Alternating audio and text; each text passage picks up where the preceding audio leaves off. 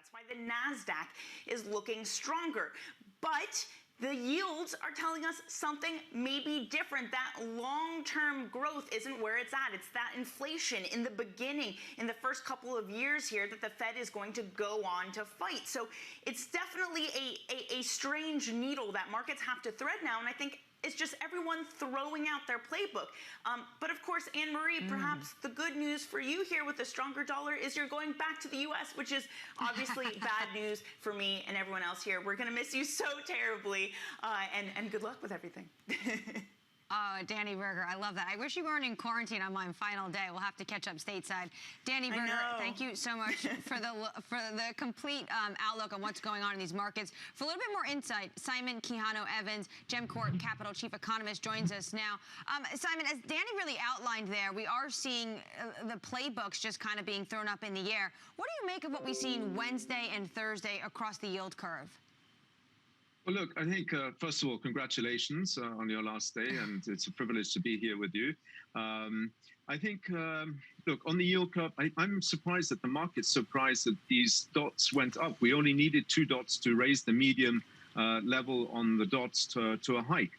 So now we've got 1.5 to 2 hikes. And let's face it, the Fed's assessment, these are all individual assessments of individual FOMC members. They're not a discussed round of rate hikes, etc. But it's very clear.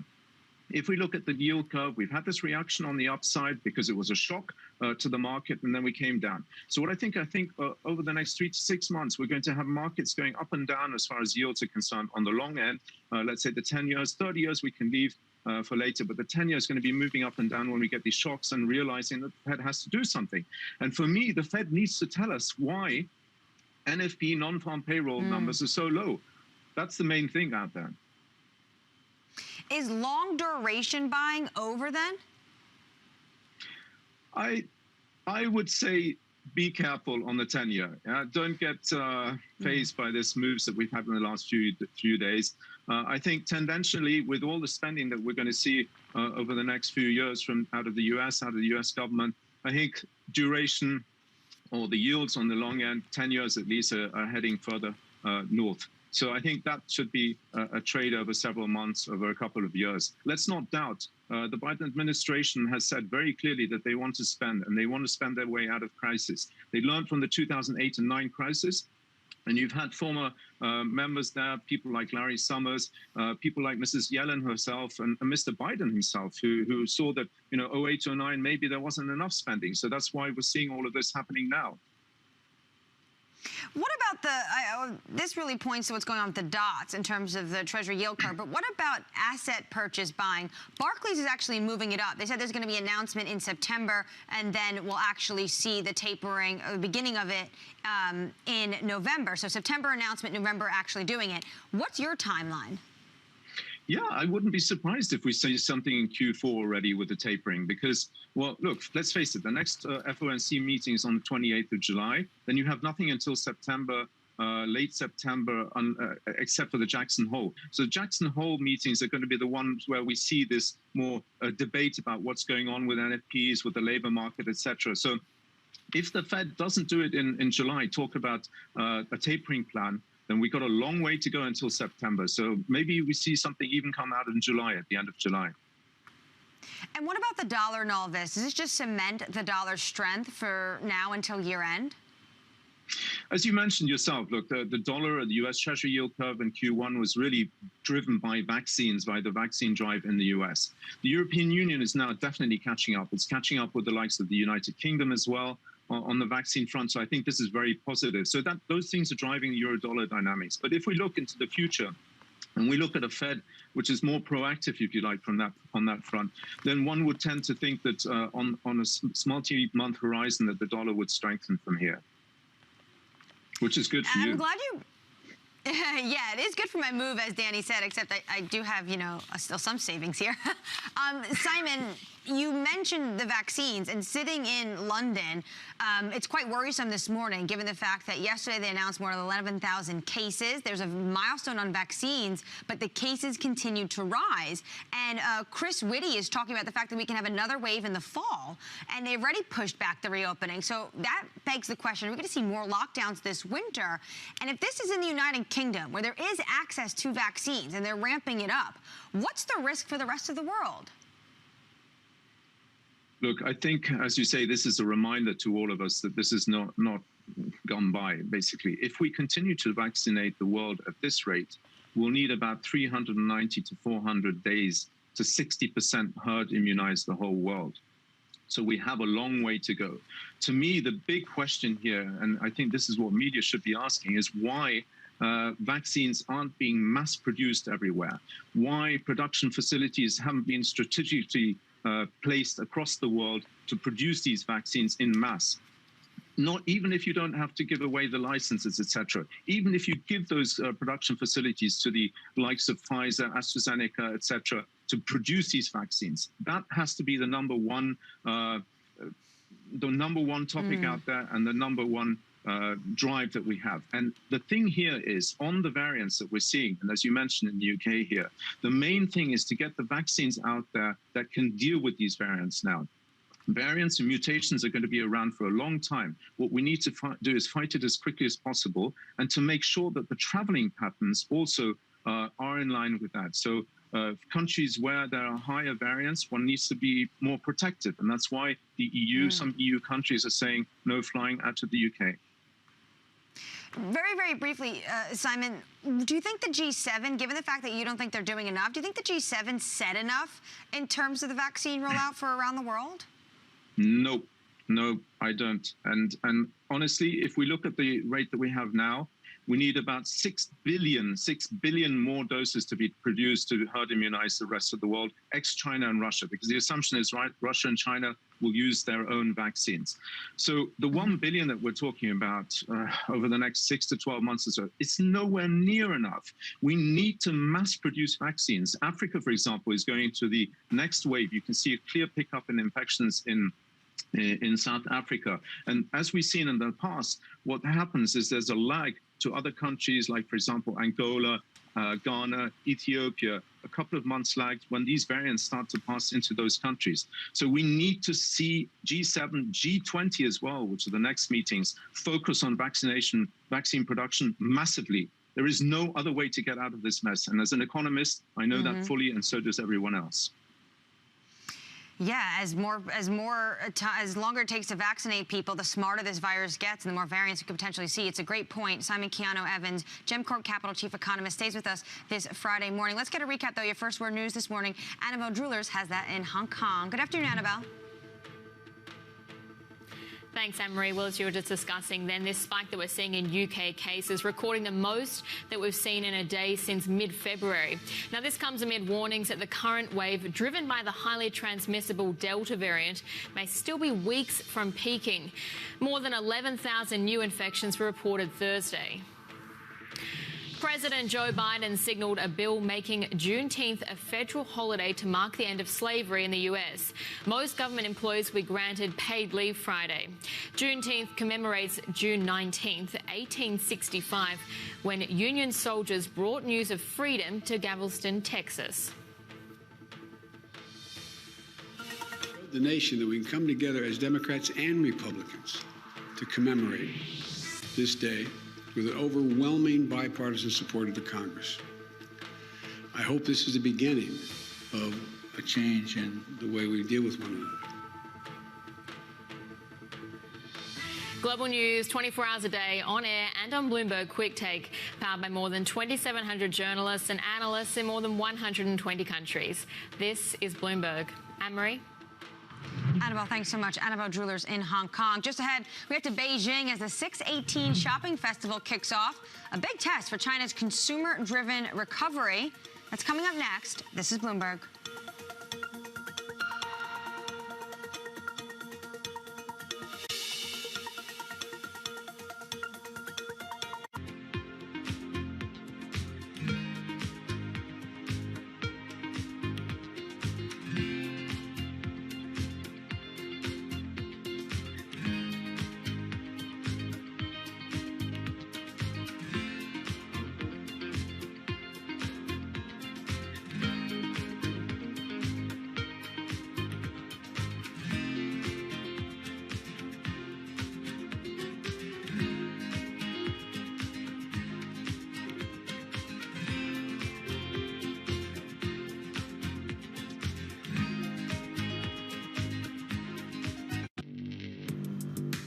Access the financial world on demand.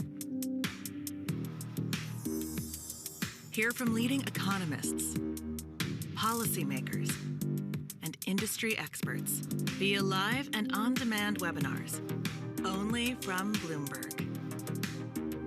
Start exploring to see what's moving the markets. Visit Bloomberg.com/webinars. This is a market that over the past few weeks has made it clear it wants to go higher. It got a little spooked by the idea that geopolitical tensions are rising. Countries that entered this crisis with limited fiscal space, with more vulnerabilities, need to be supported for the benefit of the world. The transparency of the debt burden for the poorest countries needs to be increased. There needs to be fuller disclosure.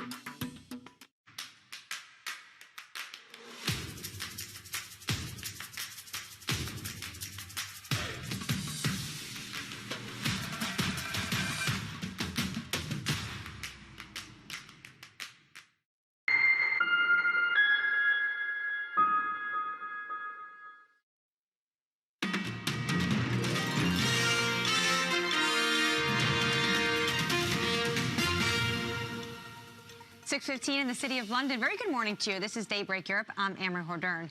Now, Bank of America is optimistic about the U.S. recovery, forecasting a faster pace of growth than the Fed. We spoke with CEO Brian Moynihan. If you look around the world, central banks are going to struggle as to when this virus is behind them, because at the end of the day is the determinant here. So if you think about India, think about what they went through over the last several weeks. Think about in the UK delaying the full reopening because of the variants. That's the variant question. You think about the U.S., vaccines through half the population, you can see us pretty open, and the question is, will the variants affect us? So pay attention to the vaccine path. The second question was the dots, as you said, dot plots, and there's great debate whether these add value at this point. When they're put in, they were put in for a different purpose. But leaving that debate aside, the question is the Fed's economic projections this year are 7%, next year in the mid-3s. The street actually is 7%, matches the Fed this year, but next year, Bank of America Securities and our team there, it's a great team, is at 5. And the street's at high 4s. If you believe the street and Bank of America are more right as we move through the year, the reality is the economy is growing much faster than it was, with much more fiscal stimulus still to be spent in the customers' accounts, much more opportunity for the economy to round out and grow. And that's something people should pay attention to, because last year this year's rate of growth was half of what it's turned out to be, or predicted to be. So if those economic growth predictions move, those dot plots will become uninteresting because they'll have to move because things will be moving faster. And the third thing is think about 2019. Same Fed, same chairs, somewhat different people, same research department. They were sitting there mid-2019. 2% plus Fed funds rate, 2% plus 10-year Treasury rate. Economic projected forward growth was 2%. Unemployment in the 3s. Think about that, where we are now. We got 3 times the growth rate projected. Next year, even 2 times the growth rate projected. A Fed unemployment rate projection in the low 3s by the end of 23, high 3s by next year, and low 4s, mid 4s this year. Those are full employment. And what was the only thing concerning them in 19 was wage growth. And you're seeing wage growth. So that'll be the interesting tug of war as this thing normalizes. Brian Moynihan, Bank of America CEO, speaking to Bloomberg's David Weston. Now to Beijing. The 618 Shopping Festival kicks off. It's a big test for China's consumer-driven economy and recovery. Let's get to Tom McKenzie. He is live right now inside JD.com's headquarters. Tom, what are sales looking like so far? I know I'm always up to date on Singles Day, but I'm not so familiar with 618. Yeah, let me give you a bit of size and scope. And also, by the way, 2 weeks approximately from today, China's going to be celebrating the 100th anniversary of the founding of the Chinese Communist Party. Today, though, they're celebrating this shopping extravaganza. They have been over the last 18 days. Today is the final day. At midnight tonight, we'll get the top line in terms of sales and transactions. It is the second biggest online shopping festival after Singles Day, the one that you mentioned, far bigger than Black Friday that you might get in the US, far bigger than any of those New Year's Day sales in the UK by a long way. They looked at transactions last year of about 42 billion US dollars. They are, of course, hoping to eclipse that this time round. We're going to be seeing how investments in things like live streaming and pushing into smaller towns and cities across China is going to help. In terms of international brands, very much taking the top spots. You just need to look at spots 1 to 5 in terms of the favourite items on this sales list, and you're looking at things like Apple across many of those spots, but also Volkswagen. Yes, they're selling cars online here. That is the picture at a time, of course, when regulatory scrutiny is increasing here in China for these e-commerce companies, that antitrust push. Geopolitics as well, never far away. You only need to look on their app. H&M is still blocked on JD's app because of comments they made about Xinjiang and forced labor. That is all part of the mix here. Yeah, very interesting. Tom McKenzie, thanks so much for joining us. He's live right now at the JD.com's headquarters in Beijing, tracking the numbers from this massive 6/18 shopping day. Let's get back to Simon Keanu-Evans, GEMCorp Capital Chief Economist. Simon, China's export economy has done very well. It's the domestic consumption that is a little bit more worrisome when you look at some of the numbers. Is that a concern for you? Look, I think we're going to see so many ups and downs, given that we had such low base effects from Q1 and parts of Q2 last year in the whole world.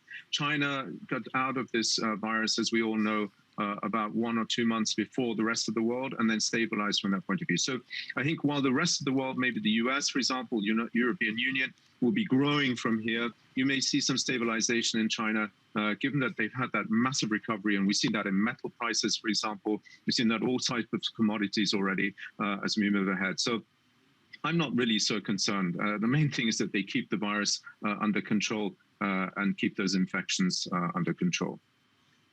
I'm glad you brought up commodities, because they're entering the commodity market trying to buy this up to put like a little bit of a lid on inflation. Producer prices so far, we've seen a spike, but it hasn't really been passed on to the consumer. Is what China is doing, is that the right approach to try to control some of this inflation? Well, China controls everything, so I think from their point of view, it is the right approach. And they do have plenty of stocks. We don't know how much it is, but they do have plenty of stocks and commodities. And let's face it, in all fairness, I mean, China has to fend for, feed for, provide jobs for about 1.4 billion people. So let's put that in perspective. That is a huge task, and I think any policy move that they make to try to dampen price growth, all these type of things, is probably the right approach. Simon, thank you so much for joining us today. Simon Keanu-Evans, enjoy your Friday and your weekend. GEMCorp Capital Chief Economist. Just ahead of the program, almost 1 million people have left the workforce due to menopause. We look into how companies are failing to provide support and the cost to the economy. This is Bloomberg.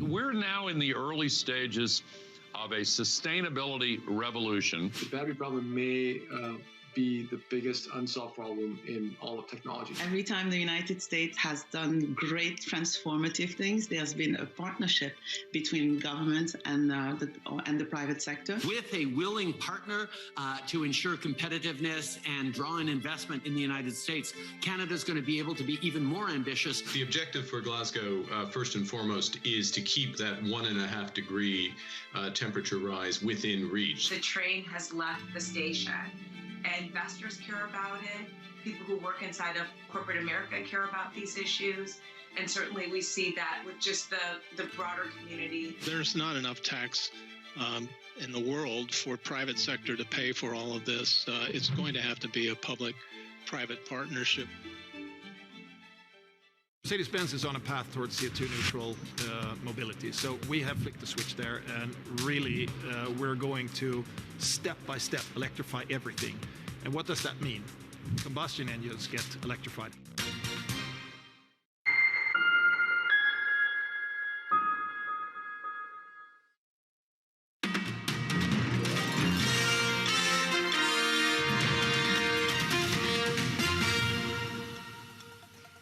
Good morning. This is Daybreak Europe. I'm Amory Hordern in London.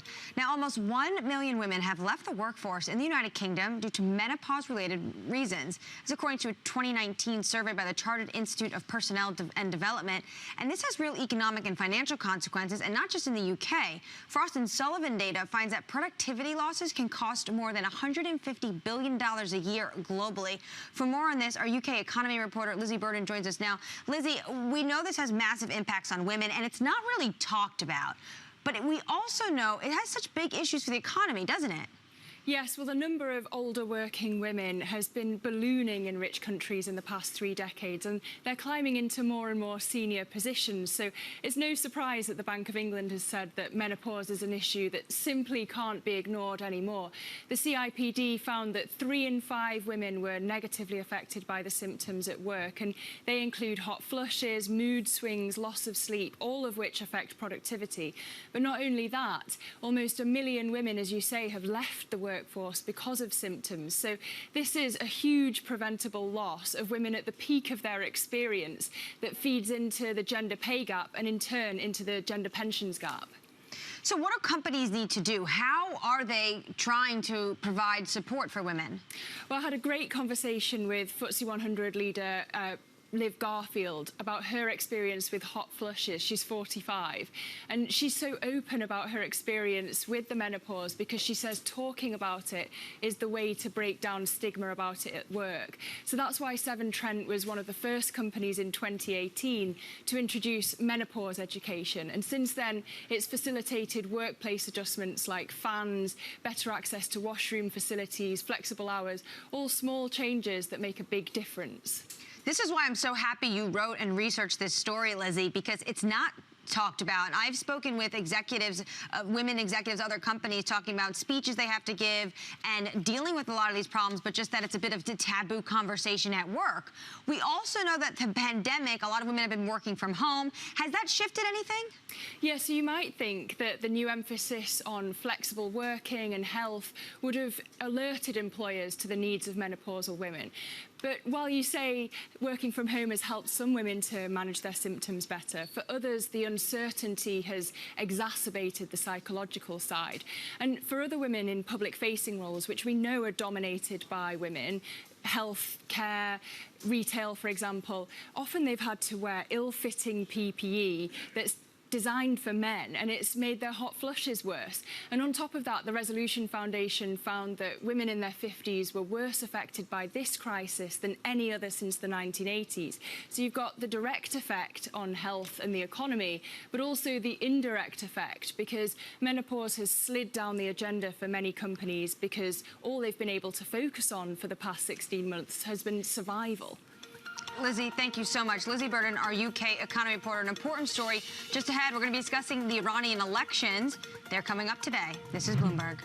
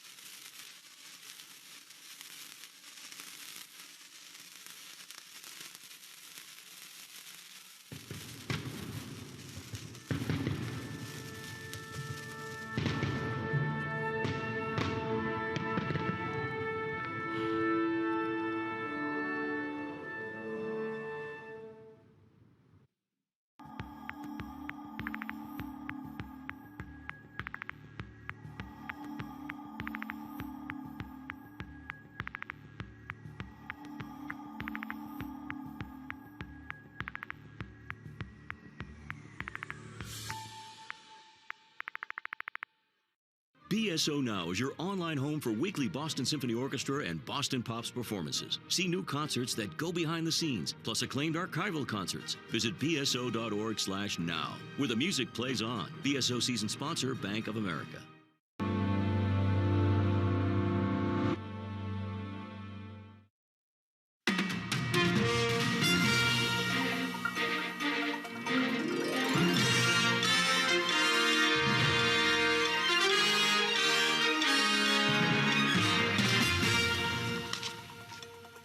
Good morning. From Bloomberg's European headquarters at 6:30 a.m. in the City of London, I'm Anne-Marie Hordern. This is Daybreak Europe, and here's what you need to know. COVID cases surge in the United Kingdom with 11,000 daily infections, the most since February. Meanwhile, 80% of adults have now had their first vaccine dose.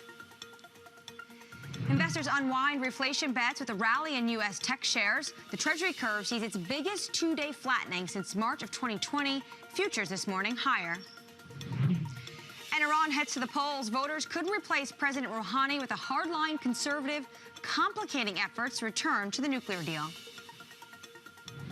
Good morning. 90 minutes away from the start of European equity trading, 6:30 a.m. in the City of London. This is where we trade this morning. All the action yesterday was at the long end of the U.S. Treasury curve, the 30-year. The yield dropped to the lowest we've seen since February. And then there's this big question, is the reflation trade over? And you saw a lot of money move into the NASDAQ, which hit a record high. NASDAQ futures this morning are more than 0.2%. Bloomberg Dollar Index relatively flat. It did drop after 5 days of gains with a biggest rallies we've seen, actually the biggest since March of 2020. Remember when everyone was throwing everything out of the window except for U.S. dollars, getting their hands on that? And that has played into the commodity story as well. We're seeing a divergence of the super cycle trend, but also the fact that we have a higher dollar. That is starting to unwind some of these commodities. Copper, for one, copper is going to be used in the recovery, but it's a bit softer, down 0.6% this morning. So we'll be looking at all of that throughout the day, especially as we head into next week. But today, a big story is happening in the Middle East. Iranians are voting in a presidential election, expected to see a hardline conservative replace the more moderate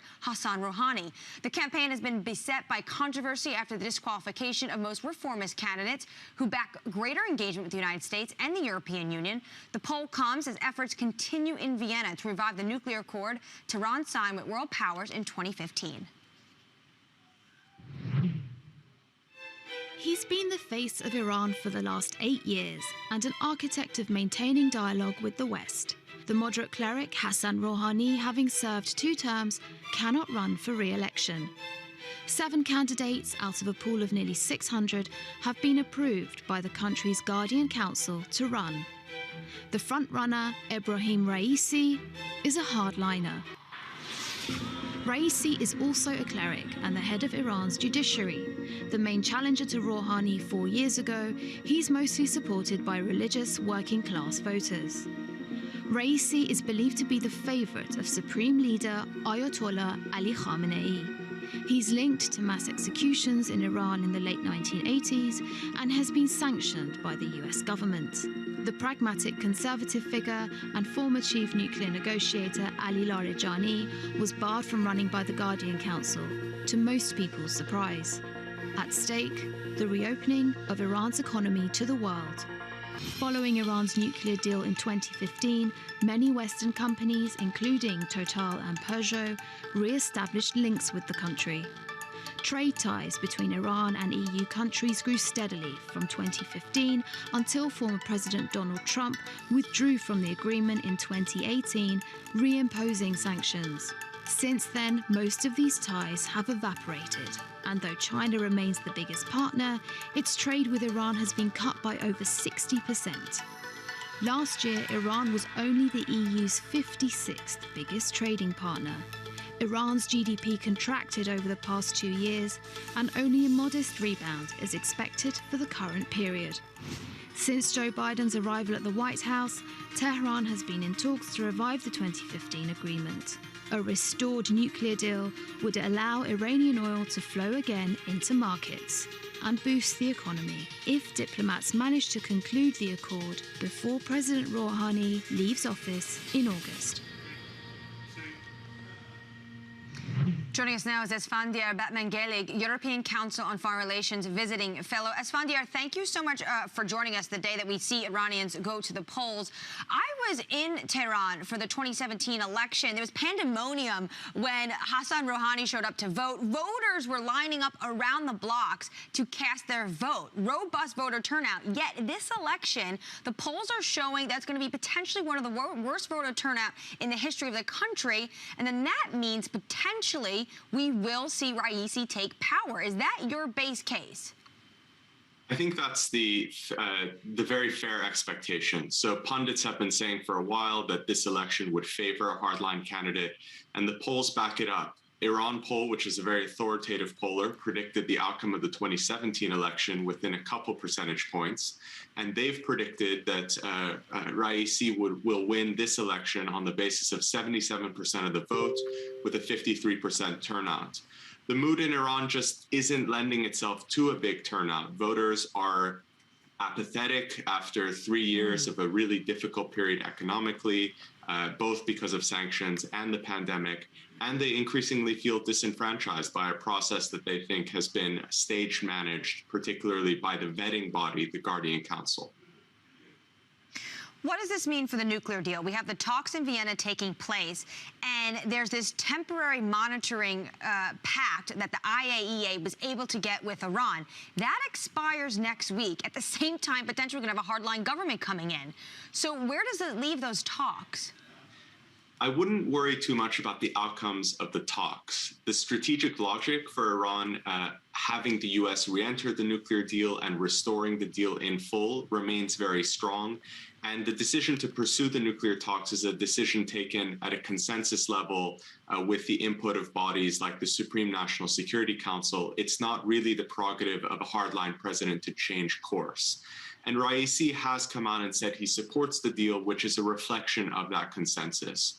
Where we will face a challenge is that the Biden administration and the other parties to the JCPOA were very much hoping that re-entry into the deal would be something that they could build upon and to pursue a more for more agreement with Iran, which is also important for Iran to get a broader set of sanctions relief. The concern is that a Raisi government, once it sort of has the nuclear deal back in place, addresses some of those immediate points of tension around the economy and around the diplomatic relationship with the U.S., is not going to feel a lot of sort of inclination to going for that more for more agreement. And so what we're seeing is that the nuclear deal may be still in an okay place, but the overall trajectory for diplomacy will change if Raisi prevails.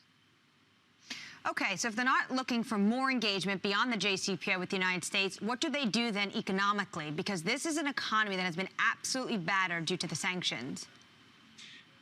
I think there's a little bit of confidence among Iranian policymakers that the worst is behind them, economically speaking. Iran's economy is actually growing again after nearly 3 years of contraction.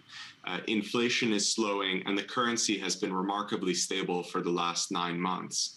The problem for Iran is that the recovery is not strong enough so that ordinary Iranians who were hit really hard and really saw a drop in their living standard in the last 3 years would reasonably expect that they're going to be able to catch up, to claw back to where they were, given the strength of the recovery. And that's going to dog the new administration no matter what. The economic anxiety that Iranians face will remain. The problem, perhaps from a strategic standpoint or from the standpoint of negotiations, I think the difference is that the Iranian government no longer perceives that it must engage in diplomacy to arrest the economic crisis in the country. The crisis is somewhat passing, and really what we're looking at is the extent to which diplomacy can take place to really get Iran back on that growth trajectory that we saw in 2016. For this new government, they're likely going to make a trade-off where they will be happier with lower levels of growth if that means lower levels of engagement. And I think that's the real difference we will draw with the situation in 2016. And what about relations within the region itself? Is a hardline government, is Raisi going to shift those dynamics within the Middle East? Well, that's one of the few areas where there has been some positive developments. We see Iran engaging in dialogue with Saudi Arabia for the first time in a number of years, with talks happening very quietly in Baghdad. We see increased dialogue with the UAE, and just generally an effort on the part of different regional powers to lower the temperature and try and find a new kind of modus vivendi after several years of really quite dangerous sets of escalations and conflicts in Syria and Yemen that have led nowhere. I suspect that a new Iranian administration is not going to squander the opportunity to come up with a new kind of understanding among these regional players and to sort of participate in some kind of regional diplomacy. The question is, who will be in a Raisi cabinet, who will be the foreign minister, and to what extent they're going to be effective in participating in that dialogue. Iran has had the benefit of a very effective top diplomat, Javad Zarif, over the last 8 years, who has been quite successful both in the regional context and in sort of engaging with the international community. There's no guarantees that we'll have someone that effective moving forward, and I think that's going to be where the questions lie. Esfandiar Batmanghelidj, thank you so much for joining us. If there's a runoff election, I'm sure Mattis is going to have you back on next week. He's from the European Council on Foreign Relations, a visiting fellow, and those elections are happening today. Now, up next in the program, we're speaking to the man who quit his career as a racing driver to become a green technology investor only 5 days after becoming Formula One world champion. Nico Rosberg joins us next with Matt Miller. And if you have any questions for him, I'm sure a lot of you do, please IB us, TV Go on the terminal. This is Bloomberg.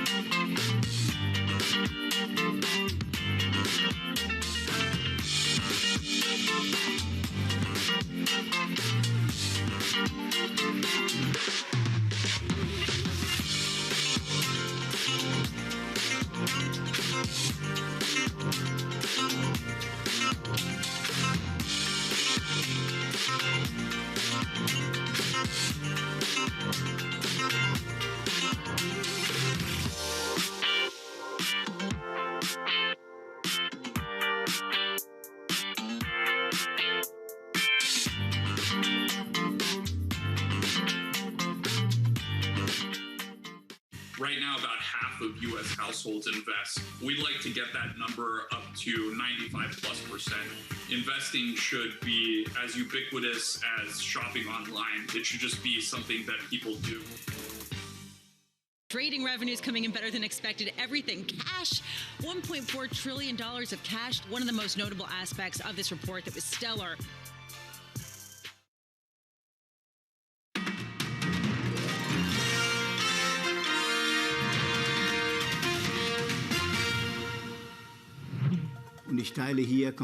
I completely share the position of the Chancellor here. She said in the Munich Security Conference that you can't tell if the molecule of gas is being transported by land or by sea. The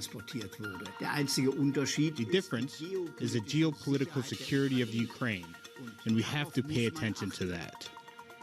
CDU leader Armin Laschet there, the frontrunner to succeed Angela Merkel as German chancellor in September, talking about the controversial Nord Stream 2 pipeline that, of course, connects Germany with Russia. Now, staying in Germany, as a Formula One driver, Nico Rosberg achieved 23 Grand Prix victories and won the World Championship in 2016. 5 days later, though, he retired as a racing driver and embarked on a career as an entrepreneur and investor focusing on sustainable mobility and green technologies. Who better to speak with him than our in-house resident race car driver colleague Matt Miller is in Berlin. Hey, Matt. Anne-Marie, thank you very much. Yeah, Nico Rosberg is here, world champion Formula One driver, of course, but now green tech investor, and he actually founded the Green Tech Festival here in Berlin. Nico, thanks very much for joining us. You know, before we get to the business, I wanted to talk about the politics of what's happening here. You work very closely with German politicians to set up this conference, and the Green Party must be especially near and dear to your heart because of the direction in which you're investing.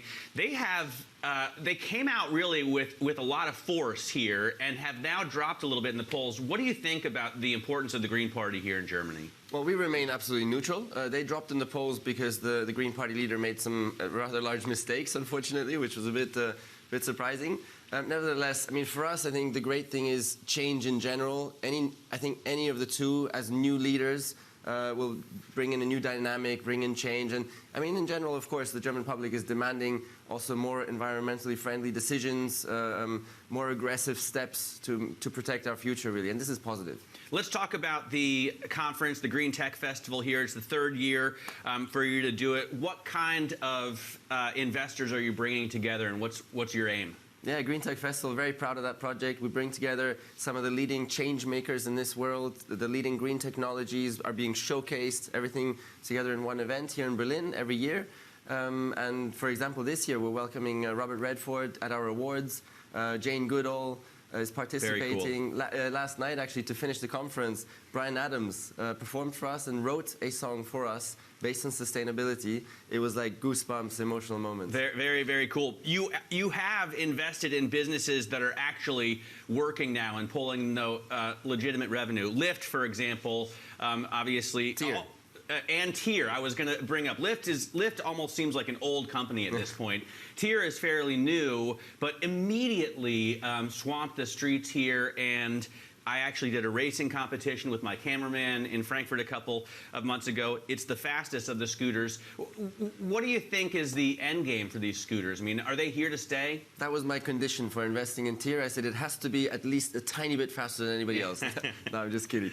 No, but Tier has done a phenomenal job. I mean, the founder, starting out here from Berlin.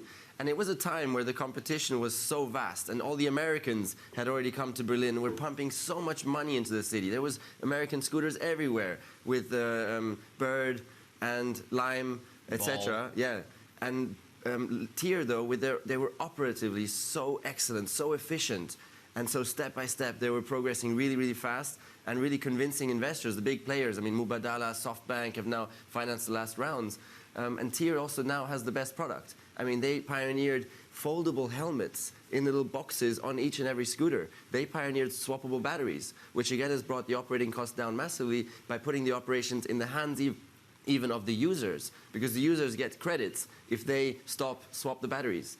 So it's really, I mean, phenomenal progress. When do you start to exit these businesses? I mean, you've invested in a lot. Formula E, Lyft, as you said, Tier, Lilium we're going to talk about. But what does your exit look like? I really look at I go for a long ride. I mean, I don't think straight away of exit because I'm proud to be a part of these journeys to change mobility for good. You touched on Lilium, which is one of our two leading flying taxis out of Germany, and they just merged with a SPAC, and they're going to be listed then in a couple of months' time, I think, at the latest. At a 3.5 valuation at the moment is being expected. So it's exciting times, but I might just stay on board because I believe in these solutions to really having the potential for vast impact. I mean, Lilium, New York to New York Airport is going to be $70, 10-minute flight. So it's going to cost as much as a taxi, but just be so much faster. Which is, by the way, almost an unsolvable problem when you're faced with New York, when you're faced with JFK to Newark. Exactly. Let me ask you about, we just saw some Formula E video there. How is that doing? Because as a spectator, I love the sound. And when I watch these races that don't have any sound, Moto E in motorcycle racing as well, it's just a very different experience. You're a petrol head, I can see, yeah? So well, the sound gives the extra goosebumps. But we just have to accept that in change, sometimes there's a little bit of compromises, and one compromise in electric mobility is sound, but there's so many benefits. So it's the way to go. I'm an early investor in Formula E as well, because I've always believed in that. They've created a new championship now. It's called Extreme E, where we're racing with electric cars around the world, off-road. I've got a team there, and I'm racing Lewis Hamilton's team, which is crazy. So it's like the two of us battling it out. Back together again. And all for a social cause as well. So it's wonderful. Speaking of social, let me just finally ask you about something that caught my eye recently. Naomi Osaka, well, obviously the world's #2 women's tennis player, pulled out of the French Open for mental health reasons, and she didn't really want to do the press. A lot of people have had these issues. In racing as well, there have been instances where drivers with incredible promise and talent just didn't want to do the press. What do you think about that and the mental health issues surrounding athletes? It's underestimated how difficult it is in that environment to be judged by hundreds of millions of people and by the whole press every step of the way, whatever you're doing. And that it takes its toll. And especially once you become the best and you start winning and the expectation is, okay, you got to continue winning. If you come second, I mean, what's going on? We've got an extreme example now with Coco Gauff as well, who is this young tennis female sensation. She's now 16 or 17. And people are already expecting her to dominate now. And if she doesn't make it to the finals, people are already saying now, oh, just one more of these young hopefuls who are never going to make it. And that's hard, you know, and that's why mental health is a challenge, also in sports, also in politics, also for rock stars, as we know. And especially for rock stars. Yeah, it's just because there's so much expectation from every step of the way. Right. All right, Nico, great to get some time with you. Good luck at the festival a little bit later. Really nice to catch in with you every year. I hope this Green Tech Festival continues. Nico Rosberg, Formula One world champion, of course, but really now Green Tech investor. Anne-Marie?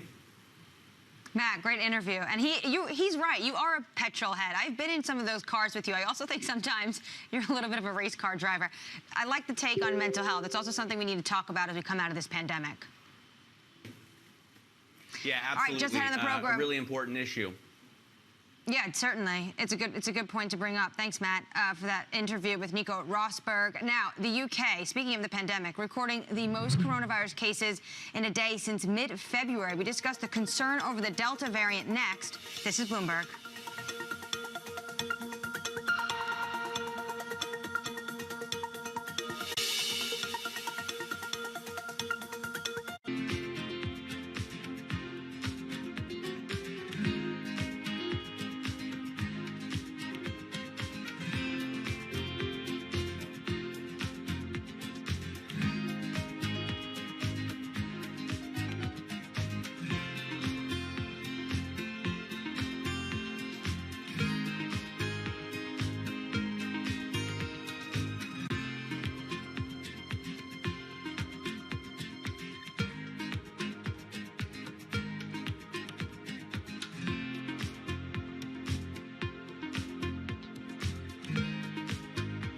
Bloomberg surveillance puts global markets into perspective. We're going to try to fold an economic theory here with what we've got.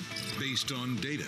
The focus is going to be on the data, the manufacturing data. How the market responds will be really interesting. Timely conversations. Part of getting out of this hole is big fiscal. Keeping you up to date on trends. When do you take this thing off? So you put it on to take it back off. Wake up with Tom Keene, Jonathan Ferro, and Lisa Abramowitz. Weekday mornings on Bloomberg Television. It's really a reminder, isn't it, just how sensitive the markets are to any commentary about trade. We did see some pressure on the yuan, we did see some pressure on the futures. That is now being reversed.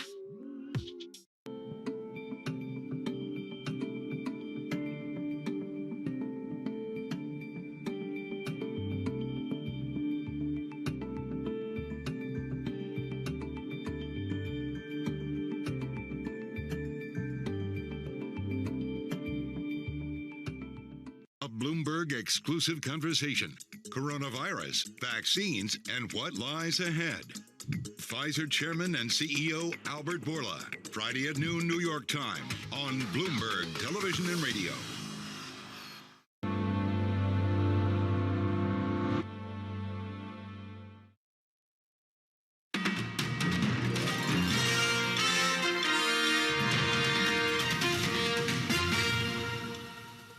Good morning, it's Daybreak Europe. I'm Amber Hordern in London. Now, the UK recorded the most coronavirus cases in a day since mid-February. Warnings of the current wave of infections driven by the highly transmissible Delta variant may still be weeks from peaking. With me now is Tim Ross, Bloomberg's government and politics editor. Good morning, Tim. We have a milestone on vaccines, but these numbers are quite worrisome. What is the government saying? Well, the government's giving itself as much time as possible, I think. Another month. They've delayed the end of the final lockdown restrictions until July the 19th. That was due to happen on Monday, and they just want to make sure as many people as possible get that vital second dose of the vaccines in order to defeat this Delta variant, as you say, which is the big ongoing risk at the moment. And what about the autumn? If this is where we are in the summer and it's very hot out, besides today, it's a bit rainy, but what happens in the fall and the winter? That's clearly a concern as well, I think. So we've had the Chief Medical Officer, Chris Whitty, talking in the last 24 hours, saying that this rise in infections is definitely going to lead to more hospital admissions and deaths, and that it's likely there will be another surge in the winter too. So that's going to be a problem for the National Health Service that we'll need to contend with. And the government's hope will be that by that point, the country will be fully vaccinated, and therefore the health service will be able to cope. Tim, very quickly, what does it mean for potential travel corridors? So the government's been looking at this, and as we reported yesterday, officials are weighing up whether to ease the rules for those countries on the amber list. At the moment, you have to quarantine for 10 days if you're coming back to England from a country on that list of medium-risk destinations, but the government's considering if you've been double vaccinated and had all your doses, you could potentially not need to quarantine, but you'd still have to take the tests when you come back. So it all depends, as always, on that vaccine program being a success. Yeah, and we'll see whether or not, Tim, they take it steps further and introduce some sort of vaccine certificate or passport. Tim Ross, thank you so much for the update on what's going on with the Delta variant here in the UK. That's it for Bloomberg Daybreak Europe, and that's it for me. It's been an absolute pleasure spending my mornings with you. London will always be some sort of a home for me. Please continue the conversation with me as I head to Washington. Oh, there it is, the capital. The European Open up next with Anna and Mark. This is Bloomberg.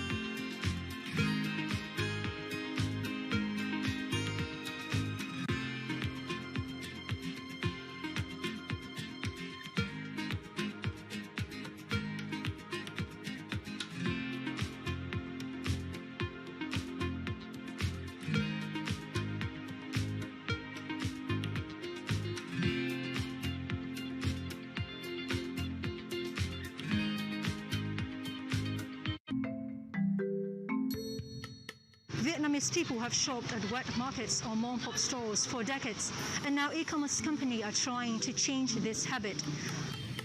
Those, including regional players like Shopee or Lazada or local startups Tiki, have been building loyalty and trust by providing Vietnamese with services that are common in developed economies but very new to this country. Mình chỉ cần ngồi ở một chỗ thôi và lên một cái trang web chẳng hạn thì mình có thể tìm được là rất nhiều cái mặt hàng ở trên đó. Thứ hai nữa là về cái tốc độ giao hàng thì bây giờ cũng đã nhanh hơn rất là nhiều rồi, thậm chí là có những cái mình có thể nhận sau 2 tiếng như Tiki Now chẳng hạn.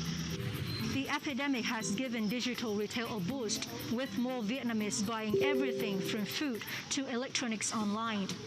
Còn một cái nữa đó là tại vì cũng đang dịch ấy, thế nên là nếu mà mua hàng online thì sẽ an toàn hơn cho tất cả mọi người, bởi vì là mình sẽ không cần phải ra ngoài và tiếp xúc với nhiều người. The country's e-commerce is expected to reach 29 billion in 4 years, from 7 billion last year. The government is also encouraging this sector with target of online shopping to account for 10% of Vietnam's retail sales by 2025.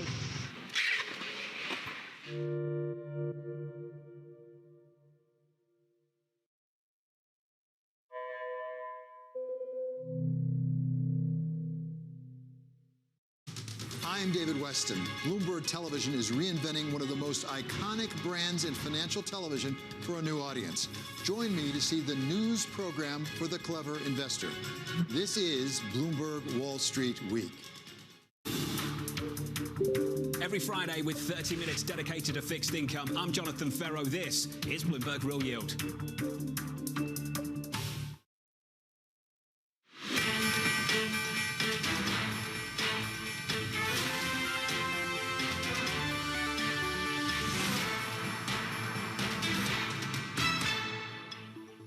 Good morning. Welcome to Bloomberg Markets, the European Open. I'm Anna Edwards, live in London. Mark Cudmore, our Markets Live managing editor, joins me in Singapore to take us through all of the market action this hour. The cash trade is just less than an hour away. Here are your top headlines.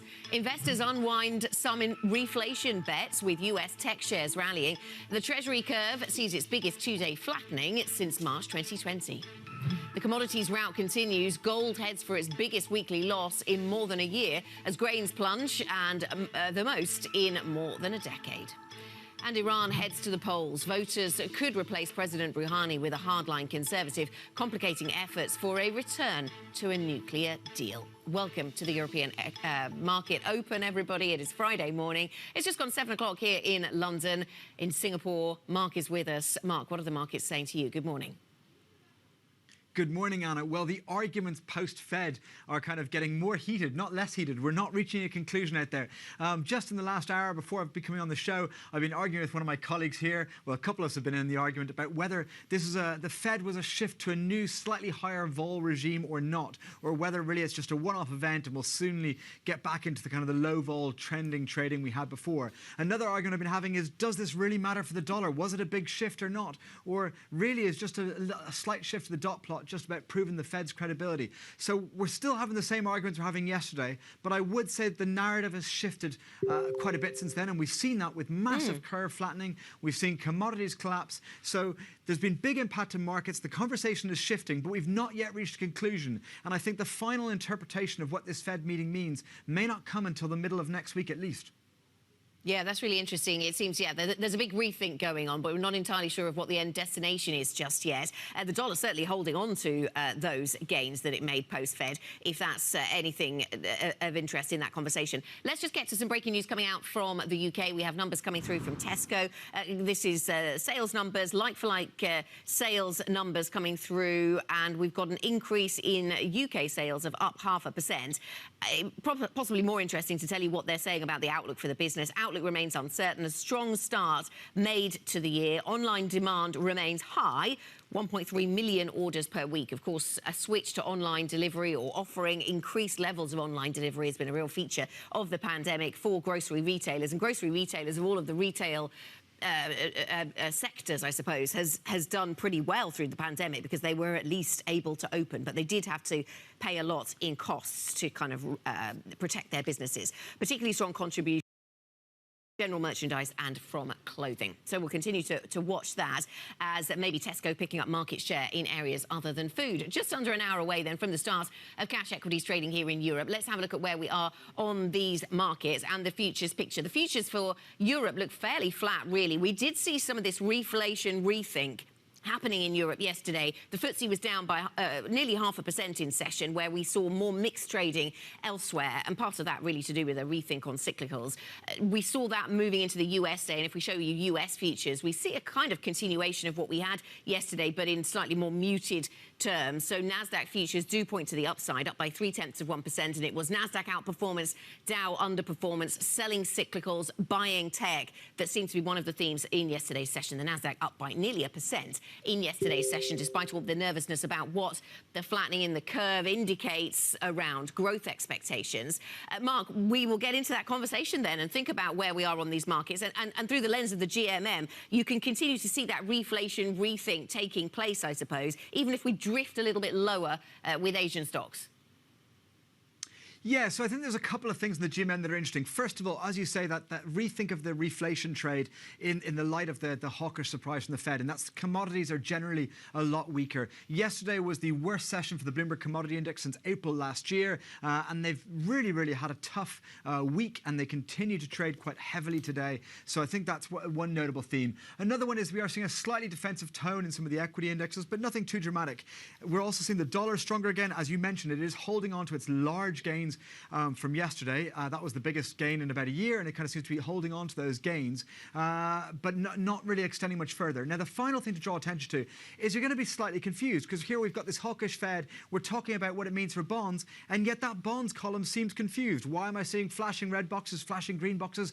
Well, I'll tell you what's happening in the bond curve. It's all about actually the curve, not bonds per se. It is about this flattening. So what we're generally seeing is we're seeing the front end of curves come higher, those yields come higher. So that's what you see on your screen there. The 2-year in Australia, the 2-year in Japan are moving up. But we're seeing the long end yields come lower. So again, you kind of see that there with Indonesian yields, 30-year yields down lower, Chinese yields lower. So that's what we're seeing across the board, most dramatically in the US, but all around the world, we're seeing this massive curve flattening, which is the exact opposite of the theme that we've seen for the past 5 months.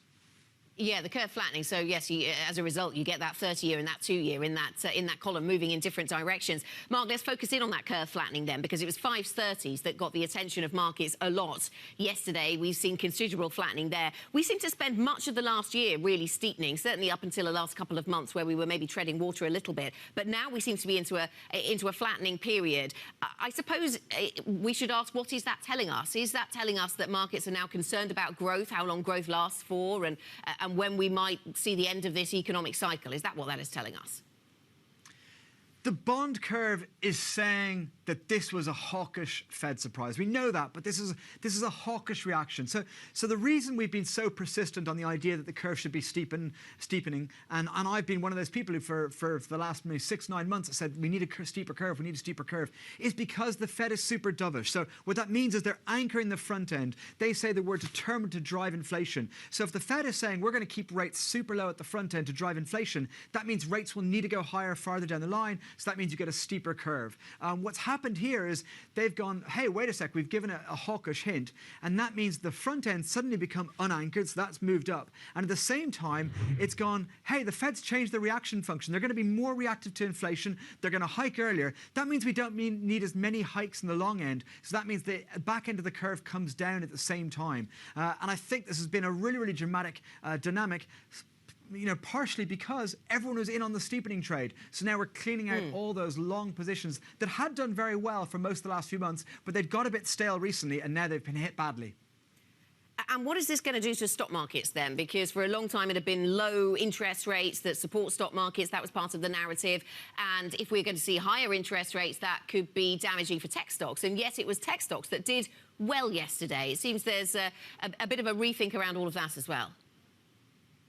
Well, again, it goes down to the curve a little bit. This idea that we're seeing a flatter curve, and you kind of implied this earlier, it's a little bit of a negative one in growth. What you're basically saying is that if the curve, if the front end had come up and the back end hadn't moved, that's us saying, hey, the Fed needs to hike rates in reaction to kind of growth and inflation, and it's not going to be bad for the economy. The economy can cope. But by the curve flattening, it's kind of saying, ooh, we're a little bit nervous about this. The Fed is going to hike, but we're not sure whether we're going to, be able to cope with all those hikes, and that's why we're lowering the rate path in the longer term. So this is a slightly negative signal. The market's kind of going, hey, we see the Fed's hawkish. We're a little bit nervous about this. We're not sure the recovery can cope with this. I'm not saying they're panicking. They had priced in a lot of health, but they certainly got a little bit more nervous. So it's less good for cyclical stocks. It's not good for banks that we have a flatter curve as well. Banks like that steeper yield curve, given what the whole long-term model is of banking, which is, essentially the underlying model of banking is to borrow in short-term markets to lend in long-term markets. So they don't like that kind of flattening curve.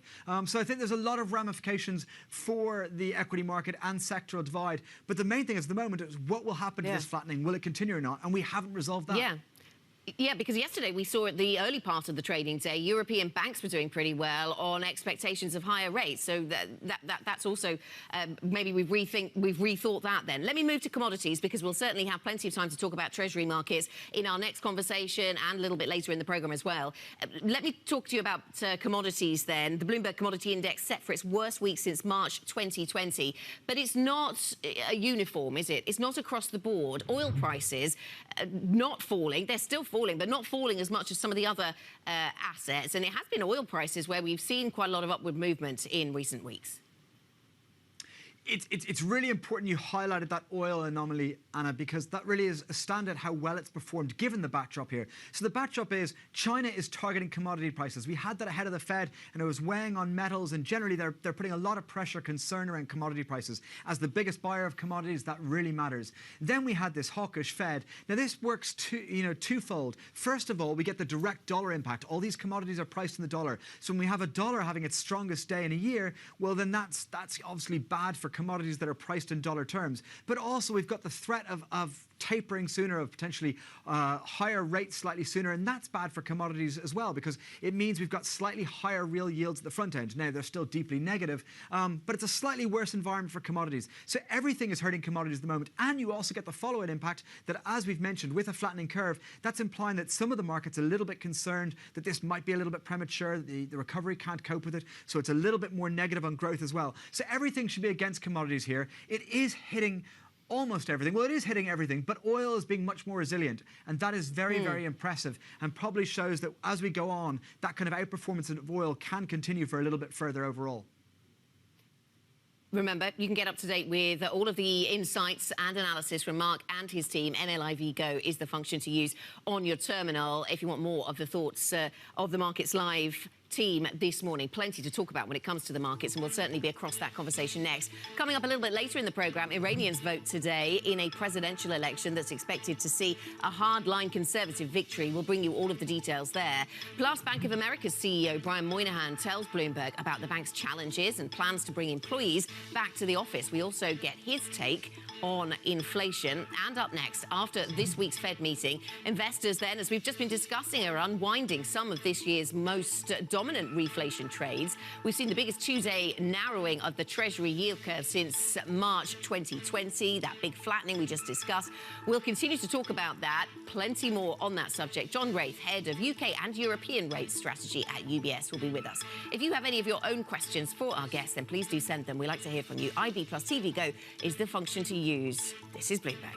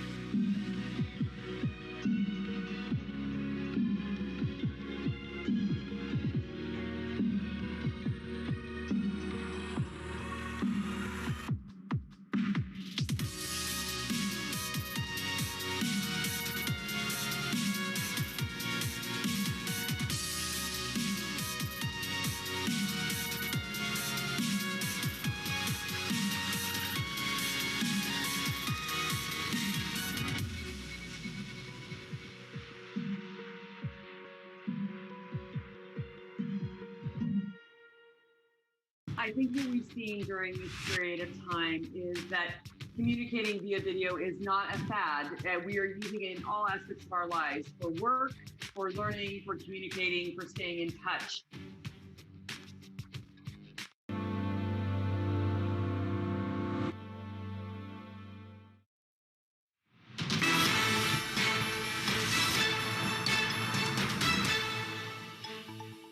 I don't believe that we're at risk of hyperinflation. We've had several months of high inflation that most economists, including me, believe will be transitory. Well, that's good to know. That was US Treasury Secretary Janet Yellen saying she believes higher inflation is temporary, not at risk of hyperinflation, she was also saying. It seems investors might agree. After this week's Fed meeting, some of this year's most dominant reflation trades are being unwound. We've seen the biggest Tuesday narrowing of the Treasury yield curve since March 2020. Let's continue our conversations around this. I'm pleased to say we're joined now by John Wraith, Head of UK and European Rate Strategy at UBS. John, clearly what's been happening on the US Treasury curve very important for markets and something you'll have been reflecting on. Are we going to see a continuation of the flattening now? We seem to spend the last year steepening, 530s I guess I'm thinking about in particular. We were steepening, then paused for a little while, and now the flattening comes. Is that flattening going to continue, do you think? Not necessarily, no. I mean, I think that the market was actually already priced, for example, for the two hikes that now are the median expectation of the Fed in their new dot plot for 2023. So to a degree, the front end didn't have a lot to reprice. The longer end did, as you've been discussing. This obviously changes the potential balance between how inflation and growth interplay going forward from here. I think that the market's digested the new information quite quickly. So obviously it depends on how growth and inflation evolve from here. If they move in line with the Fed's expectations, I think the market now is pretty well priced. And other than the possibility of a bit more capitulation, the market now looks to have sort of corrected, repriced to factor in this new information, and we're likely to go back into a sort of more holding pattern, range-bound type environment again for the time being, we think. Good morning, John. So you think we've largely adjusted, largely repriced. I get the kind of implication that you're saying that you don't think this was too big of a momentous shift from the Fed. It was just a little bit of an adjustment, kind of catching up with the market. With that said, then, what do you think that range is for 10 years? If you think we're back in the range, we've been focused on the 530s. Where do you think the range is for 10-year yields in the US now for the rest of this year? Yeah, I mean, it's interesting, Mark, because, obviously over the last couple of days, you've seen this big pickup in volatility, this sort of significant repricing of the curve. And it is significant new information in terms of the Fed's potential reaction function around inflation. Maybe they'll be less tolerant than the introduction of the average inflation targeting policy suggested and so on. But in a sort of slightly ironic way, going forward, it could actually mean less volatility because they're basically saying we are watching inflation more carefully than you may have thought, hence why break-evens have come off again. So from here, we think, for example, 10-year Treasury yields will stay around the 1.5% level, drifting higher in due course as hopefully the recovery picks up, COVID starts to become less of an immediate problem. And obviously the tapering discussion becomes more in focus. So we've got a forecast of 180, for example, for 10-year treasuries by the end of this year. So in sort of 6 months' time. So from 150, it's not a big move, and we think it'll sort of unfold fairly gradually. So yields a bit higher, but relatively stable is the story for us from here. John, a lot of this started, of course, because we saw confirmation and then some from the Fed about what it expects interest rates to look like as expressed in the dots. We're told, though, by Jerome Powell to take that with a pinch of salt, a grain of salt, what we see in the dots, and yet the market does take it quite seriously, and that seems to be what we've spent the last 24 hours digesting and reacting to. How much emphasis are you putting on what they're saying in the dots, then? Well, it's a marked shift, isn't it, from where we were in April. We've seen, I think, 7 or 8 Fed members in terms of where they see the balance of risks around the outlook for inflation for the PCE move from seeing that balance as fairly neutral to shifting to the upside. And as we say, the dots have changed as well. So it is a significant change in communication. But as you say, they're keen to point out that they're not sure we're out of the woods yet. They don't quite know how the labour market's going to evolve post-pandemic. They don't even know if the pandemic is going to fade away in the way that we all hope and so on. So they're just reassuring the market that policy accommodation will remain for as long as needed. But when the point comes to tighten, arguably their reaction function has shifted a little bit over the last couple of days. So it's a sort of twofold message: reassurance for the time being, they're not going to do anything hasty, but equally, nor will they allow inflation to run away and growth to run too hot for too long. And that's a tricky message to get across. But I think if you look at the way the market's repriced over the last couple of days, they've probably done it pretty effectively, actually. John, thanks so much. Stay with us. John Wraith from UBS with us a little bit longer here on the European Market Open. Let's get a Bloomberg First Word News update. For that, here's Annabelle Jewellers. Thanks, Anna. Well, the UK recorded the most coronavirus cases in a day since mid-February. This amid warnings the current wave, driven by the highly transmissible Delta variant, may still be weeks from peaking. More than 11,000 new infections were reported Thursday. President Joe Biden signed a bill making Juneteenth a federal holiday to mark the end of slavery in the US. Most government employees will be granted paid leave Friday. Juneteenth commemorates June 19th, 1865, when Union soldiers brought news of freedom to enslaved people in Galveston, Texas. I'm especially pleased that we showed the nation that we can come together as Democrats and Republicans to commemorate this day with an overwhelming bipartisan support of the Congress. I hope this is the beginning of a change in the way we deal with one another. Global news 24 hours a day, on air and on Bloomberg Quick Take, powered by more than 2,700 journalists and analysts in more than 120 countries. Annabelle, thanks very much. Annabelle Jewellers there in Hong Kong. Coming up on this programme, as the ECB Governing Council meets in person for the first time in more than a year, we'll discuss the post-pandemic future of the euro area. That's next. This is Bloomberg.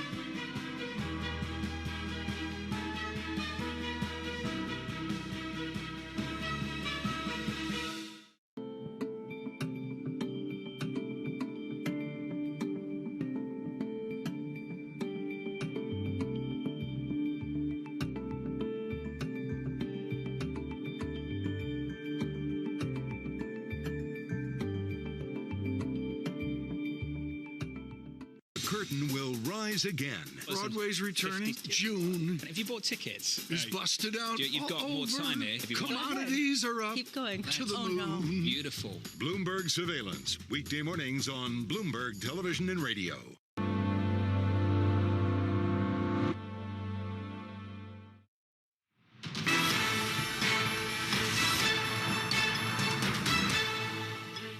Welcome back to the European Market Open. 7:23 here in London, so 35 or so minutes to go, give or take, until the start of the European equity market session. Futures pretty flat this Friday. We've seen some big adjustments in US Treasury markets, of course, and to some extent that's filtering through into other markets as well. Let's talk about some other markets. For the first time since the start of the pandemic, the ECB's Governing Council is meeting in person this weekend. Led by President Christine Lagarde, they'll be looking to make progress on the bank's biggest strategic review in almost 20 years. On the agenda, a new inflation goal, better ways of measuring the economy, plus discussions on how to treat issues such as climate change and inequality. John Wraith from UBS is still with us. And John, I suppose from a more immediate market perspective, you'll be focused, no doubt, on what comes out of this review of the inflation goal. What are you leaning towards? What do you think they will conclude? What will they want to do? Something that looks more like the Fed or not?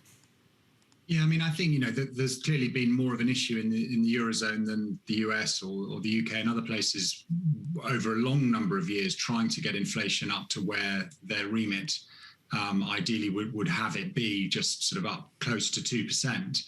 We do think it's going to get up to that sort of level this year, but then potentially drift back down again next year. So there is the possibility, of course, that the ECB will want to do something or want to try and sort of reimagine their remit as much as they can to try and get a sort of average inflation regime in place, for example. I mean, clearly, they do have a shortfall to address and a problem with sort of structural weak inflation. So we'll see what comes out of it. But as with the Fed, there's the immediate fire to fight first. That's obviously paramount for them. And then some of these other issues around inflation, around climate change, for example, will take center stage, hopefully in due course, when they're no longer dealing with sort of extreme measures for extreme times. Yeah. John, you've comprehensively and successfully kind of dampened my enthusiasm about the Fed in a very balanced way. But I'm gonna throw another one at you. The Bank of England. I'm excited about that now next week. I think, what do you think the Fed has implications for the Bank of England? Do you think there's more of a potential for a hawkish shift? I mean, markets are starting to price that. What's your expectation? I think you're onto something there, Mark. You can stay excited about that one. I mean, we saw Andy Haldane at the previous vote to reduce the amount of QE they're doing. And although he's leaving after the meeting next week, it is interesting that the chief economist of the Bank of England thinks that essentially they've overcooked it. They're doing too much. As the COVID situation hopefully starts to resolve itself in the UK imminently, they're going to be buying a lot of gilts as things stand for another 6 months after that happens, and with the economy clearly reaccelerating. So he may not be the only one who's sounding hawkish in due course. Whether next week is a bit early to expect others to join him in a more hawkish tone, we'll have to wait and see. As I think I mentioned briefly before, inflation expectations, market gauges of inflation expectations in the UK are starting to flash some pretty clear warnings. So a bit like the Fed, we don't think they'll do anything anytime soon, but they certainly might have to start sounding more hawkish about their intentions in due course. Okay. And we think those short-dated forward rates could rise as a result. Okay, interesting. John, thank you very much for joining us. John Wraith, Head of UK and European Rate Strategy at UBS. We've certainly heard lots of commentary, as he says, from Andy Haldane, of a hawkish nature, talking to many news outlets about his views there. Coming up, we will get back to the banking theme. Bank of America CEO Brian Moynihan talks to Bloomberg. This is Bloomberg.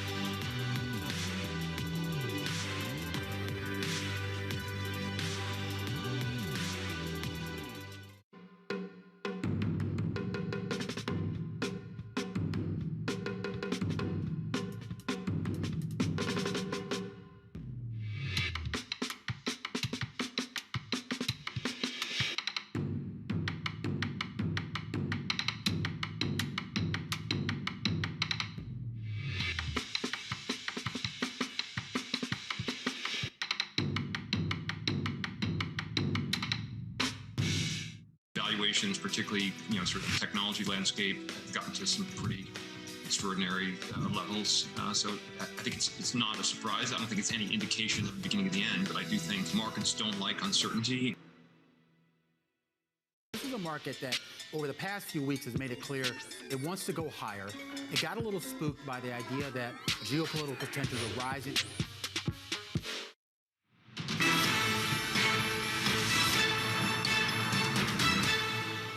Welcome back to the European Market Open. Half an hour until the start of cash equities trading, and we're pretty mixed, pretty flat for European equity markets right now. And Mark, I usually ask at this point of the day what is on your mind, but I know what is on your mind because you've been very animated on the subject of treasury markets and the flattening we've seen there. But let's just linger there because we have seen substantial moves. And as we were saying yesterday, it seemed as if the market was sort of caught in headlights a little bit, not rethinking its view of what was going on. And then we spent the last 24 hours rethinking our views about what's going on post the Fed. So what are you now, 24 hours or so on, taking away from what we heard from the Fed and what that does to treasury markets? So I think that the yield curve flattening here has been really, really extraordinary. And I want to kind of dwell on it because people hear those words like flattening and steepening. And if you're not a bond trader, or maybe if you're not an FX trader, you kind of don't really pay too much attention to it. Even equities people kind of go, oh, yeah, it's there in the background, but these moves are never that dramatic. Well, this has been dramatic. Just look at that chart. So we've seen the 5s, 30s part of the curve. So that's the 5-year yield versus the 30-year yield. The spread dropped by 20 basis points in just 2 sessions. It almost looks like a broken chart, like there's a data misfeed there, but it's not a broken chart. This is entirely valid. And we've erased all the kind of steepening that we saw in this curve at the early part of this year. So the theme of first quarter of this year was the market saying, hey, the recovery is going really well, vaccines are working, we're going to need to have rate hikes, and they started pricing in. That's where we got the steepening, even though we had this dovish Fed. Now we suddenly unwound all of that and more. Now what's really interesting, we talk about this as a bull flattening, and that's the idea that it's bullish for treasury markets. We're getting the duration-weighted bonds, the kind of ones that have more duration, the long end of the curve, rallying more. So overall, the yield curve is perceived to be coming down in a bull flattening. But that is strictly true. That is what's happening here. But it's almost not telling the full picture, because what we've actually seen here is we've seen a real shift in the curve where the front end has jumped. 5-year yields are 10 basis points higher than they were pre-Fed, and the 30 years 10 basis points lower. So it's really happening at both sides of the spectrum. And that's why when I say that some people are a little bit nervous about whether the market can cope with these hikes, and we have seen that bull flattening, which is a little bit of a negative kind of message on the economy, it's a little bit less clear here because we've seen such steepening at the front end. So I think this is still an exciting picture, and it's got a lot to play out because no one's really sure what this really means and how it kind of pans out into next week. And one of the ways maybe we're not sure what this means is, speaking as somebody with more equities than bond market experience, I find myself thinking, well, what is this telling us about growth? And we talked a little bit about this. Is it telling us anything about growth, or is it just telling us about positioning running into the Fed meeting in treasury markets? Because if this is telling us anything about growth, then that flattening sometimes suggests lower growth expectations if it were to run for a longer period. But then we're also seeing equity investors buying tech stocks, which wouldn't necessarily sit alongside that. So does it tell us anything about growth, or is it just about the positioning that we saw pre-Fed? That's a great question, Anna, because that's where I think there's some of the confusion here at the moment. Normally, a bull flattening is kind of a negative sign on growth. It's basically saying that the yield curve is coming lower because we're not going to, we can't afford those hikes in the longer term, and at some point we're going to have to cut again or not have, have them high for so long. So that's the kind of very basic signal, and it's much more nuanced than that. But this time, because we've seen that big rise at the front end yields, it's not necessarily so negative about growth, and also it points to the other issue here. As you mentioned, part of this is just a massive clean out of positions. We had a lot of hedge funds in that steepening trade. All of them believed that the front end was pretty anchored. Suddenly that front end has lost its anchor. Everyone's getting stopped out of that trade, and therefore we're probably seeing this move stretched. John Wraith, our first guest, kind of said, look, this is kind of done for now, and he's probably right. It might even be overdone. Maybe it'll have a little bit more to go, but short term, this is more of a short-term dynamic of cleaning out that trade. So that means it's exaggerated the supposedly negative growth signal that we might be getting from the curve. And that's why we're not yet clear what this curve is going to tell us, because we need to see where it settles in maybe a week's time.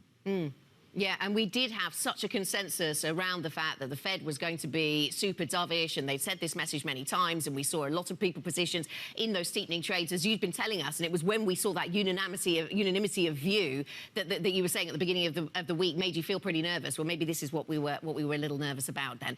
Mark, let's pause our conversation there on Treasury markets for a moment and get a Bloomberg Business Flash. Here's Annabelle Jewelers. Thanks, Anna.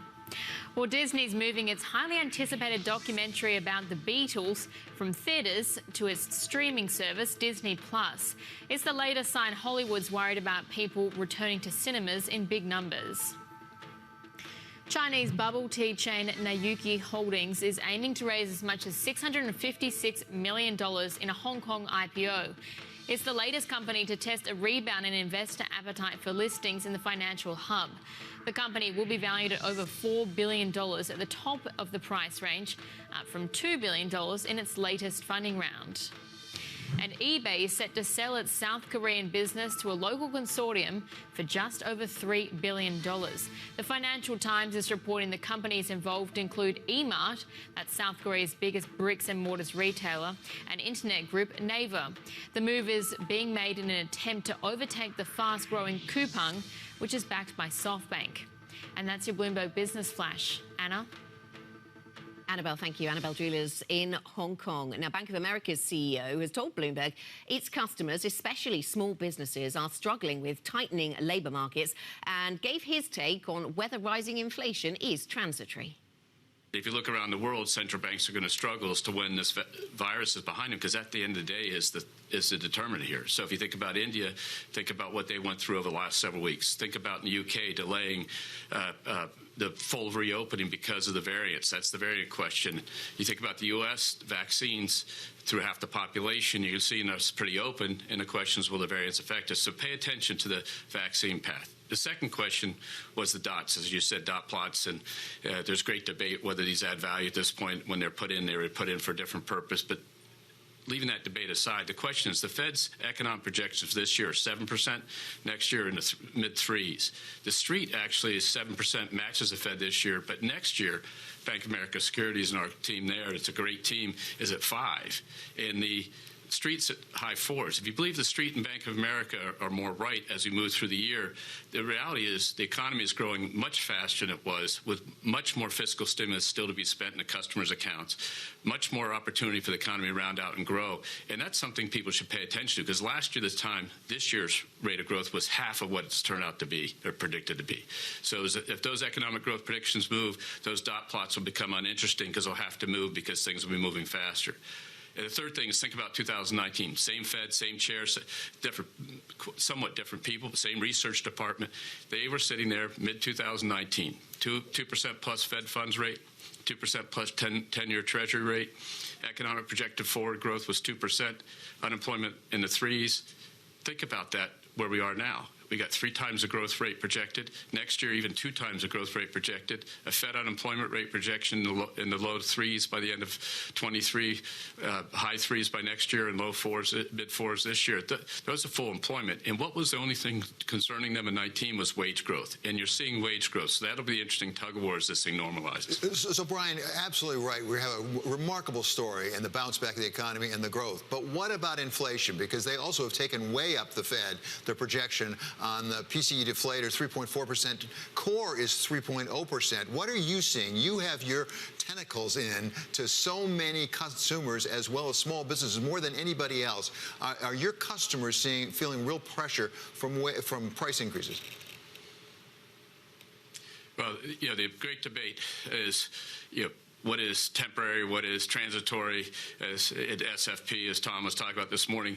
These terms are used to try to signal what they think. Right now, the firm belief, I think, by the Fed is most of this is transitory. We'll see. But the question is, what about the stickier things? Wage growth becomes sticky, and you're seeing that come back. And as unemployment rates come down, and you're seeing, the pickup employment, we'll see what the new claims are this morning, but you're seeing the employment market tighten. If you ask our small business customers, last fall, their number one issue, pandemic.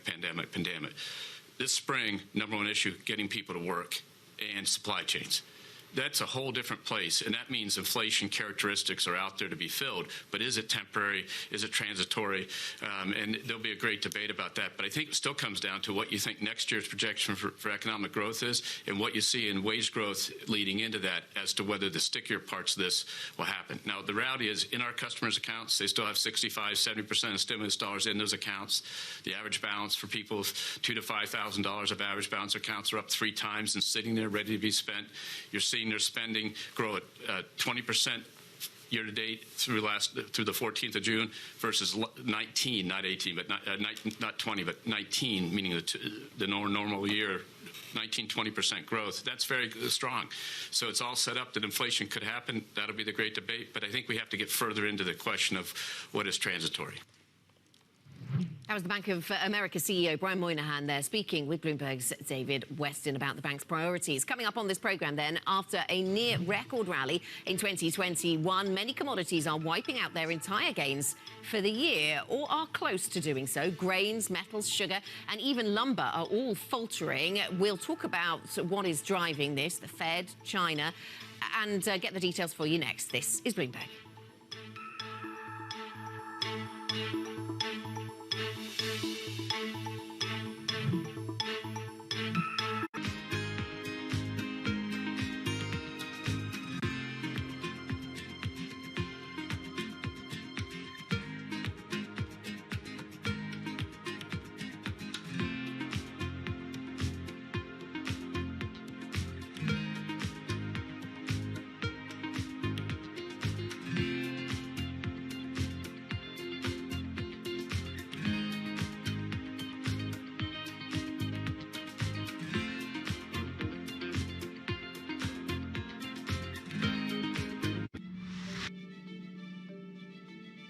We're now in the early stages of a sustainability revolution. The battery problem may be the biggest unsolved problem in all of technology. Every time the United States has done great transformative things, there's been a partnership between government and the private sector. With a willing partner to ensure competitiveness and draw in investment in the United States, Canada's going to be able to be even more ambitious. The objective for Glasgow, first and foremost, is to keep that 1.5 degree temperature rise within reach. The train has left the station.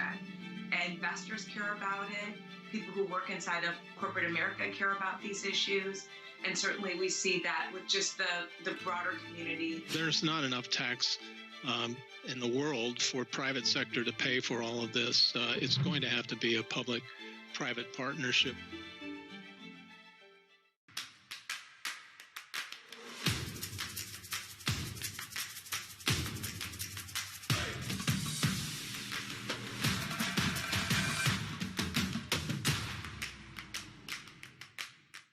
Trading revenues coming in better than expected. Everything cash, $1.4 trillion of cash. One of the most notable aspects of this report that was stellar.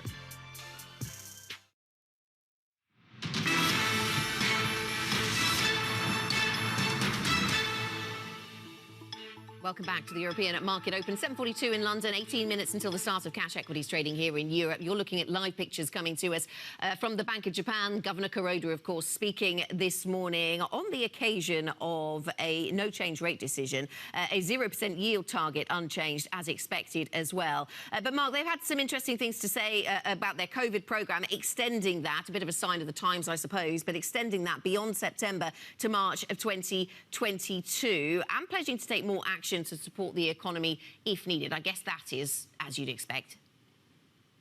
It is as expect, and the BOJ rarely surprises. But the interesting thing here to kind of draw attention to, and again, not a massive shock, but I'm not sure many people around the world would have been aware of it because people don't follow the BOJ too closely anymore, is that they are going to start their climate change lending facility later on this year. And I think this kind of gets in line with, say, the ECB and many other central banks around the world that are suddenly adding a very explicit green agenda to their mandate. And I think this is going to be a theme that is still kind of under-registered by many markets around the world.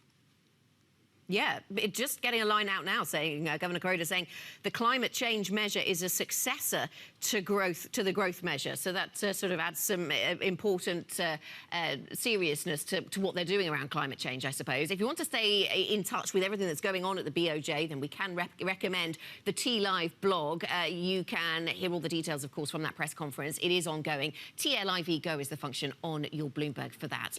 Now, back to the commodities conversation. After a near-record rally in 2021, many commodities are wiping out their entire gains for the year or are close to doing so. Despite the talk of a commodities boom or a new commodities super cycle, markets are only managing to eke out a small rise after fielding substantial losses. Grains, metals, sugar and even lumber are faltering on everything from fair weather to this week's Fed meeting. Joining us now is Aaron Clark, Bloomberg's Asia Energy editor, to give us his insights into what is driving the latest moves in commodity markets. So good morning to you, Aaron. Which are the factors that you would look at then that are really have sparked the most recent declines in commodity markets? Yeah, I think there's really three main things that we've been looking at here. You know, we've seen this drop in agricultural prices for soybeans and corn falling, for several days. And part of that is because of better weather in America's Farm Belt. Obviously, that could boost yields and boost supply. You've also got the Biden administration developing targets for biofuels that are likely to be relatively flat or even lower than before, so that, can obviously reduce demand for grains. I think, as you mentioned earlier, there's the Federal Reserve speeding up its expected pace of policy tightening, which has led to the dollar rising, and of course that reduces the appeal of U.S. currency-based commodities.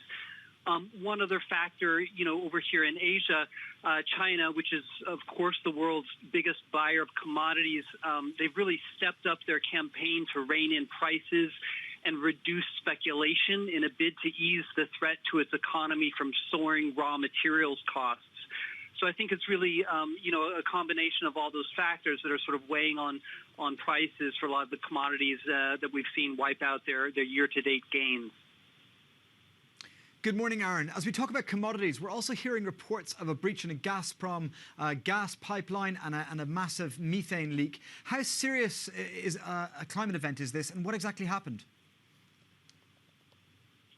Yeah, so Bloomberg is reporting this exclusively. There was a major methane leak. Methane, of course, is the primary component of natural gas, and it's a super potent greenhouse gas when it's leaked or released into the atmosphere. This leak was identified in satellite data, European Space Agency satellite data by the geoanalytics firm Kairos. And what they found is according to their analysis, it's the most severe leak, methane leak, attributable to the oil and gas industry since September of 2019. So it's very, very significant. When we found out about this, we contacted Gazprom because the leak took place near a pipeline in Russia, and they actually took responsibility for it. They said it was theirs, and they told us they'd leaked, 1,800 metric tons of methane.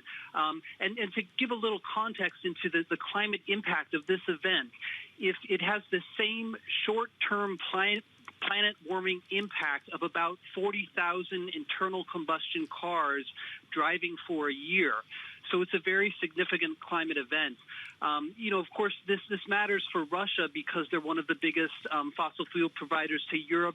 And, of course, the European Commission and the European Union is looking more closely at emissions associated with their energy imports. So I think a lot of people are looking at that relationship and will be following closely emissions globally, but also emissions in Russia from energy resources.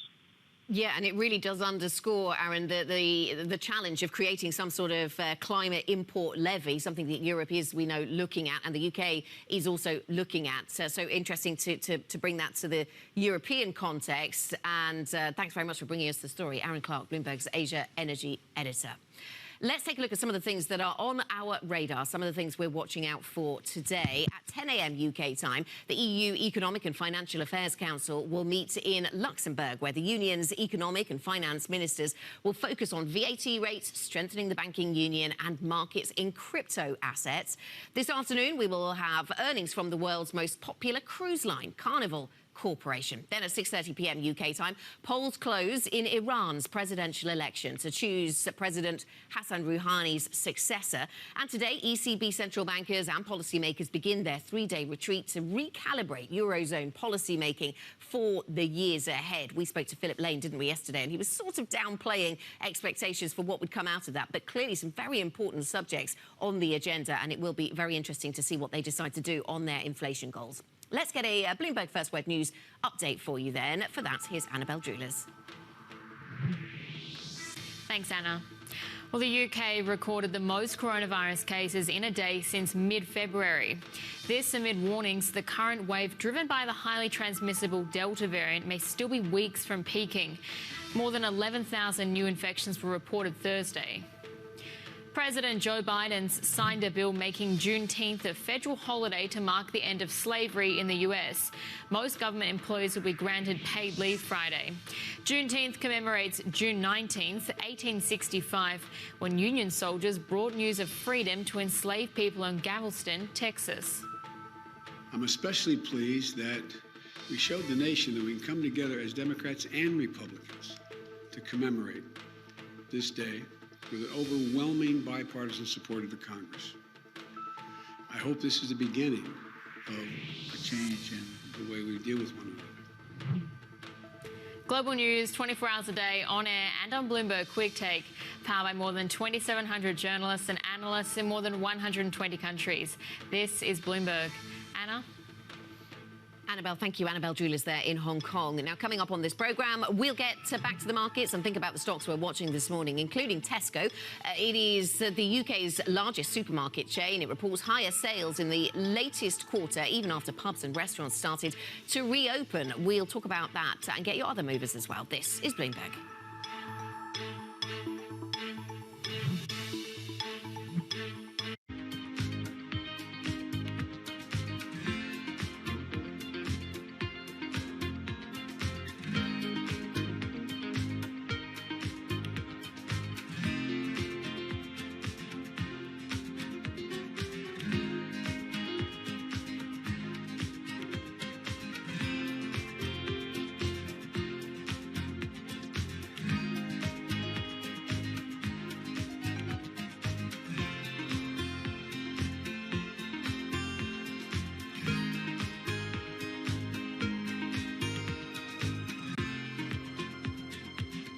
Bloomberg has enhanced search on the terminal to deliver what you need when you need it.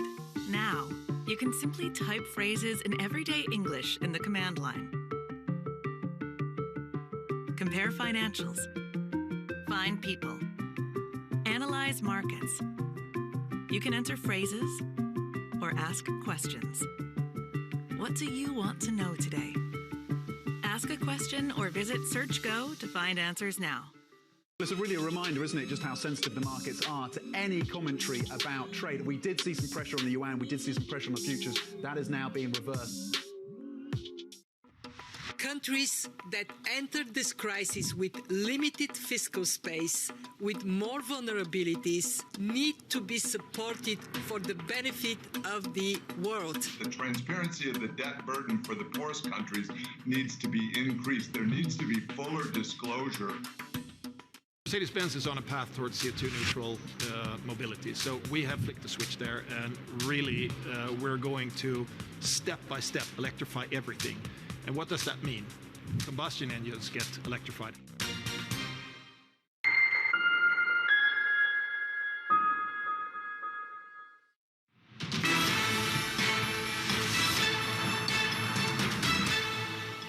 Welcome back to the European Market Open.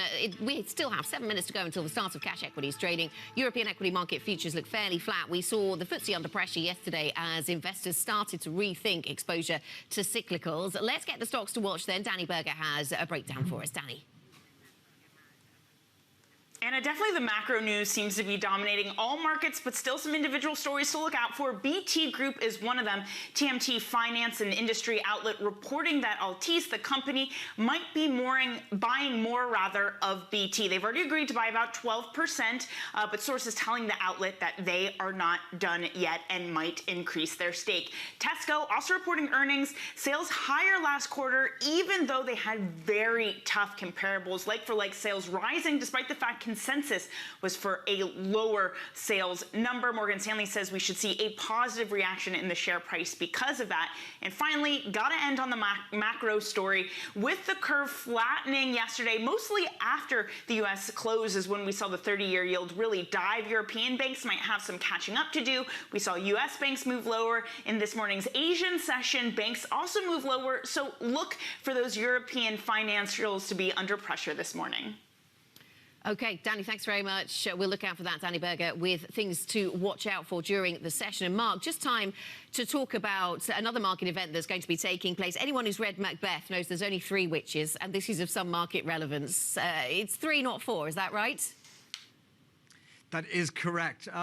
We did have a quadruple witching 4 times a year between 2002 and 2020. That's because we used to have the expiry of single stock futures. But today we only have a triple witching. That is the expiry of single stock options and index options and index futures. And what that means is many people have to roll over positions, many bets expire from speculators, and therefore it has the potential to create a lot of volatility. Now, given the last couple of days have already brought us a lot of volatility, I think it'll be quite an exciting triple witching to watch in the US.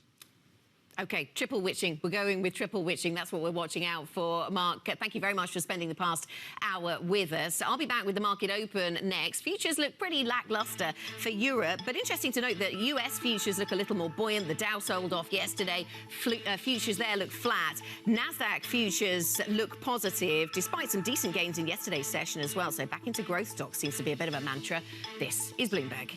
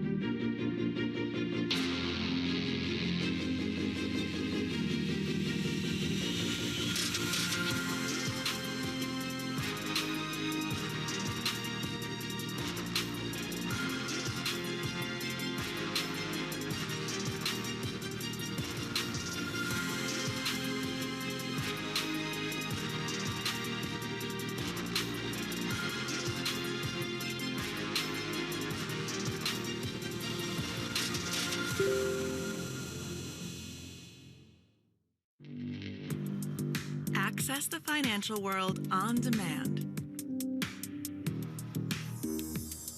Hear from leading economists, policymakers, and industry experts via live and on-demand webinars, only from Bloomberg. Start exploring to see what's moving the markets. Visit Bloomberg.com/webinars.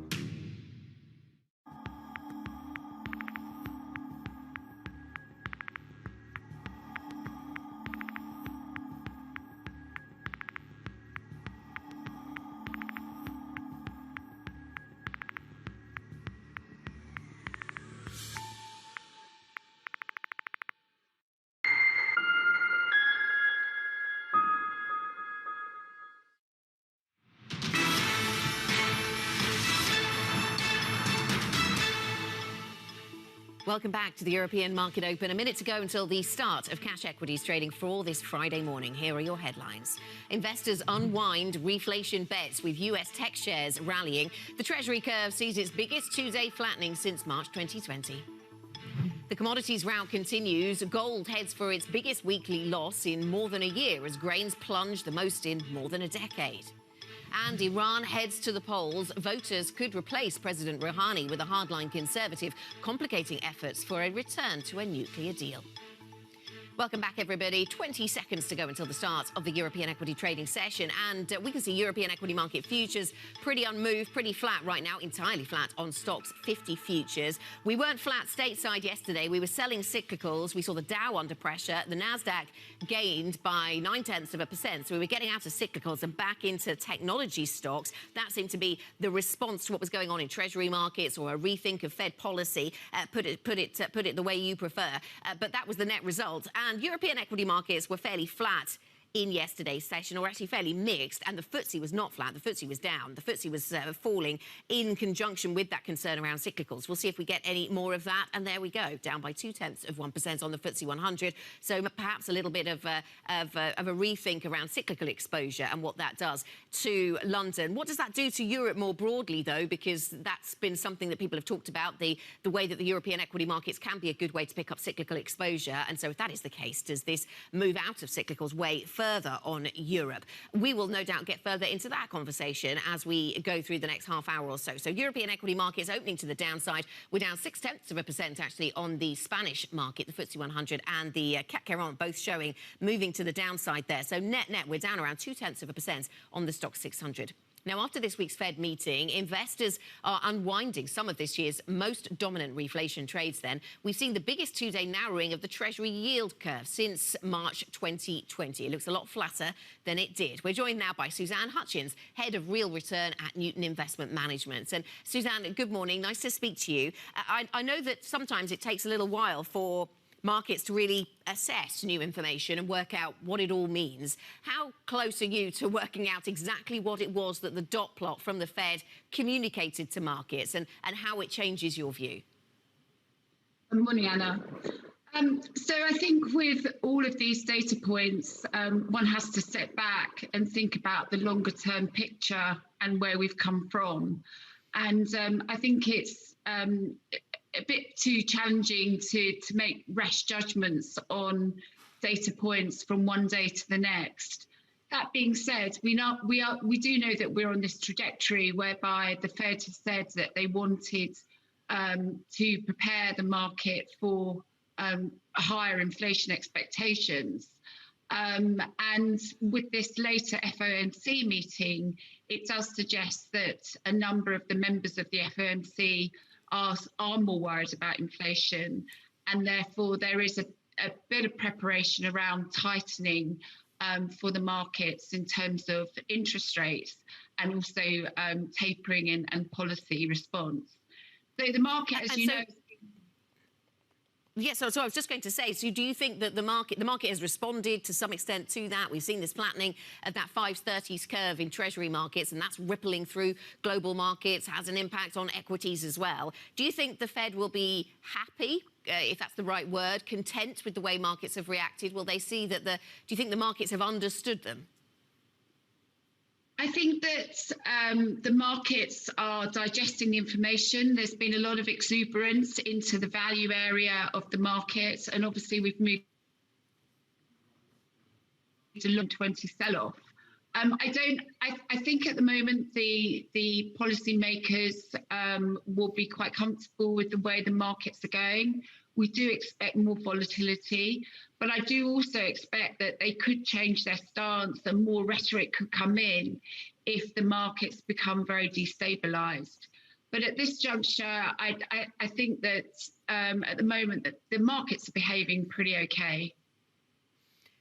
The market's behaving okay. And in terms of the equity market response then, Suzanne, it does seem as if investors are coming out of cyclicals, some getting into defensive, some going back into tech. What makes most sense to you? Well, I always think that you need a balance in your portfolio, Anna. I mean, we're in quite a new regime shift, moving to more of a reflationary environment. We've come out of a deep recession with the pandemic, and we're on this opening of the economy. And there are certain areas of the market which are pretty tight in terms of supply, so you are seeing inflationary pressures. But also, post this pandemic, new working environments, more working from home, does suggest that we are in a different regime, and there are certain businesses that are really going to benefit from that. And that will include a number of the tech companies, a number of the growth companies that we're starting to see perform again in this rotation.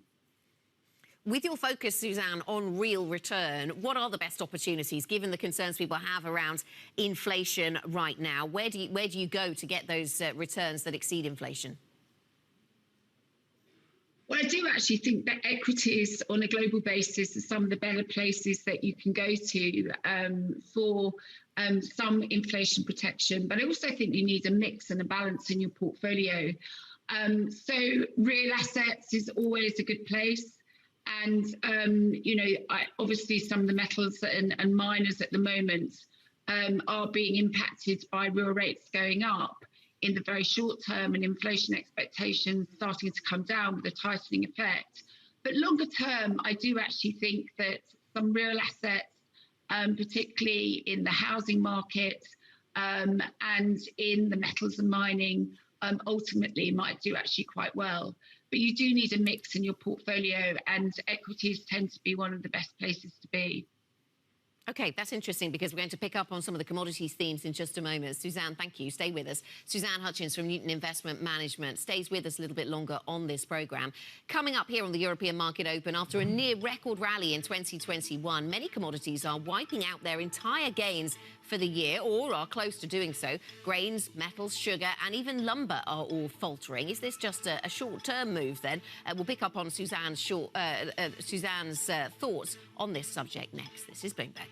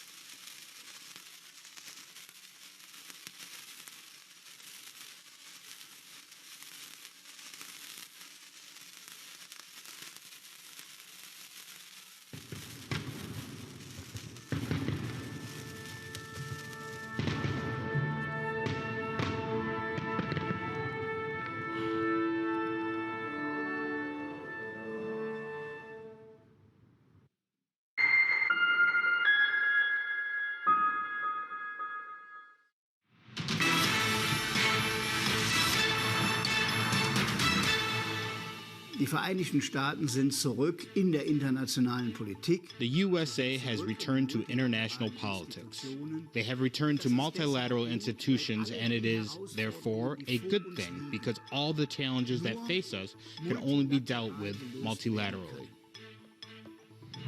That was the CDU leader, Armin Laschet, the front-runner to succeed Angela Merkel as German Chancellor in September, speaking there about international relations with the United States. Now, we are just coming up to 10 minutes into our European trading day. European equity markets look like this, actually just recovering quite dramatically in the first 10 minutes from earlier losses, back up to flat on most of these markets, all of these markets, the FTSE 100 entirely unchanged. Let's take a look at some of the stocks that are on the move this morning. Bloomberg's Danny Berger has a breakdown. Danny.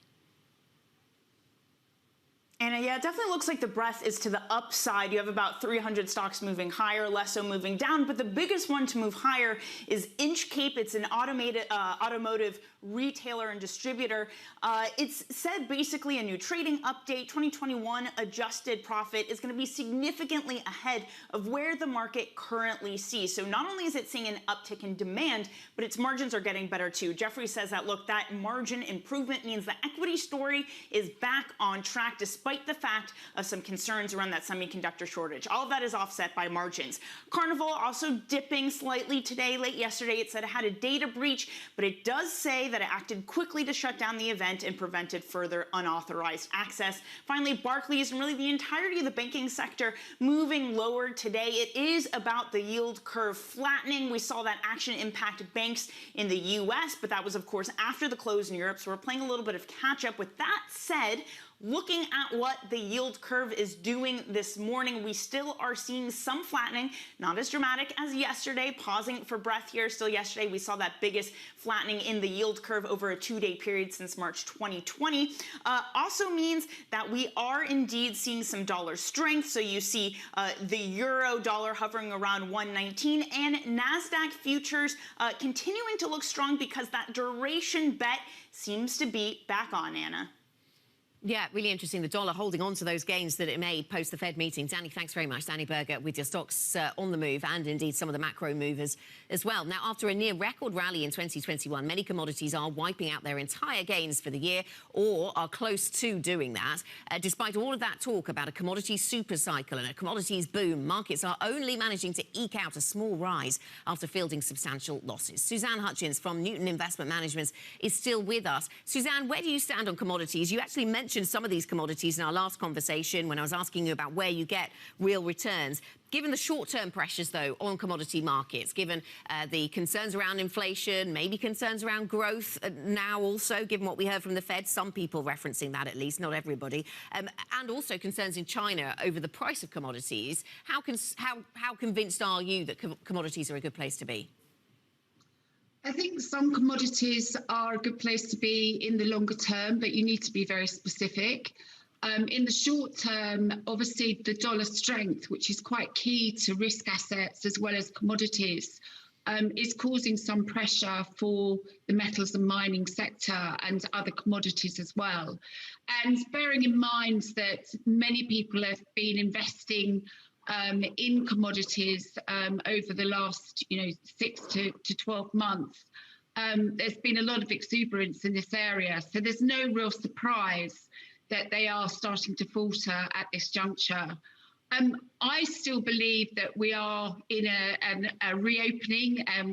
The economy is still obviously in pretty good strength, and where there are shortages, particularly in areas such as copper, ultimately longer term, I do think that these are the places to be. But no surprise in the short term, there's volatility. No surprise about volatility in the short term. You mentioned the dollar there and the strong dollar and the impact that has. What do you expect from the dollar? We're just looking at the weakness in the euro we've seen of late. We're now down at 119 is the handle on euro dollar. Perhaps that gives a bit of breathing space that the ECB will be fairly content with. But what are you expecting to see either in the dollar broadly or in euro dollar? Well, we have been expecting dollar weakness, but in this period where obviously the Fed's talking about tightening policy earlier than their otherwise very dovish stance, the interest rate differential on the dollar does suggest that there is some support for the US dollar. So we're watching that very closely, and there's some key technical levels on the dollar at the moment, which, if the dollar does strengthen too much, that's overall tightening for the global economy. That won't be good necessarily for emerging markets, and it won't be good for commodities either. So I think that's one that's very close to watch. It is close to watch. And what are you expecting then from emerging markets? Which are the ones that are in focus for you? Well, I mean, obviously, over the very long term, you've got the whole population dynamics of the emerging markets. You've got the whole wealth effect. And, places like China and India over the next 10 years are going to be real great opportunities to invest in. But in the very short term, if you get too much dollar strength, that's actually going to impinge upon their economic activity. And obviously, you've still got COVID going on, particularly in places like India, for example, which is going to impede economic activity in those markets. So, I mean, the whole backdrop to the marketplace, the economy, whilst, we are constructive about the backdrop, it is still pretty unstable and volatile. And obviously, so much of it depends on policy response and whether policymakers actually do make a mistake. OK, something to watch out for then. Suzanne, thank you very much. Suzanne Hutchins, Head of Real Return at Newton Investment Management. Thanks for joining us, thinking about whether we'll see policy mistakes ahead there. Thinking about policy on a different front right now, Singapore updating its COVID policy. The most recent news we'd heard from Singapore was about a loosening of the COVID restrictions, but now we see a backtracking on that. Singapore slowing the reopening pace, limiting dine-in to groups of 2. That's the red headline across the Bloomberg. The vaccination rates still not high enough, according to authorities in Singapore. They want to proceed with reopening more confidently, saying that they're going to extend the support available to affected sectors. Work from home remains the default, despite, globally speaking, how low cases are in Singapore. Of course, we've seen Singapore taking this very cautious approach to COVID, to managing their COVID pandemic for many months now. Let's get a Bloomberg Business Flash. Annabelle Jewell is standing by with all the details on the corporate news flow this morning. Annabelle. Thanks, Anna. Well, Disney's moving its highly anticipated documentary by director Peter Jackson about the Beatles from theatres to its streaming service, Disney+. It's the latest sign Hollywood's worried people won't return to cinemas in big numbers. Chinese bubble tea chain Nayuki Holdings is aiming to raise as much as $656 million in a Hong Kong IPO. It's the latest company to test a rebound in investor appetite for listings in the financial hub. The company will be valued at over $4 billion at the top of the price range, up from $2 billion in its latest funding round. Bank of America expects all of its vaccinated employees to return to the office in September. CEO Brian Moynihan said that more than 70,000 of the firm's employees have disclosed their vaccine status to the bank. As more people get vaccinated, we keep bringing more back. We've got a lot of work to get those back. But the view is after Labor Day, our view is all the vaccinated teammates will be back and will be able to operate fairly normally, and we'll then start to make provisions for the other teammates as we move through the fall. And that's your Bloomberg Business Flash. Anna? Annabelle, thank you. Annabelle Jewellers in Hong Kong with the Business Flash. Coming up here on this programme, we'll be back to the political agenda. Iranians are voting in a presidential election that's expected to see a more hardline conservative brought to the fore. That could derail efforts in Vienna to restore 2015's landmark nuclear accord. More on that conversation next. This is Bloomberg.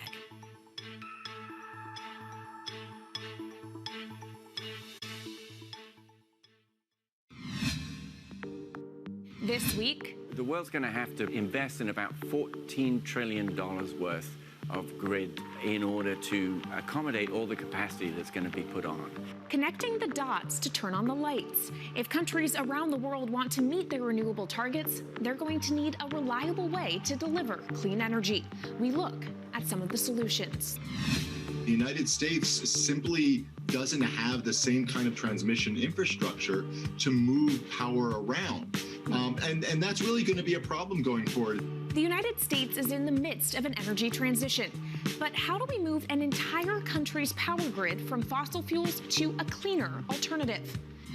What we're contributing here is the potential to grow. So So essentially, no one is left behind in the race to development, in the race to making our energy more green.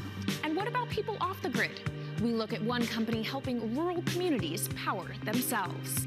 I'm Kaylee Lyons, and don't miss the latest episode of Bloomberg Green, airing this weekend on Quick Take and Bloomberg TV.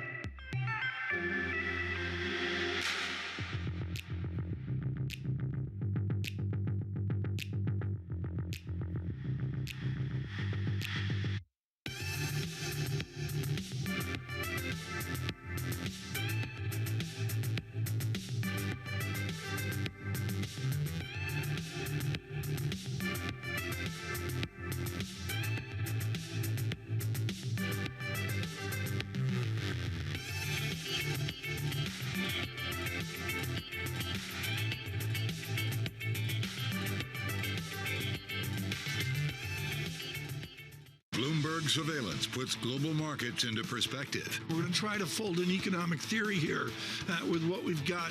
Based on data. The focus is going to be on the data, the manufacturing data. How the market responds will be really interesting. Timely conversations. Part of getting out of this hole is big fiscal. Keeping you up to date on trends. When do you take this thing off? So you put it on to take it back off. Wake up with Tom Keene, Jonathan Farrow, and Lisa Abramowitz. Weekday mornings on Bloomberg Television.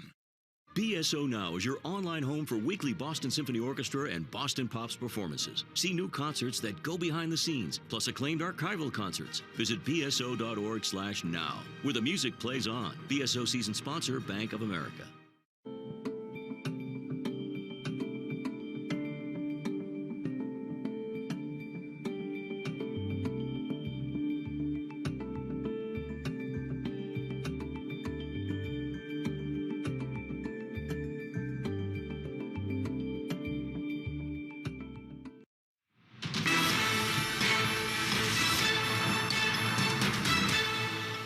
Welcome back to the European Market Open. 21 minutes into Friday's equity session. Fairly flat here for European equity markets. We stumbled out of the gates, but have clawed back some of those early losses and now pretty flat, certainly, for the European equity markets as a whole. A slight gain in Paris. Let's get to some politics now, though. Iranians are voting in a presidential election, expected to see a hardline conservative replace the more moderate Hassan Rouhani.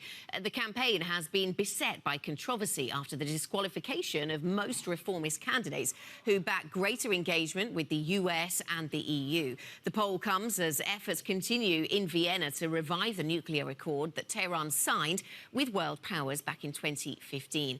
Bloomberg's Golnar Motavelli joins us now with the details. And Golnar, several polls then seem to be suggesting that in Iran, turnout is going to be particularly low. Why is that? So I think the low turnout was foreseen from quite some time ago. We had a parliamentary election last year where the turnout was also very low. And it's basically because of these this kind of really the way that Iran's relationship with the US deteriorated over Donald Trump pulling out of the nuclear deal, the terrible state of the economy at the moment. All of these things have really led to a sense of apathy and disillusion. The middle class also feel quite sort of untethered from the political system at the moment, mostly because of the way that this election has kind of proceeded so far, with these candidates, as you mentioned, lots of reformists and moderates being barred or deemed illegible from being able to stand in the vote. That kind of has left a lot of voters feeling very disenfranchised and feeling that there's not really much point of them turning up at the ballot box today. But there's a lot of economic malaise as well in Iran at the moment. OK, so that's some of the reasons why we might see low turnout. How is this election then? How does it tie into the nuclear talks that we're seeing taking place in Vienna? Because from a global and international and a markets perspective, that might be crucial.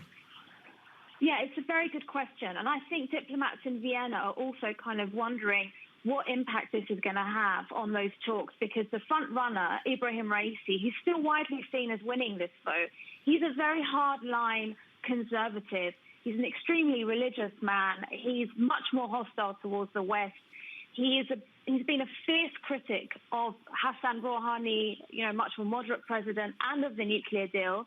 He said so far that he intends to preserve the deal. He hasn't said that he's going to do anything to change it or to upend it or to shake things up very dramatically. But it still changes the tone of that relationship between Iran and the rest of the world.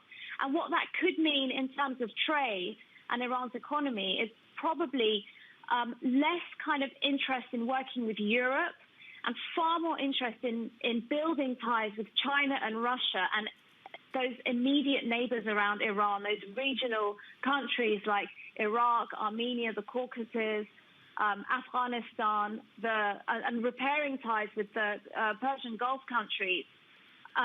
We're going to probably therefore see a lot less trade possibly with Europe. But these are all massive question marks, Anna, and we won't really know until those diplomats get a sense of what the posture is in Tehran when they resume those talks in Vienna after the elections take place.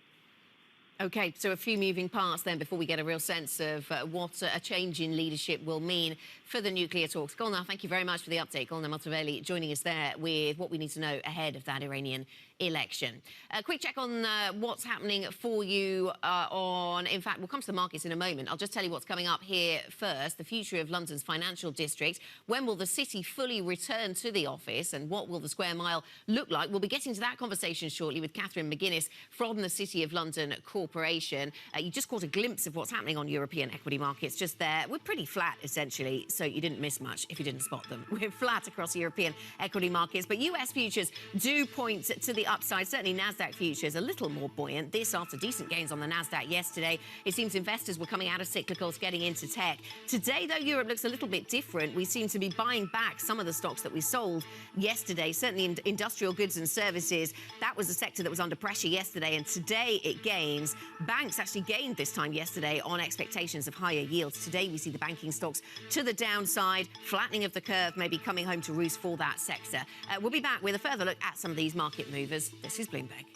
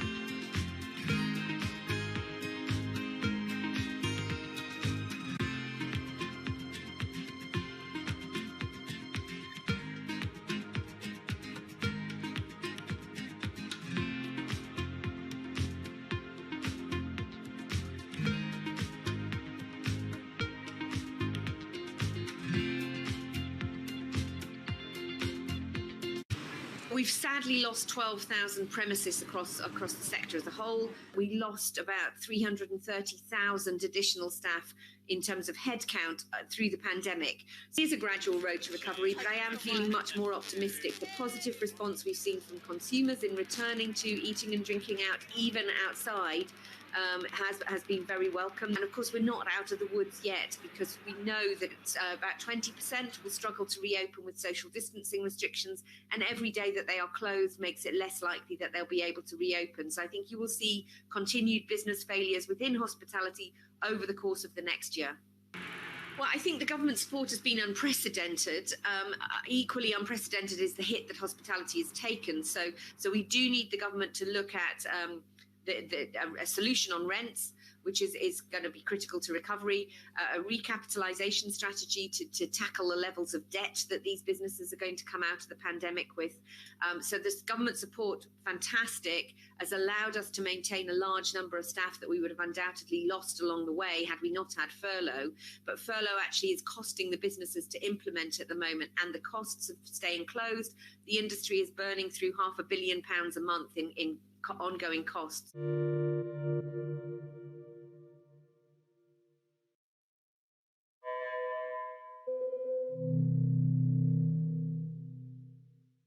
Right now, about half of U.S. households invest. We'd like to get that number up to 95+%. Investing should be as ubiquitous as shopping online. It should just be something that people do. Every Friday with 30 minutes dedicated to fixed income, I'm Jonathan Ferro. This is Bloomberg Real Yield.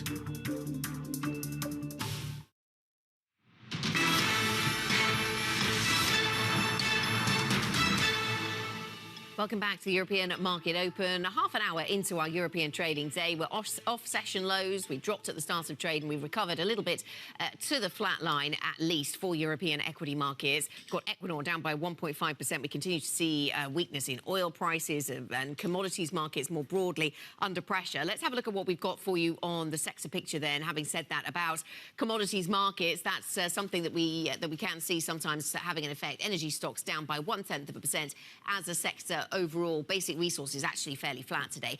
To the upside, though, we do have industrial goods and services, and this is one sector that was quite heavily sold yesterday and is actually gaining here in the European equity market space. Travel and leisure, interesting to see that on the move. Ryanair, EasyJet, Wizz Air, all gaining. HSBC upgrading its expectations for some of these companies based on the what's happening in the European Union more broadly, and also specifically in the UK. Expectations perhaps have changed, building a little bit when it comes to travel and leisure stocks and the rules around that here in the UK. Now let's get a Bloomberg First Word News update then. For that, here's Annabelle. Great, Anna. President Joe Biden signed a bill making Juneteenth a federal holiday to mark the end of slavery in the US. Most government employees will be granted paid leave Friday. Juneteenth commemorates June 19th, 1865, when Union soldiers brought news of freedom to enslaved people in Galveston, Texas. I'm especially pleased that we showed the nation that we can come together as Democrats and Republicans to commemorate this day with an overwhelming bipartisan support of the Congress. I hope this is the beginning of a change in the way we deal with one another. The UK recorded the most coronavirus cases in a day since mid-February. This amid warnings the current wave, driven by the highly transmissible Delta variant, may still be weeks from peaking. More than 11,000 new infections were reported Thursday.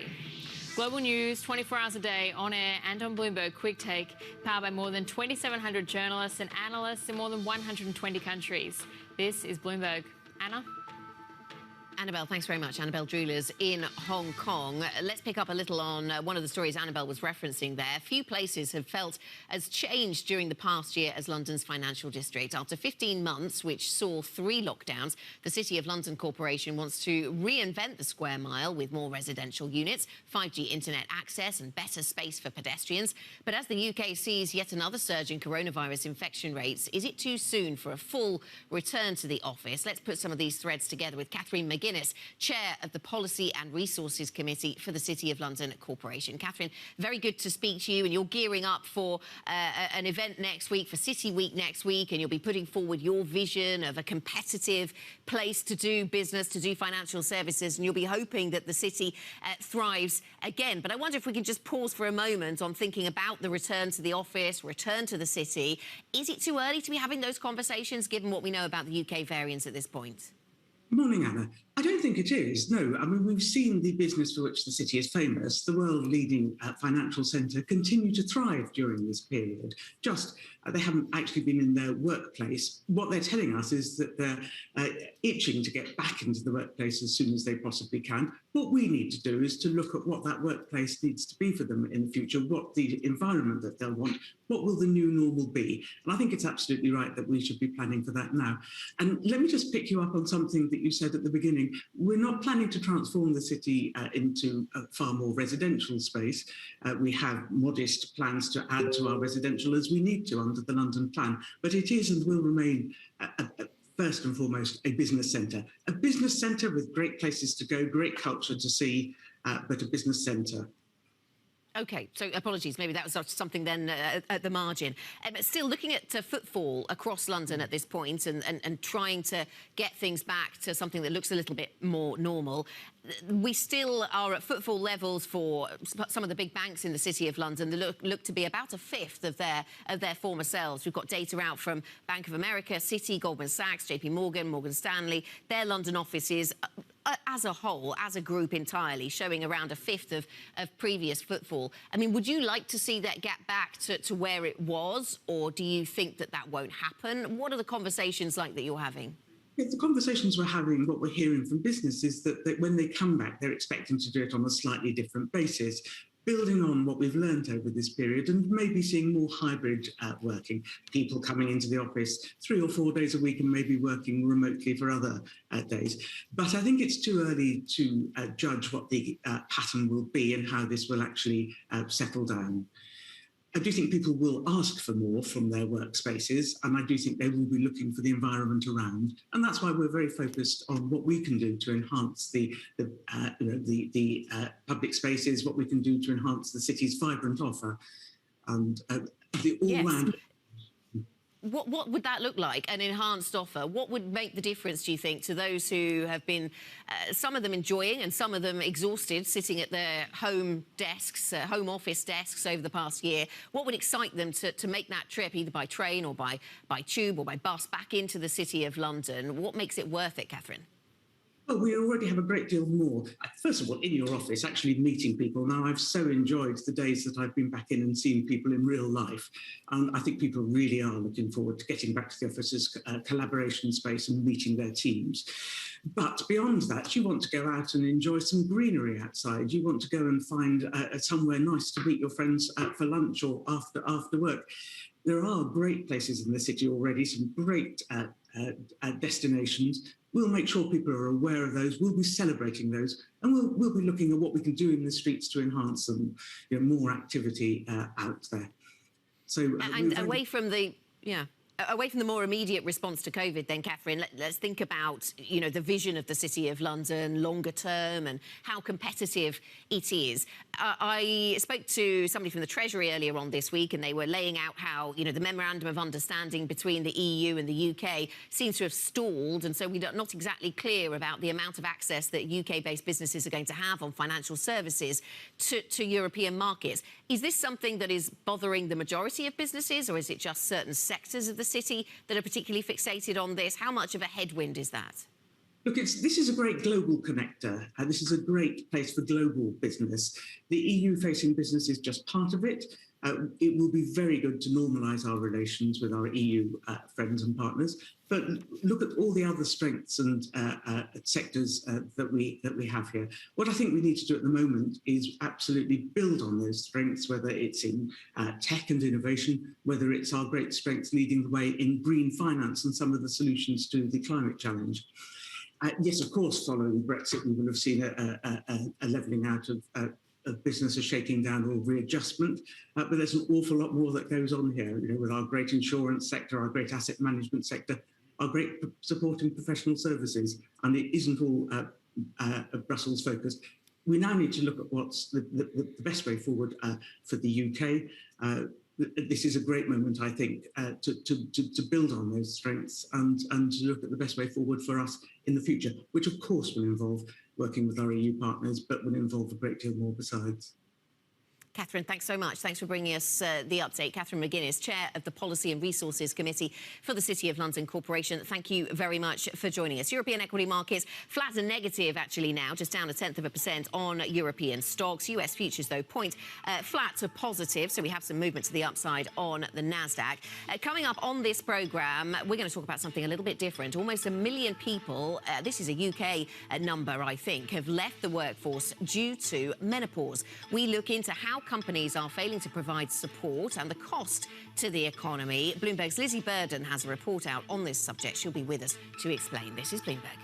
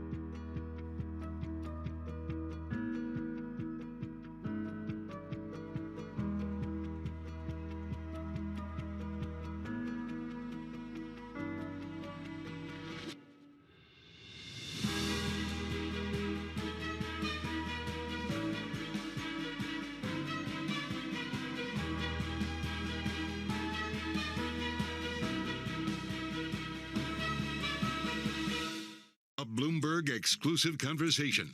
Coronavirus, vaccines, and what lies ahead. Pfizer Chairman and CEO Albert Bourla, Friday at noon New York time on Bloomberg Television and Radio.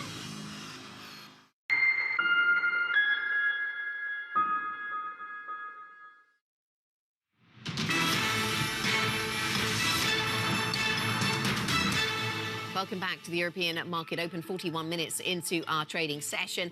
Just pushing a little bit lower on European equity markets, down by 0.1%. The FTSE 100 succumbing a little more than others, perhaps down 0.3%. Now, the man charged with making sure that infrastructure and development projects are delivered on time for next year's World Cup is hopeful that vaccines will allow the tournament to be the first truly global celebration since the pandemic began. Speaking to Bloomberg's Simone Foxman at the Qatar Economic Forum, Hassan Al-Thawadi also said his team is keeping close tabs on the Tokyo Olympics for lessons that can be learned.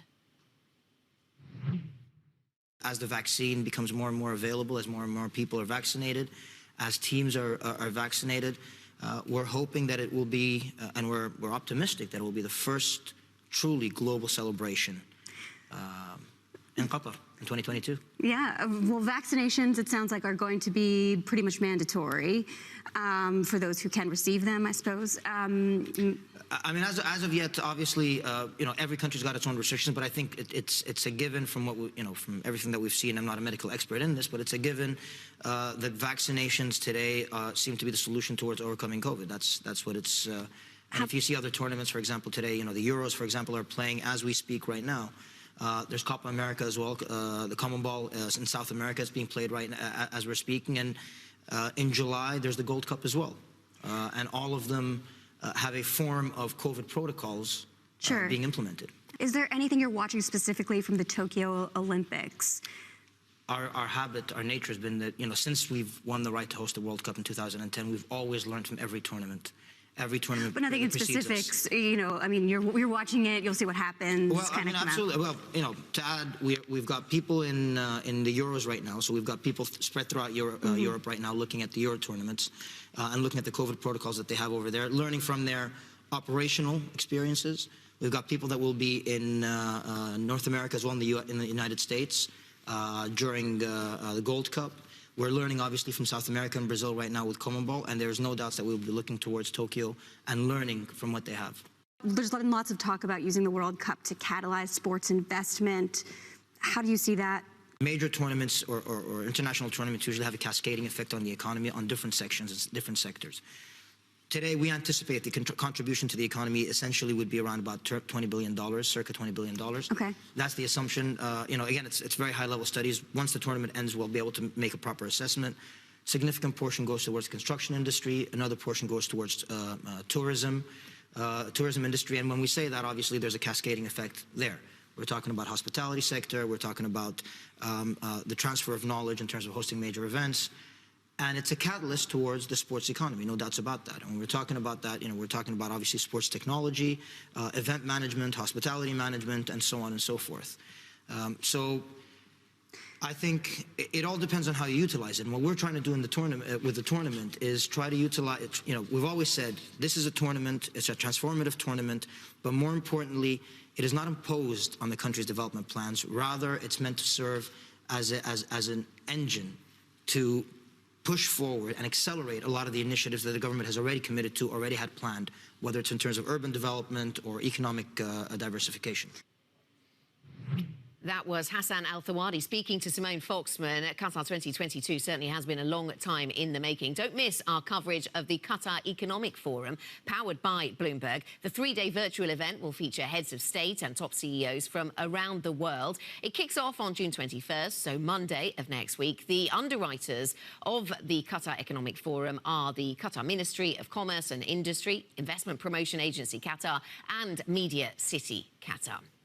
Let's get a Bloomberg Business Flash then. Some of the top corporate stories we're covering this morning. Annabelle has an update. Annabelle. Thanks, Anna.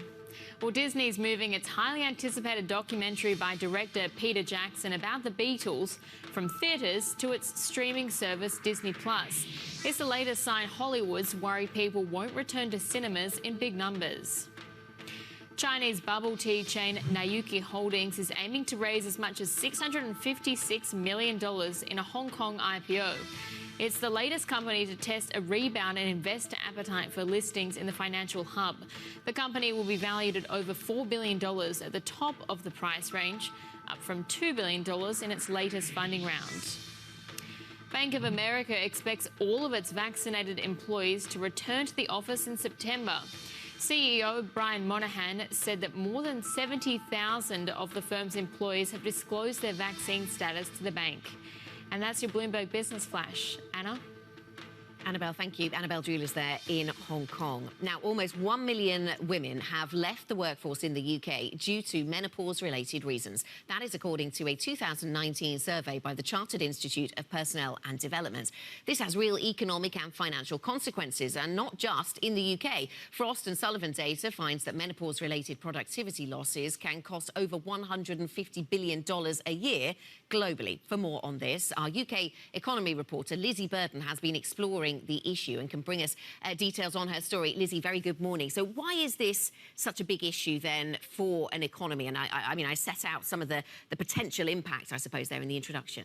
Well, Anna, the number of older working women in rich countries has been ballooning in the past 3 decades, and they're climbing into more and more senior roles. So it's no surprise that the Bank of England has said menopause is an issue that just can't be ignored anymore. The CIPD found that 3 in 5 women were negatively affected by the symptoms of menopause at work. They include mood swings, hot flushes, loss of sleep, all of which impact productivity. But more than that, as you say, almost 1 million women have left the workforce because of the symptoms. So that's a huge preventable loss of women at the peak of their experience that feeds into the gender pay gap and the pensions gap in turn. And apart from being understanding of the challenges that women might face at this particular period in their lives, what are businesses supposed to do to, or should think about doing, to try and support women? I had a really interesting conversation with Liv Garfield, FTSE 100 boss, and she said she was so open about her experience of hot flushes. She said talking about the menopause is the first way to break down stigma about it in the workplace. But as you say, practical measures since 2018, when Severn Trent introduced menopause education. And it's Severn Trent that Liv leads, isn't exactly. it? Yeah. She has introduced workplace adjustments like fans, flexible hours, better access to washroom facilities. So small changes that make a really big difference. And how has the pandemic affected this? Is there any kind of link here? Well, you might think that the new emphasis on health and working flexibly would have made it more alert, made employers more alert to the issue.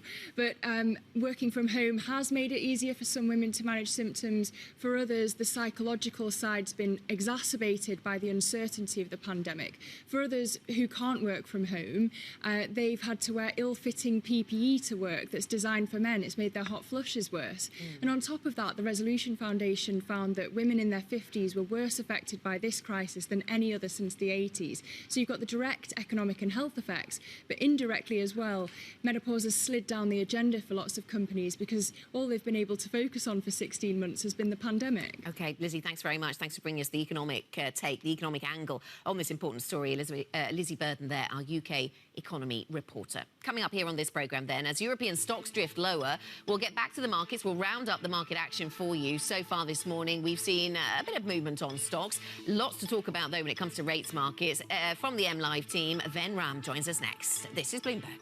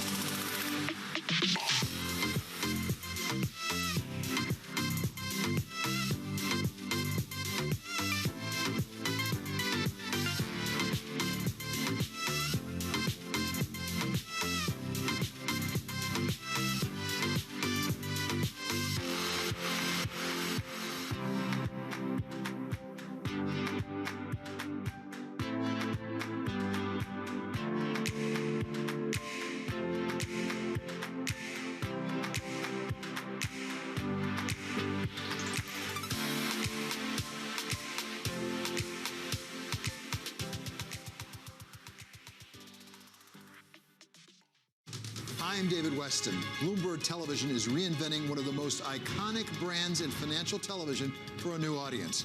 Join me to see the news program for the clever investor. This is Bloomberg Wall Street Week. This is a market that over the past few weeks has made it clear it wants to go higher. It got a little spooked by the idea that geopolitical tensions are rising.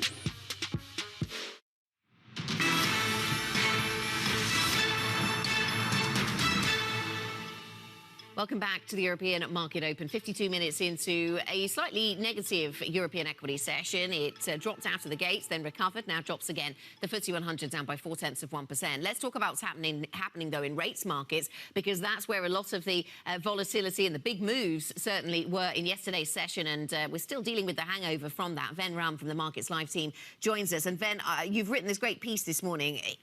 Key reasons why the Treasury curve has flattened. I suppose out of all of these reasons that you go into in your piece, are they going to stay with us? Have we flattened? Is that it? Or do we continue to flatten?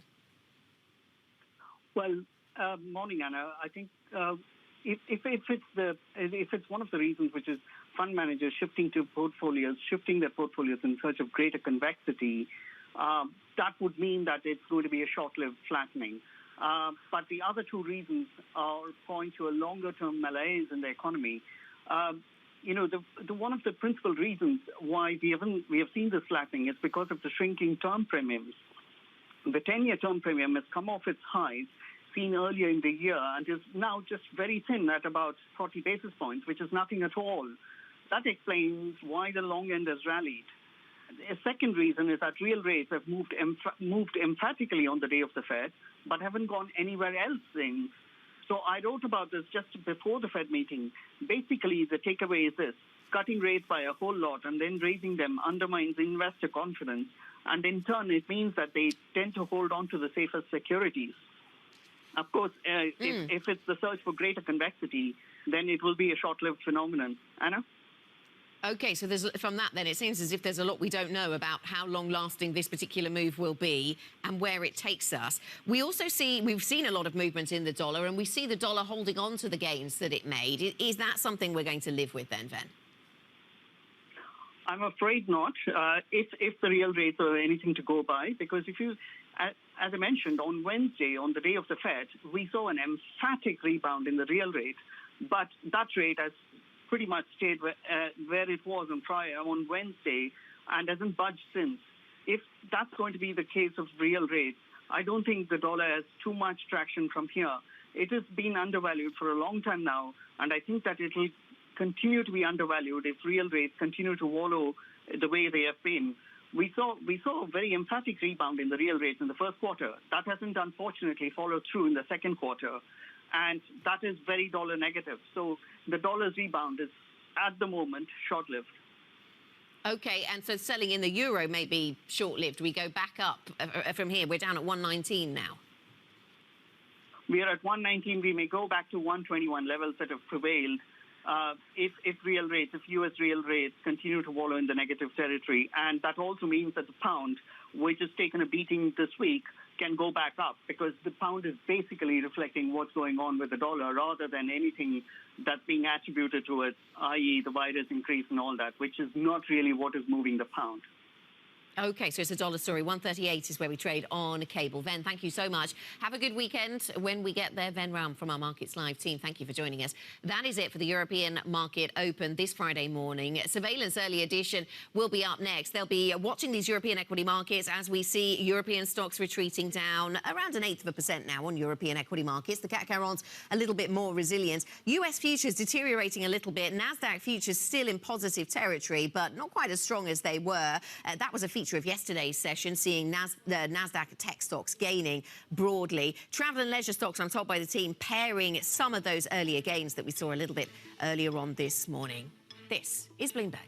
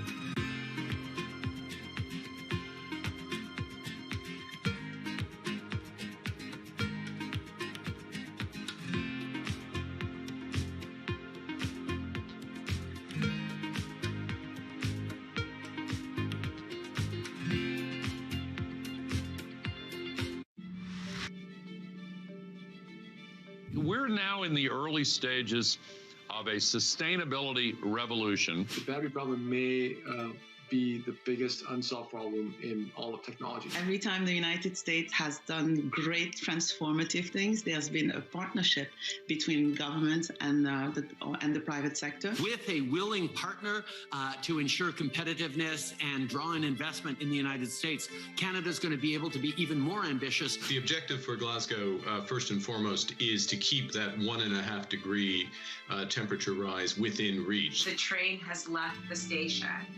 Investors care about it. People who work inside of corporate America care about these issues.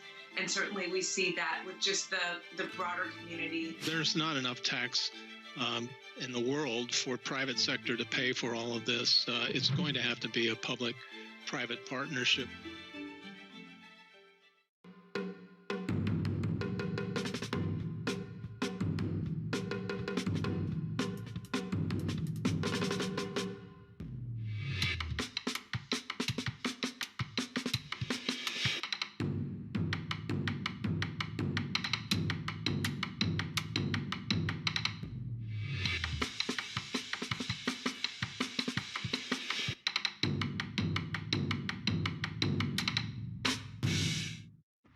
Countries that entered this crisis with limited fiscal space, with more vulnerabilities, need to be supported for the benefit of the world. The transparency of the debt burden for the poorest countries needs to be increased. There needs to be fuller disclosure.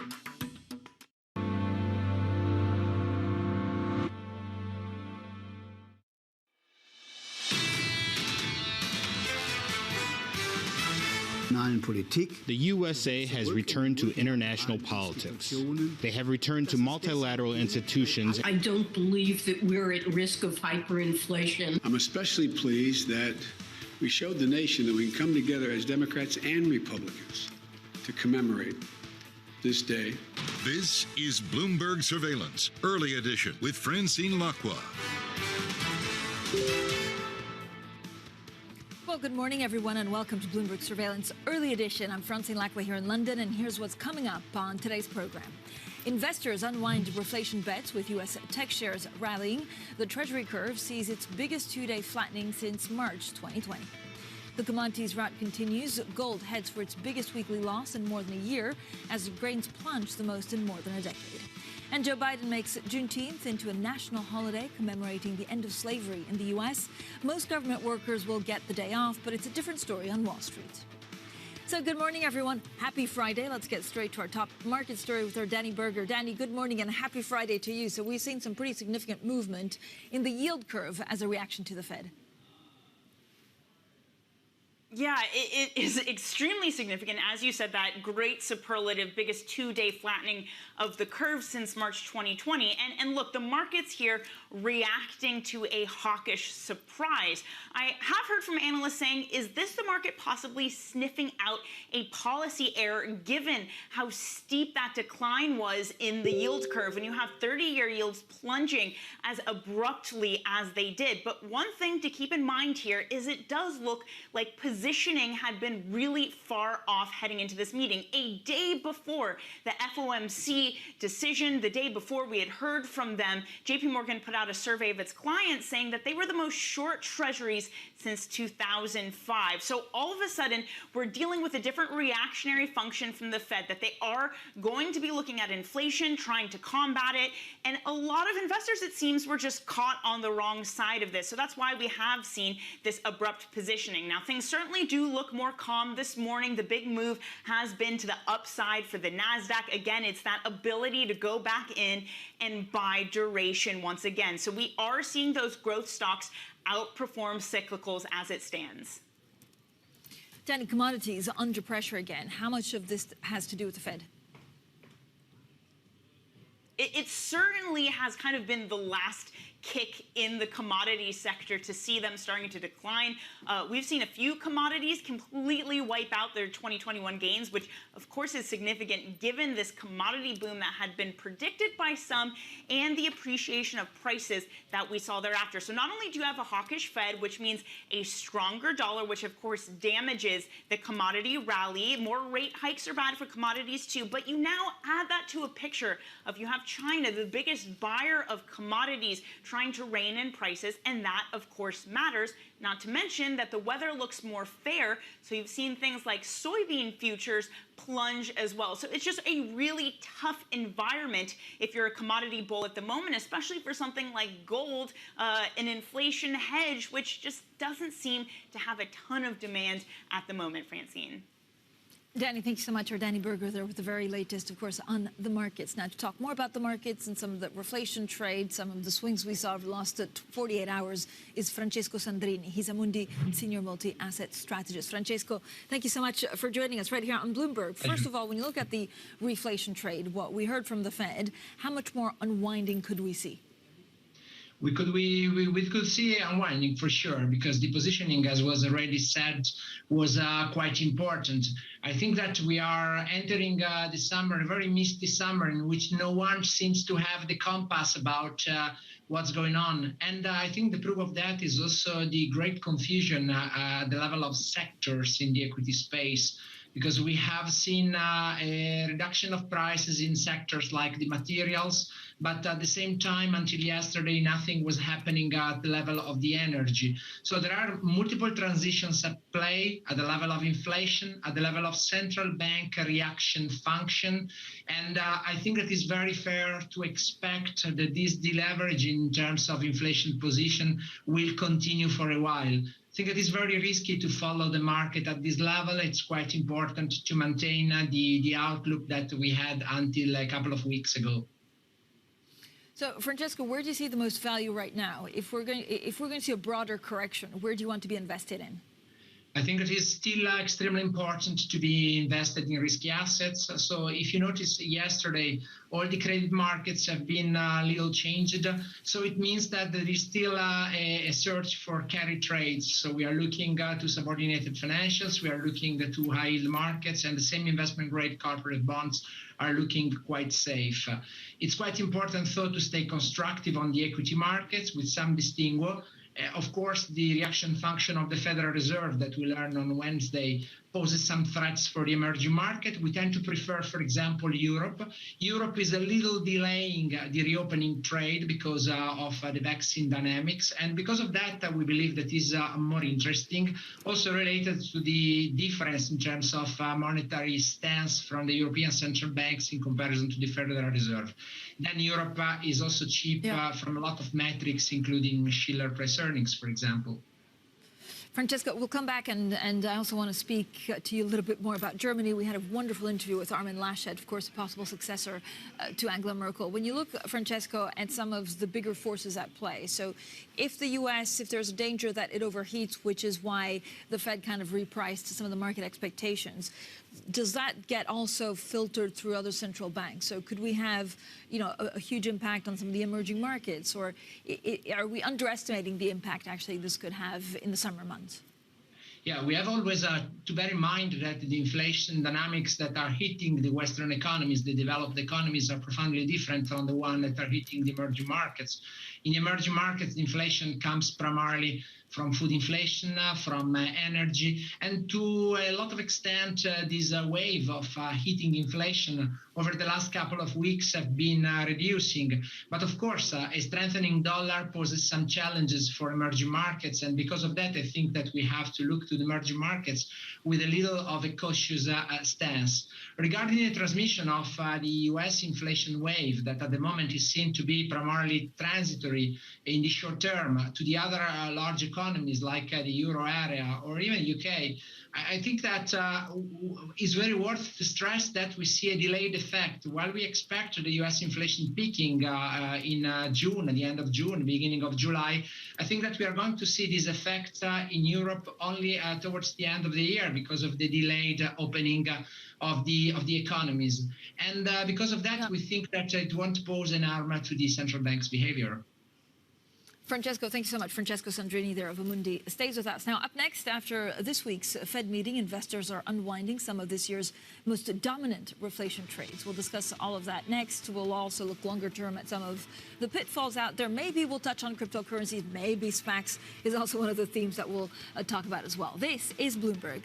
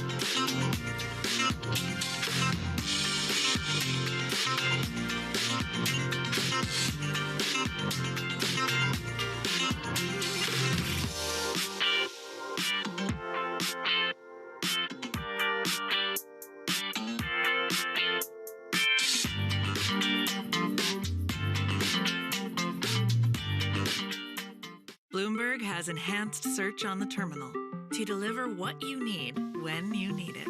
Now, you can simply type phrases in everyday English in the command line. Compare financials. Find people.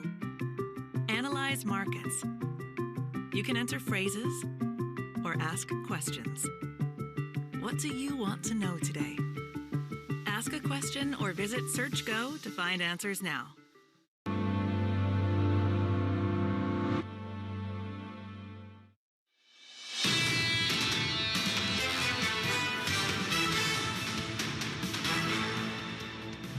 If you look around the world, central banks are going to struggle as to when this virus is behind them, because at the end of the day is the determinant here. So if you think about India, think about what they went through over the last several weeks. Think about in the UK delaying the full reopening because of the variants. That's the variant question. You think about the U.S., vaccines through half the population, you can see it's pretty open, and the question is, will the variants affect us? So pay attention to the vaccine path. Well, that was the Bank of America Chief Executive Brian Moynihan. They're voicing his concern over how central banks managed the COVID crisis. Now, this comes after the Federal Reserve unexpectedly pushed forward its rate hike path at this week's meeting. Now, that's caused investors to unwind some of this year's most dominant reflation trades. And we've seen the biggest two-day narrowing of the Treasury yield curve since March 2020. Well, Francesco Sandrini of Amundi is still with us. Francesco, we were talking a little bit about some of the correction and where you want to be invested in. What do you do with some of the commodities right now? So if you look at, copper is different to cobalt, and that's, of course, very different to some of the soybeans. Where do you see any value? I think that at the time being, perhaps value will be found still in industrial metals, because we will know more in the future regarding the infrastructure plan, and the demand may be supported. Of course, like you said before, we have to expect further deleveraging for what's going on in China, the control on the state-owned enterprise, and the gentle pressure to reduce speculative positions. So in the commodity space, every segment seems to have different idiosyncratic forces. On the food component, agriculture component, the correction was mentioned before. But I think if I have to find a segment, perhaps the industrial metals are the one that looking ahead because of the infrastructure plan will be more supported. Francesco, what do you do with some of the emerging markets? I mean, we touched on emerging markets in general, but how difficult is it to correlate how an emerging market does compared to, some of the variants of the COVID crisis? Like, how does vaccination filter into your thinking? Of course, so far we have been considering a lot of emerging markets affected by idiosyncratic stories. That was the case, for example, of India. Normally, when looking to emerging markets in our business, we are looking naturally to Asia for what concerns the equity market. We are looking more naturally to Latin America for what concerns the fixed income markets, because for the reason of yields and spreads. So to the first, I think that we are looking at the moment at China. China is not recording at the moment brilliant macroeconomic performance, and there are big question marks that perhaps are related to the recovery after the pandemic. Numbers like fixed investment, retail sales are not surprising on the upside, rather they're weak. And this is to some extent something that has induced us to have brakes on regarding emerging markets in the short term. And this is something that, in our opinion, will continue for a while. So we're looking to emerging markets at the moment, definitely with more interest on the fixed income side and on the equity side. And regarding fixed income, China is definitely quite interesting related to the carry opportunities and the strengthening of the currency. Francesco, do you worry about liquidity in the markets? But so far, liquidity has not been an issue, and until Wednesday, when we heard about the possibility to anticipate a tapering exercise, I think that this has not been a big issue. Of course, we have to be extremely vigilant regarding liquidity because we are in a completely different framework with the leveraging from investment banks, and the next liquidity crisis will be a kind of new uncharted territory for everyone. Because of that, in Amundi, we have quite important liquidity contingent measures in place. But at the moment, if the question is over the next couple of months, I'm still a little relaxed. Okay, Francesco, in the next couple of months, would you be, more or less inclined also to look at cryptocurrency? I don't know how that factors into your investment decisions or how many questions you get about that. We have a lot of questions. I think with every investor we are speaking, cryptocurrency is one of the questions, of course. We deem that this is not something interesting for us to invest or to propose at the moment, because still there is a variability, volatility embedded in the cryptocurrencies that we are not still fully in the position to understand. There are experiments from central banks to try to peg their currency through to cryptocurrencies, but we think that there are more provocations in the market or willingness to disengage from the dollar than anything else. So at the moment, for us, cryptocurrency is not something that we are looking proactively as an asset class, because we deem that the understanding of that from the fundamental point of view is still rather limited.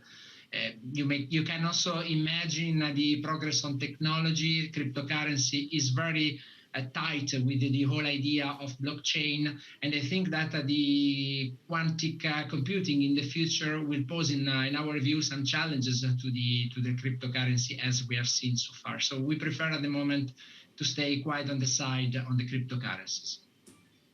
Francesco, thank you so much. Francesco Sandrini there of Amundi stays with us. Now let's get straight to the Bloomberg First Word News. Here's Leanne Gearns. Hi, Leanne. Hi, Francine. The UK has recorded the most coronavirus cases in a day since mid-February. This comes amid the warning the current wave, driven by the highly transmissible Delta variant, may still be weeks from peaking. More than 11,000 new infections were reported yesterday. Now, President Joe Biden has signed a bill making Juneteenth a federal holiday to mark the end of slavery in the US. Most government employees will be granted paid leave today. Juneteenth commemorates June the 19th, 1865, when Union soldiers brought news of freedom to enslaved people in Galveston, Texas. I'm especially pleased that we showed the nation that we can come together as Democrats and Republicans to commemorate this day with an overwhelming bipartisan support of the Congress. I hope this is the beginning of a change in the way we deal with one another. And the nuclear deal hangs in the balance as people in Iran are heading to the polls today. The presidential election is expected to see a hardline conservative replace the more moderate Hassan Rouhani. That could complicate efforts to restore a landmark nuclear accord that has major implications for Middle East security and oil markets. Global news 24 hours a day, on air and on Bloomberg Quick Take. powered by more than 2,700 journalists and analysts in more than 120 countries. I'm Leanne Gerrans. This is Bloomberg. Francine. Thanks so much, Leanne. Now, coming up, Armin Laschet, the front-runner to succeed Angela Merkel as Chancellor, outlines plans for a more assertive Germany after September's election. We'll get more on that next, and this is Bloomberg.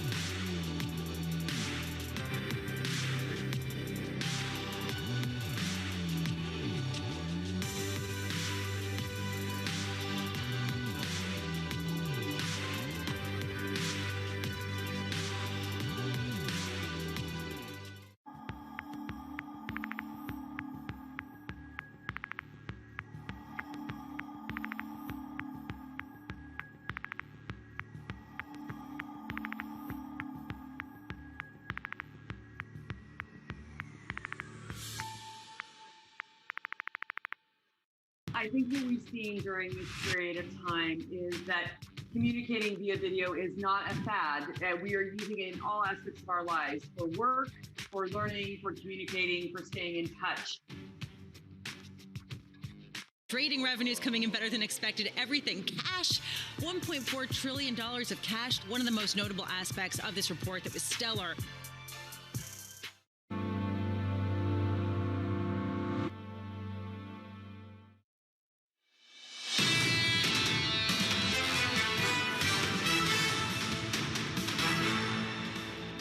Economics, finance, politics. This is Bloomberg Surveillance Early Edition. I'm Francine Lacqua here in London. Now, Armin Laschet, the front-runner to succeed Angela Merkel as Chancellor, called for the reinstatement of EU budget rules once the pandemic is over. His position on the EU budget criteria sends a signal that Germany may return to its role as a bloc's fiscal watchdog. Well, Laschet has insisted that Russian gas would also flow through the controversial Nord Stream 2 pipeline. He spoke to Reto Grigori. He is Bloomberg's deputy editor-in-chief. I completely share the position of the Chancellor here. She said in the Munich Security Conference that you can't tell if the molecule of gas is being transported by land or by sea. The difference is the geopolitical security of Ukraine, and we have to pay attention to that. The USA has returned to international politics. They have returned to multilateral institutions, and it is therefore a good thing because all the challenges that face us can only be dealt with multilaterally. There are already reasons to watch China closely, also to stand up to China, but nevertheless, China is, of course, also a partner in economic relations. And to find the right balance here is the task for the coming years. When the crisis is over, when the global economic effects are no longer there, German and also European policy has to come back to a policy of stability, just as was agreed in Maastricht. Well, let's discuss Germany and Europe in more detail with Francesco Sandrini of Amundi, who's still with us. Francesco, when you look at some of the big political events that we've seen over the last couple of days, then with Angela Merkel, of course, stepping down after many years in power, does that, directly have an impact on how Europe will be run? Does it have an impact, of course, on some of the fiscal rules and therefore the, the market, or is it a little bit removed to what you look at day in, day out? No, they will for sure. Also, listening to the interview to Leschet, I think that it's quite important to acknowledge that such a moderate profile for the CDU in Germany is quite important, because the priority number one has been the one to reduce the push of the AfD, so the ultra-right parties. And I think that the results that we saw in Saxony-Anhalt are definitely boding well in this direction. Then, of course, to create a government coalition, it will be needed the support of the Greens. And that's very important, where the two forces will be balanced. So it's quite important to acknowledge that the restoring of the fiscal discipline after the big spending in terms of the central banks and the fiscal expansion that is undergoing at the moment to fight the pandemic, I'm expecting this to come from the CDU. It's equally important that perhaps on the other side, the Green parties will continue to push for fiscal expansion. And I think that this balance will not deliver to us a Germany that will be more conservative than before, but rather a Germany that will be ready to lead the transformation in Europe. And I think that in this way, also the collaboration with Mario Draghi in Italy, people that to some extent now is leading the country, but at the same time has a huge experience in dealing with the European organization, will be extremely important. We are expecting a much more traction in Europe moving forward. Francesco, very quickly, how do you view Brexit? So 6 months on, does it give you opportunities to get back in the UK assets? Oh, we're looking to UK extremely interested, of course, because the growth is not bad, valuations are good, and to some extent we have to factor in the fact that the index is quite exposed also to cyclical themes. So we have to look to the FTSE, having in mind that this is a cyclical value trade primarily, but at the same time is quite interesting from the valuation point of view. Of course, at the moment what's going on in terms of new spread of COVID crisis doesn't help, but we are looking to this investment case extremely interested.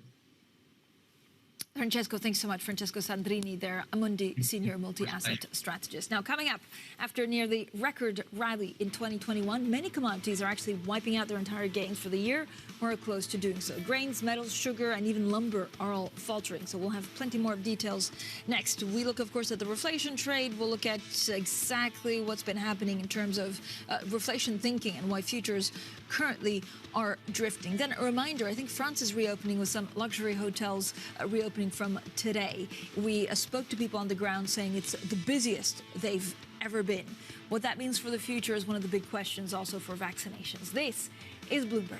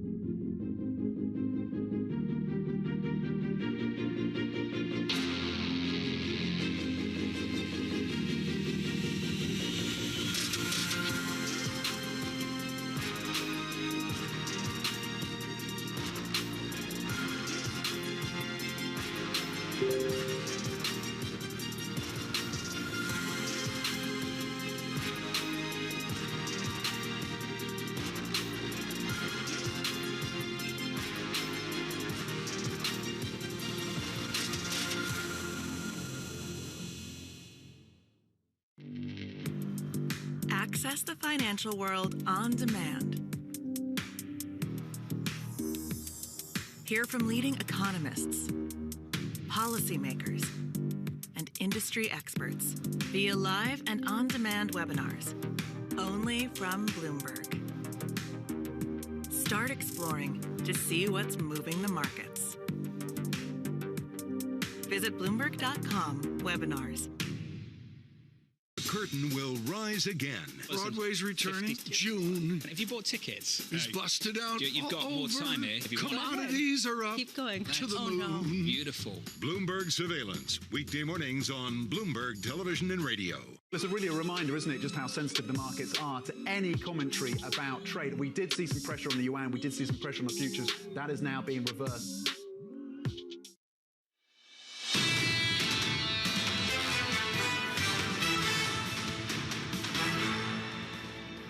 Well, good morning, everyone, and welcome to Bloomberg Surveillance Early Edition. I'm Francine Lacqua here in London.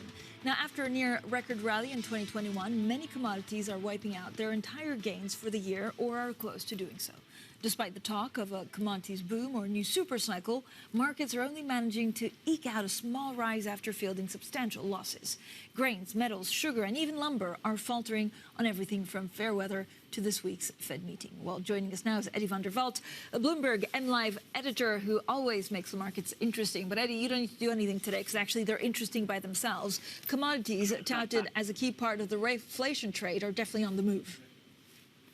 Absolutely. I think, we've had a lot of people talking about commodities, A, as a driver of inflation, and B, as a hedge against inflation. And I think that view is just being damaged at the moment. And one of the key reasons is that as we see a stronger dollar-priced commodities will come under pressure. So this is something that we're seeing feed through, and it's equally spread out across the whole of the commodity space. So what does it exactly mean? The commodity complex is obviously diverse, right? So metals like gold being driven by very different fundamentals than oil. What raw materials are likely to be the winners and losers? I think that's exactly the key here, Francine. I think you cannot play commodities as a basket at the moment. I think there are so many different drivers. I think gold is probably the most at risk from that rise in the dollar, if indeed we see one over the coming months as the Fed, takes on that slightly more bullish stance. But at the same time, commodities like oil, there's still a substantial chance that OPEC and its partners start increasing production. On the other hand, copper, I think the outlook for copper long term is still very, very strong. On the idea of an EV push to EVs and more electric vehicles and so on. So I think those are the key themes. And of the commodity space, I think copper is still my absolute favorite. Eddie, thanks so much, as always, for your wisdom and insight. Eddie van der Walt, there, Bloomberg's MLive editor, joining us now. Now, President Joe Biden has signed a bill making Juneteenth a federal holiday.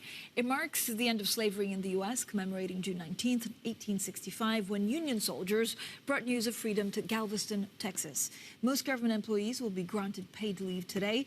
Biden called it a profound occasion, but said that the holiday should also be used to focus on America's continued struggle towards racial equality.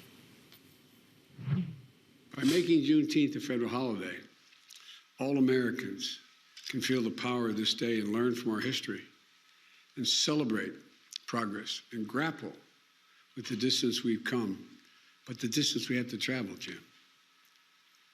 I said a few weeks ago, the truth is, it's simply not enough just to commemorate Juneteenth. After all, the emancipation of enslaved Black Americans didn't mark the end of America's work to deliver on the promise of equality. It only marked the beginning.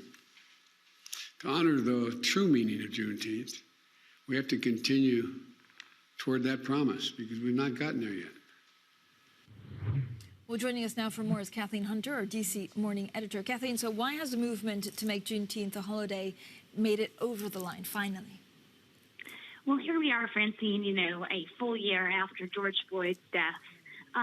Certainly the last time that Democrats were in control of both the White House and Congress was in the first 2 years of Obama's administration, so more than a decade ago. And so I think we've really seen, while this was about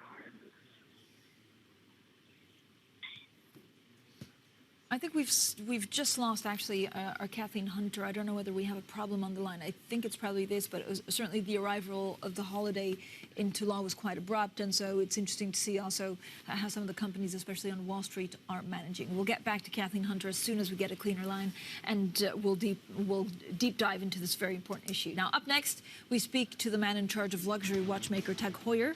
How can traditional brands compete with the upsurge in smartwatches? Frédéric Arnault joins us shortly. And if you have any questions for him, IB plus TV Go. This is Bloomberg.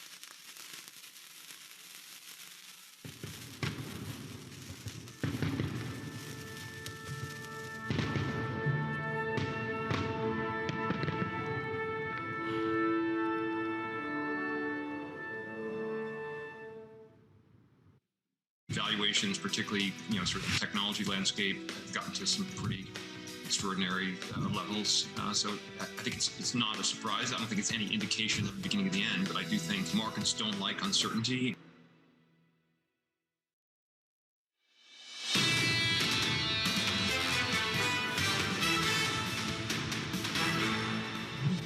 We are setting ourselves these kind of very clear targets. We are making external commitments. We are investigating, and we shared that externally. We're investigating how we can link this to executive remuneration, make this part of our kind of bonus targets. We're starting and have been starting to make this part of our engagement with suppliers in terms of the kind of specs and conditions that we set.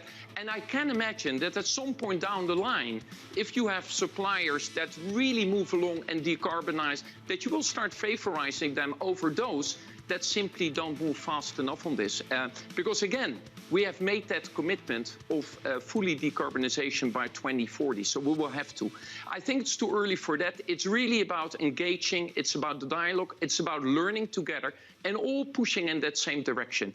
But I'm hopeful and confident in that regard. And you see that fast acceleration in awareness as well as commitment happening all around us. And leading up to COP26 later in the year, I think you're going to see more rather than less of it.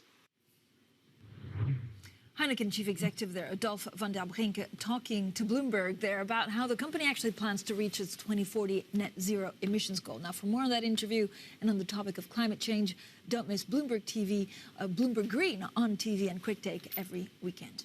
Now, what can traditional watchmakers do to compete in the era of smartwatches? Well, Tag Heuer is one of those iconic brands that is betting big on these wrist computers.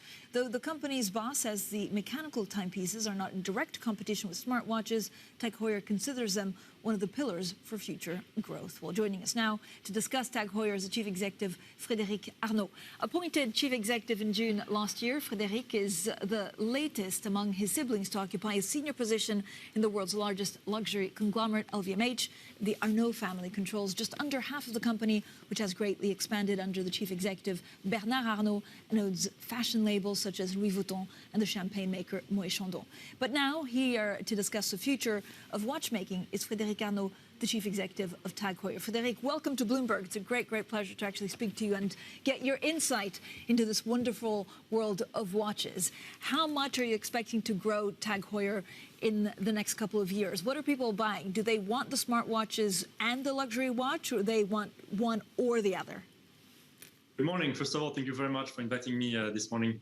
So it's a great question. And we started in the smartwatch world in 2015. And initially, it was a defensive move. What impact will this market have on traditional watches? Now, more than ever, we are convinced that traditional watches will keep strong desirability and have a bright future ahead. And we see smartwatches as a new business opportunity, and it's bringing new customers to the brand, and it's a growth driver for us. It's different customers. We engage on the long term with smartwatches, but it's also a way to engage for the brands, and eventually our smartwatch owners are also interested in purchasing a mechanical watch from us. Frédéric, I think I was looking at some of the reports, and actually TAG Heuer ranked number 9 globally, I think for last year or the year before in terms of sales. So what's your ambition mid to long term? How much do you want to grow? How much bigger do you want to be? Or is it too big than too mass market?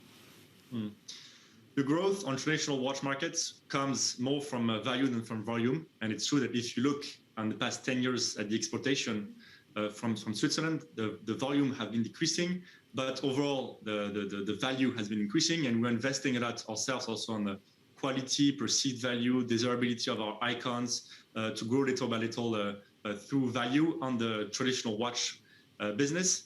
The smartwatch business is growing much more, and even in 2020, in a crisis year, it grew by over 20%, and even the leaders 30 to 40%, and we are seeing this dynamic also in our brands.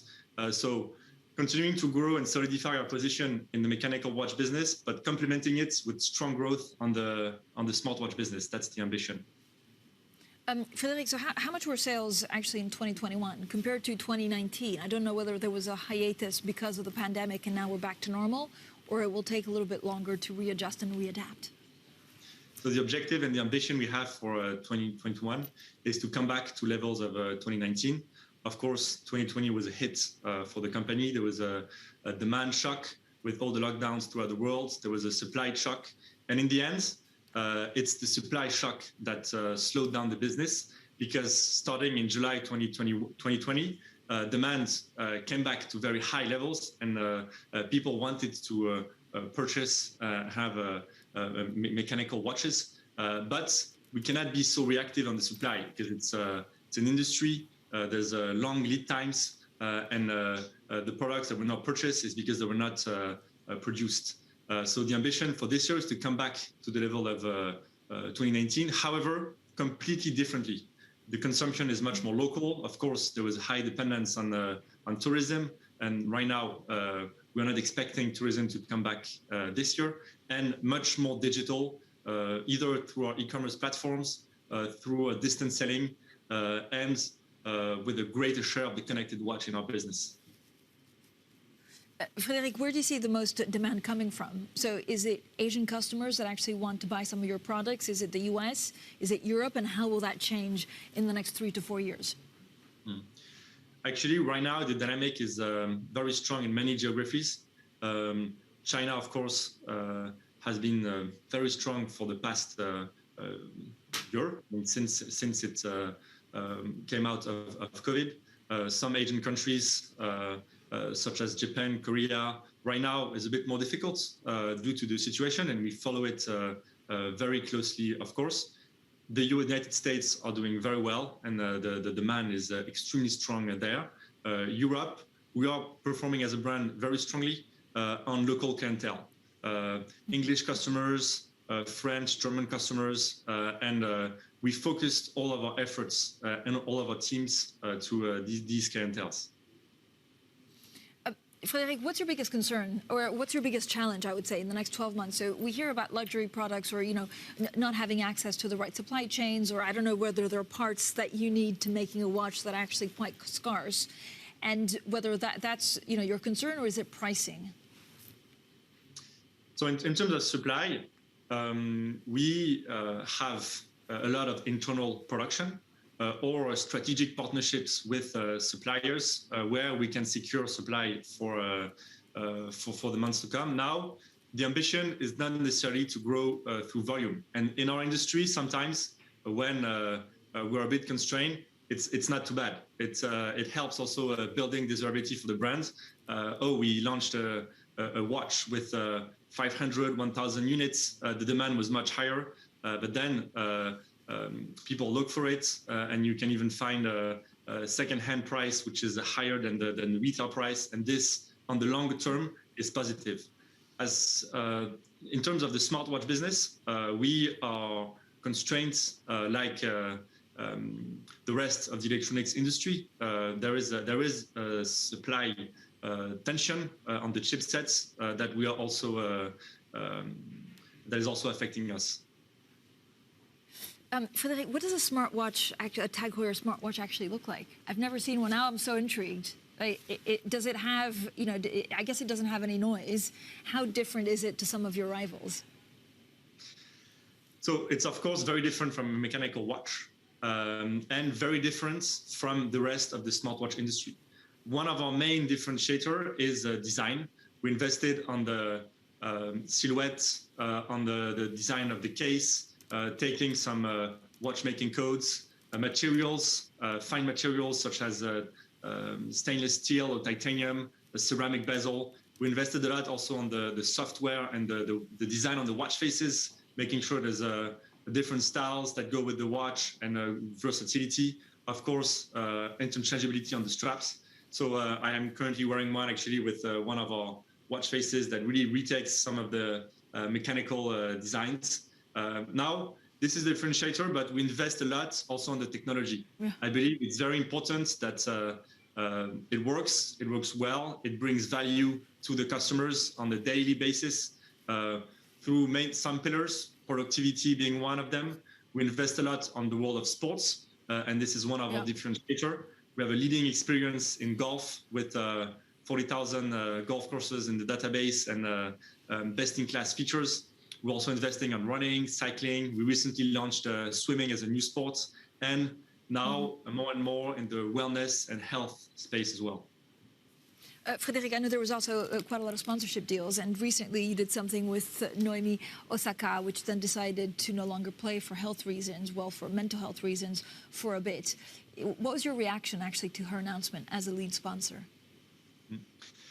So we support our athletes in victories and also in moments of difficulty. And I think that's very important. Of course, we were very close to her to understand how she was doing. And we very rapidly communicated to show our support to Naomi. And we're looking forward for her to come back strong. And we believe she will very soon.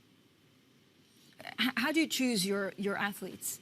How much work and preparation and picking do you need to do? So first of all, we have sports in which we are very present. One of them being motorsports. It's historic for the brands.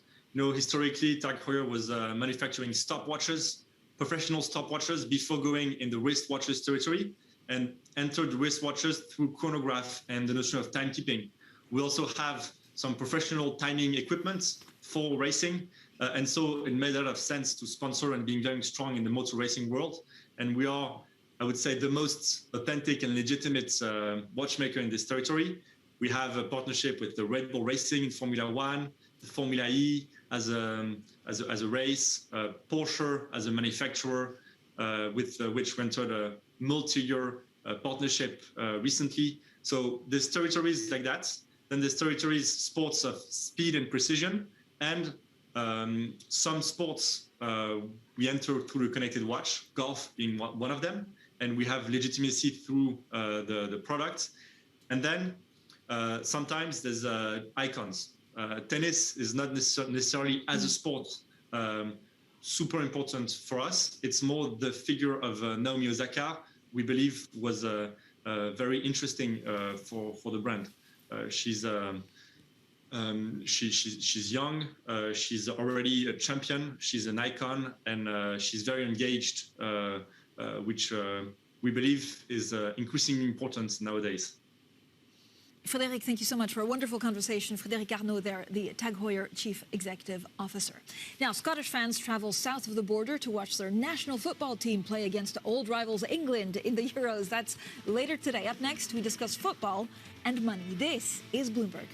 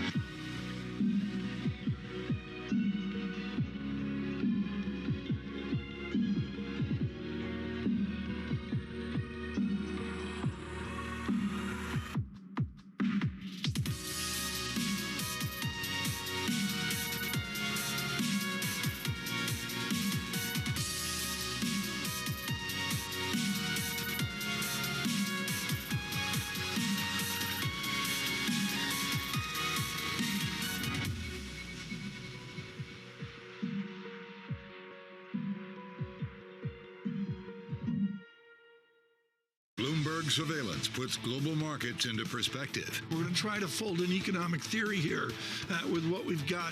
Based on data. The focus is going to be on the data, the manufacturing data. How the market responds will be really interesting. Timely conversations. Part of getting out of this hole is big fiscal. Keeping you up to date on trends. When do you take this thing off? So you put it on to take it back off. Wake up with Tom Keene, Jonathan Ferro, and Lisa Abramowitz. Weekday mornings on Bloomberg Television. Every Friday with 30 minutes dedicated to fixed income, I'm Jonathan Ferro. This is Bloomberg Real Yield.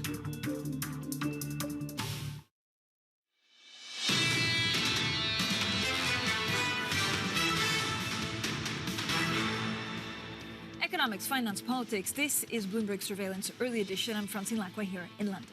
Now, the man charged with making sure that infrastructure and development projects are delivered on time for next year's World Cup is hopeful that vaccines will allow the tournament to be the first truly global celebration since the pandemic began. Well, speaking to Bloomberg's Simone Foxman at the Qatar Economic Forum, which is due to take place next week, Hassan Al-Thawadi also said his team is keeping close tabs on the Tokyo Olympics for lessons that can be learned.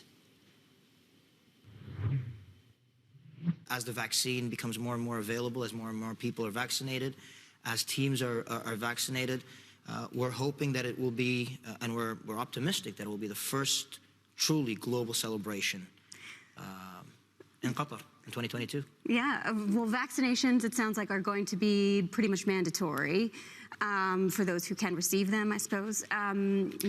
I mean, as of yet, obviously, every country's got its own restrictions, but I think it's a given from what from everything that we've seen. I'm not a medical expert in this, but it's a given that vaccinations today seem to be the solution towards overcoming COVID. That's what it's And if you see other tournaments, for example, today, the Euros, for example, are playing as we speak right now. There's Copa America as well. The Common Ball in South America is being played right now as we're speaking. And in July, there's the Gold Cup as well. And all of them have a form of COVID protocols being implemented. Is there anything you're watching specifically from the Tokyo Olympics? Our habit, our nature has been that, since we've won the right to host the World Cup in 2010, we've always learned from every tournament. But nothing in specifics, you're watching it, you'll see what happens. Well, absolutely. Well, to add, we've got people in the Euros right now, so we've got people spread throughout Europe right now looking at the Euro tournaments and looking at the COVID protocols that they have over there, learning from their operational experiences. We've got people that will be in North America as well, in the United States during the Gold Cup. We're learning, obviously, from South America and Brazil right now with Common Ball, and there's no doubts that we'll be looking towards Tokyo and learning from what they have. Hassan Al-Thawadi there speaking to Simone Foxman. Don't miss our coverage of the Qatar Economic Forum. The 3-day virtual event will feature heads of state and top chief executives from around the world, and it kicks off on June 21st. Now, 2 official sponsors for the ongoing Euro 2020 have felt the viral ripples caused by simple gestures from stars of the world's most popular sport. Portugal's Cristiano Ronaldo moved a bottle of Coca-Cola out of sight during a press conference, remarking that he prefers agua, or water. Then on Tuesday, France's striker Paul Pogba did the same with a bottle of Heineken. Well, joining us now is our stocks reporter, Joe Easton, who's also a massive football fan, so I know you've been following this very closely. What does, Joe, this so-called Bottlegate say about the balance of power in football? Hey, morning. Yes, I think, for me, I think it sort of shows just the diminished power of UEFA and of the institutions, and of the organisations around football, really. And the power is really in the hands of what we saw with the Super League. The power was in the hands of the fans. Now we see it is the players that hold all the cards in terms of the direction of sponsorship and commercial agreements. We've seen UEFA saying, almost pleading with players, do not move these bottles that we've put here because we've got these packed. But can you really tell Ronaldo that he has to sit in front of a bottle of Coca-Cola when he's this massive sugary drinks person? He's spoken about it before. He doesn't want his kids drinking sugary drinks, this kind of thing. So how can UEFA then tell him that he needs to do these kind of press conferences? The power really is in the hands of the players. In terms of the market reaction, there was a lot of reports about a big drop in Coke's share price. That was kind of overplayed a little. The shares really moved in line with the market, but it is really a show of power in the hands of the players for me. Joe, thank you so much. And today, England, Scotland at Wembley on the Euros. I know we'll be watching that. So more Bloomberg Surveillance next.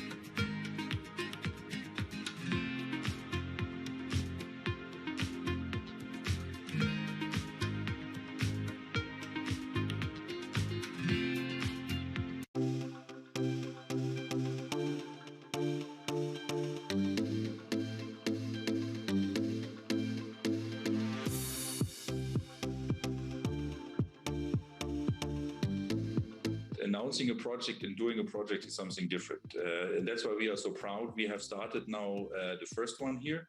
It's running, and I believe that we will see scalability.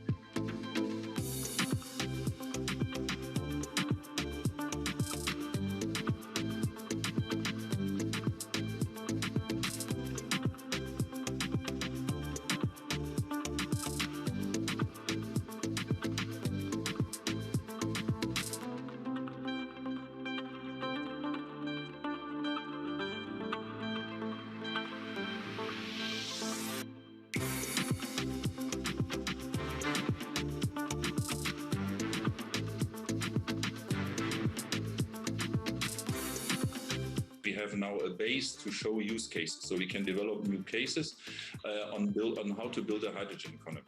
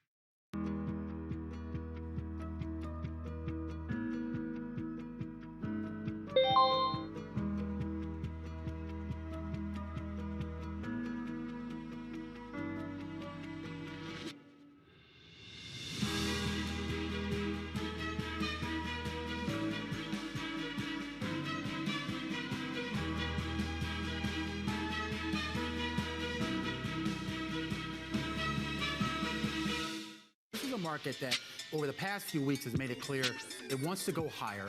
It got a little spooked by the idea that geopolitical tensions are rising.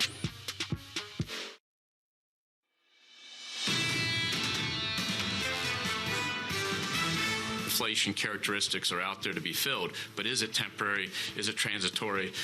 And there'll be a great debate about that. I don't believe that we're at risk of hyperinflation. Well, it's clear that global inflation increased quite considerably over the last couple of months, but we still see it as a temporary phenomenon. This is Bloomberg Surveillance, Early Edition, with Francine Lacqua, Matt Miller, and Keely Lines. Well, it's 10 a.m. in London, 11 a.m. in Berlin, 5 a.m. in New York, 5 p.m. in Hong Kong on this Friday, June 18th. Our top stories today. Investors unwind reflation bets with U.S. tech shares rallying. The Treasury curve sees its biggest two-day flattening since March 2020. The commodities rout continues. Gold heads for its biggest weekly loss in more than a year as grains plunge the most in more than a decade. And Joe Biden makes Juneteenth into a national holiday commemorating the end of slavery in the U.S. Most government workers will get the day off, but it's a different story on Wall Street. So thank you so much for joining us. It's Friday. Happy Friday, everyone. There's quite a lot going on in the markets. Not many planned events, Kaylee, but the market's definitely moving on the back of quite a lot of volatility and the reflation trade kind of once again in the doldrums. Yeah, I'm kind of glad there aren't many planned events today, Francine, because I feel like this week has been at least a month long. Started out with a NATO summit. We had that Fed decision. So much has happened. I am exhausted and so glad that it is Friday. As for what the picture looked like in the Asian session, it was a bit mixed. You did have most stocks inching higher, but I mean inching. We were up about not even 0.1% in China. Hong Kong stocks did outperform, though. The Hang Seng up about 0.9%, while the Nikkei in Japan underperformed. And of course, that was after the BOJ decision. No surprise, they stood pat on rates. They did extend their COVID emergency program. And the Japanese yen is just fractionally stronger against the US dollar on the back of that, sitting at just above that 110 level. Interestingly, the dollar is snapping a 5-day winning streak today, but it has been weighing on emerging market currencies. The MSCI EMFX index actually had its worst day yesterday since all the way back in March 2020, and we are still seeing some fractional losses this morning. As for what the picture looks like here in the U.S., it was really an unwinding of the reflation trade yesterday. It was quite dramatic, and it seems it will continue today because NASDAQ futures are outperforming before the bell, up about 0.2%. In the Treasury market, we have seen a bid coming into the longer end of the curve. Right now, the 10-year yield is down about 2 basis points, and of course, that bid into the longer end has led to a really dramatic curve flattening over the last couple of days. Right now, the spread between 5- and 30-year yields is just around 120 basis points. That is the narrowest going all the way back to November. And of course, as Francine was mentioning, the commodities decline has been really dramatic over the past several days. Gold, copper heading for their worst week in over a year. The ags, some of those ag and grains have had their worst decline yesterday since 2009. We are seeing the Bloomberg Commodity Index ticking just a bit higher today, Matt, but still it is just around its lowest in about 2 months.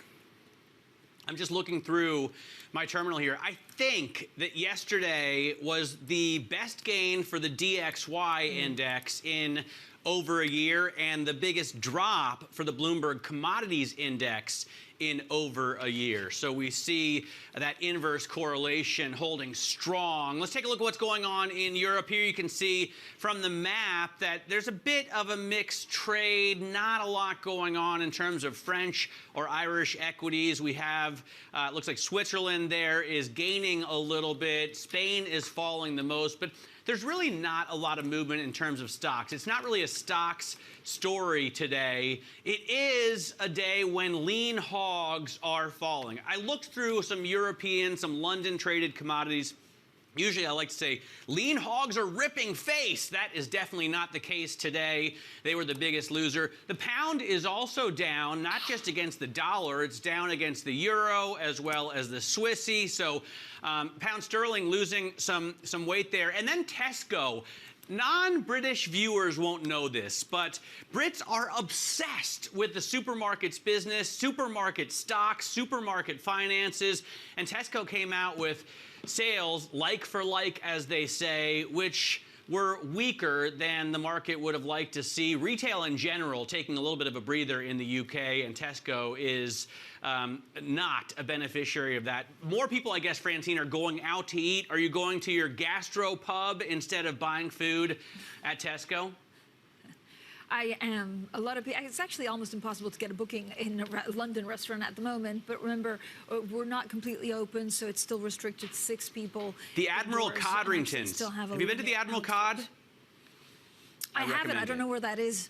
There you go. Matt, we're also getting some breaking news. The EU actually lifting some of the restrictions of the travel curbs for U.S. residents. Now, this was widely flagged, so it's not unexpected, but still some positive news out there. I understand, I could be wrong, but I understand that this is whether you're vaccinated or not. But this is certainly the latest step towards a return to normal, despite concerns over the spread of this potentially dangerous coronavirus variant, the Delta one. We'll have plenty more on travel. Now, let's also look at what else is ahead today. A Bloomberg exclusive with the Venezuela president, Nicolas Maduro.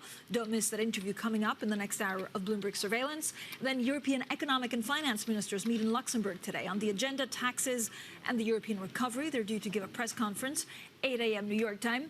Voters go to the polls in Iran today, also to choose a successor to President Hassan Rouhani. Results expected tomorrow, with many of the moderate and reform contenders already disqualified. And finally, President Biden designated today a federal holiday in the U.S. to mark Juneteenth. That's a celebration of Black history and freedom on the anniversary that the Union Army arrived in Texas to announce all African-American slaves in the state were free. So let's get more on how corporate America is now marking Juneteenth.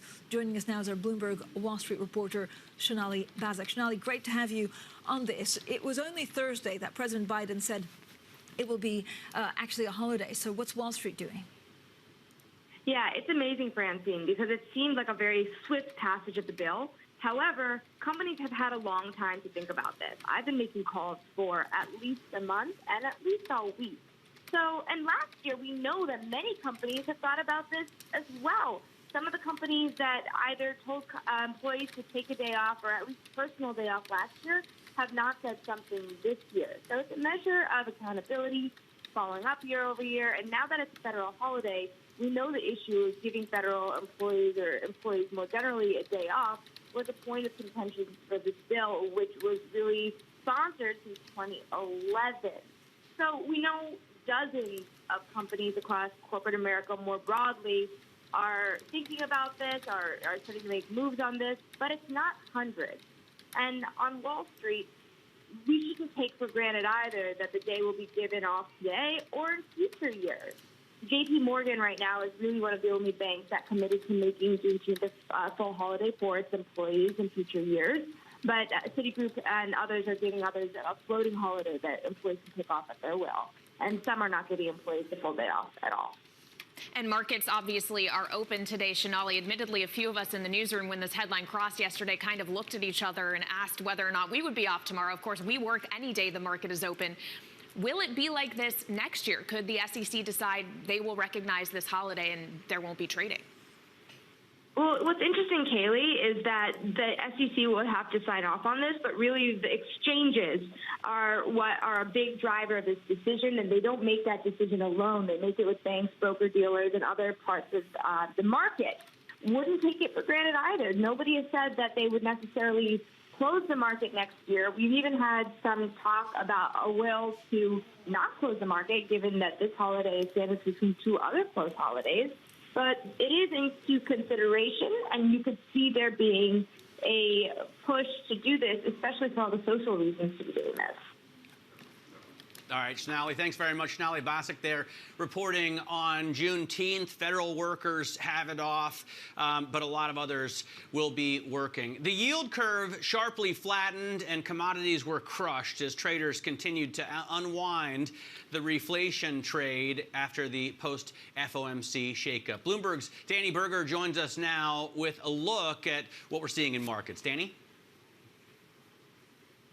Yeah, Matt, it really has been incredible over the past 2 days. I mean, first, you get this more bearish flattening where the long end of the curve stays frozen. But yesterday, seeing those 30-year yields plunge, there are a lot of questions. Is the market starting to look at this and sniff out a hawkish policy error? If the long end of the curve is falling, is that because the economy isn't going to be able to support those short-term interest rate hikes that we're now more likely to get?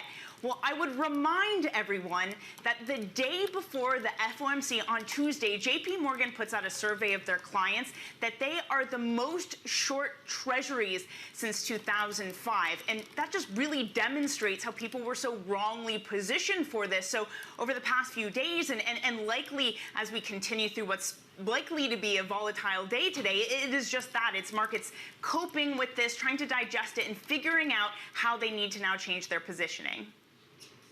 We're also trying to figure out, Danny, what's going on with commodities. And of course, not all commodities are created equal. So how do you differentiate them? Yeah, that has been part of the remarkable response to look at commodities, that they've been falling. We've seen some commodities wipe out their gains that they've seen from 2021, things like soybeans, for example. Oil has held pretty steady. And you look at other commodities that are more sensitive to the Fed, things like silver and gold that will not have a very clear path, given that people are trying to figure out what the path of growth and inflation looks like from here. But generally, it's not a great day to be a commodity bull because not only do you have the Fed, higher rates isn't great for commodities, a stronger dollar is not great for commodities, but you also have, over the past couple of days and weeks, China releasing commodity reserves, trying to control the price, and at the same time, weather is looking more fair. So all of those factors together means that we've seen a lot of commodities get hit and reverse months of action.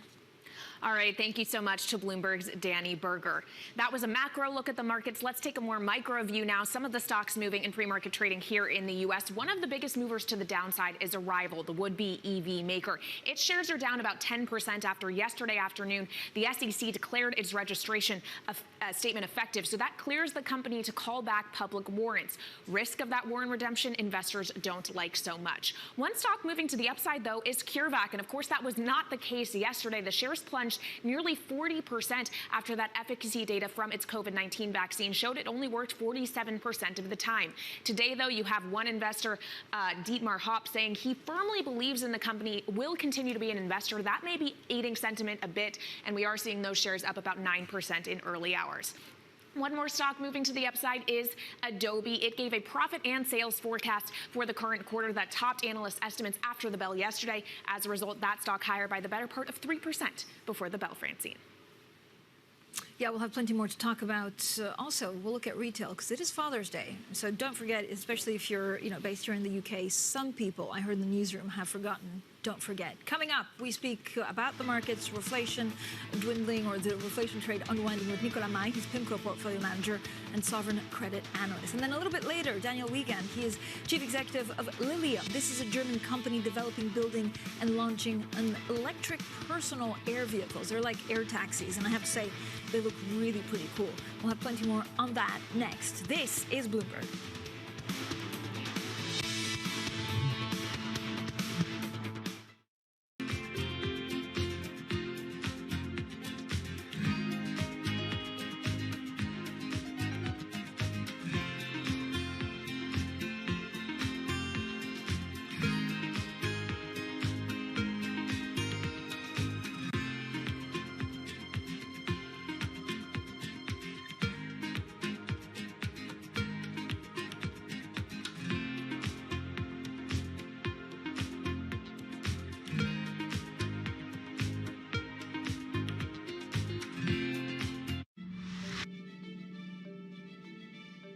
now in the early stages of a sustainability revolution. The battery problem may be the biggest unsolved problem in all of technology. Every time the United States has done great transformative things, there's been a partnership between governments and the private sector. With a willing partner to ensure competitiveness and draw in investment in the United States, Canada's going to be able to be even more ambitious. The objective for Glasgow, first and foremost, is to keep that 1.5 degree temperature rise within reach. The train has left the station.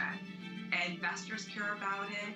People who work inside of corporate America care about these issues. And certainly we see that with just the broader community. There's not enough tax in the world for private sector to pay for all of this. It's going to have to be a public-private partnership.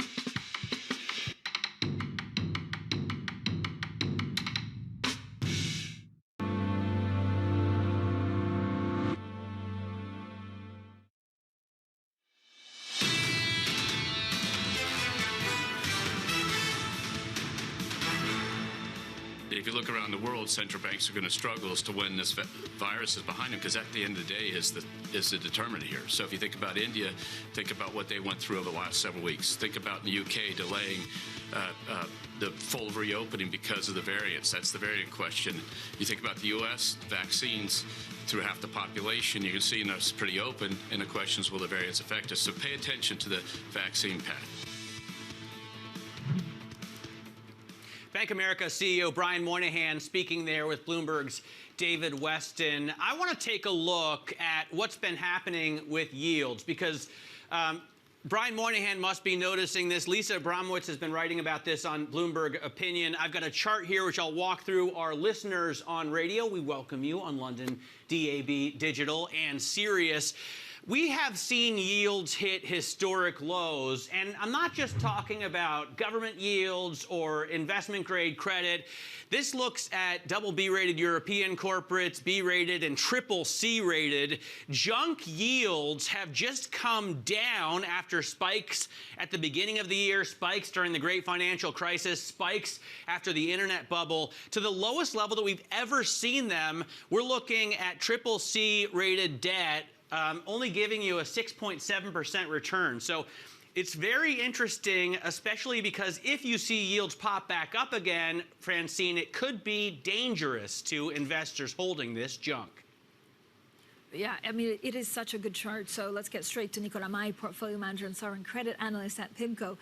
Nicola, thank you so much for joining us. We had a great chart by our Matt Miller. We're looking at, some of the reflation trade actually unwinding. How much more is there to go? Well, I think there was a hawkish move by the Fed overnight. That's no doubt. The Fed is now projecting hikes in the second half of 2023, which is a hawkish move. And the Fed is moving towards managing downside risks to inflation, maybe more towards managing downside risks to growth to managing upside risks to inflation. Now, I still wouldn't overplay the message in that the statement is largely unchanged. The macro forecasts are largely unchanged. And to some extent, Powell downplayed the interest rate forecasts of the FOMC members.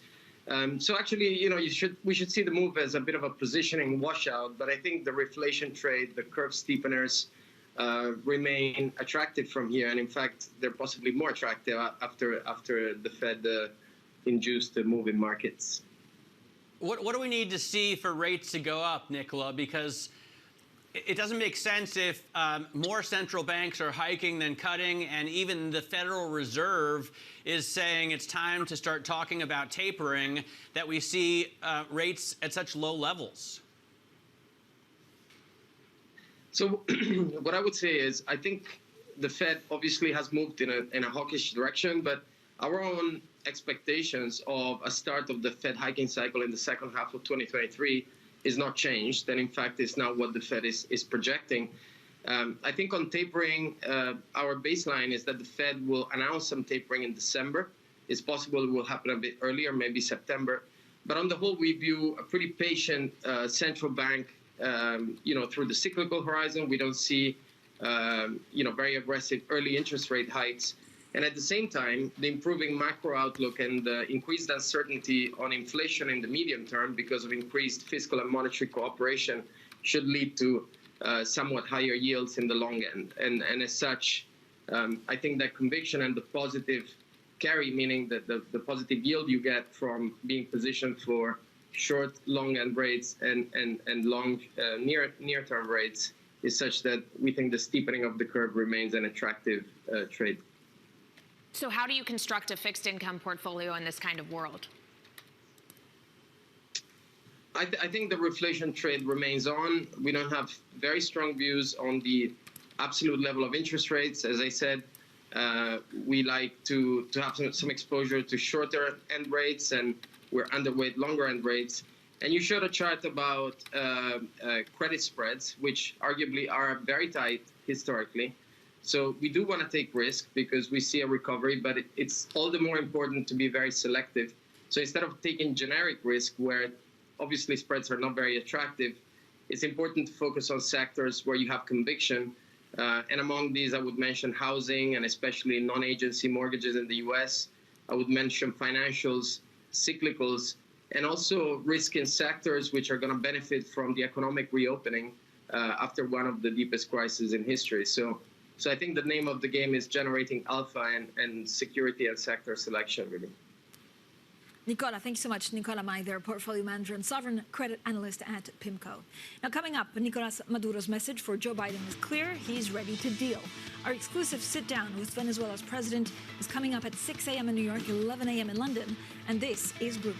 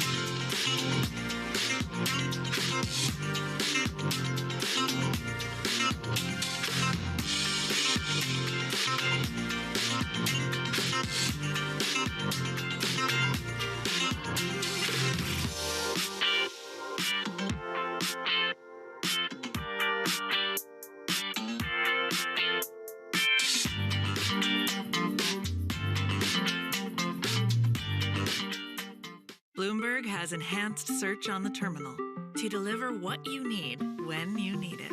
Now, you can simply type phrases in everyday English in the command line.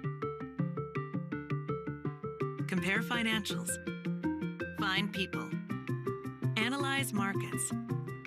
You can enter phrases or ask questions. What do you want to know today? Ask a question or visit SearchGo to find answers now.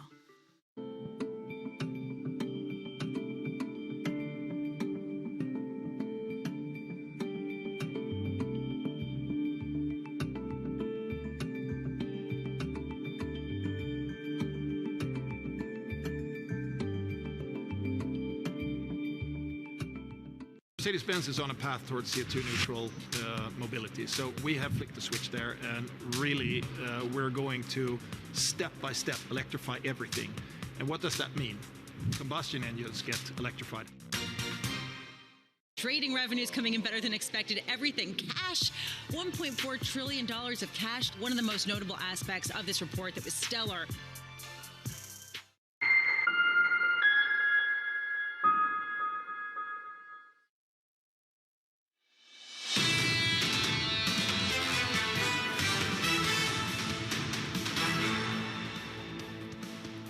This is Bloomberg Surveillance Early Edition. I'm Francine Lack in London, Matt Miller in Berlin, Katie Lines in New York. Now let's get straight to the Bloomberg First Word News. And the nuclear deal hangs in the balance as Iran heads to the polls today. The presidential election is expected to see a hardline conservative replace a more moderate Hassan Rouhani. Now that could complicate efforts to restore a landmark nuclear accord that has major implications for Middle Eastern security and oil markets.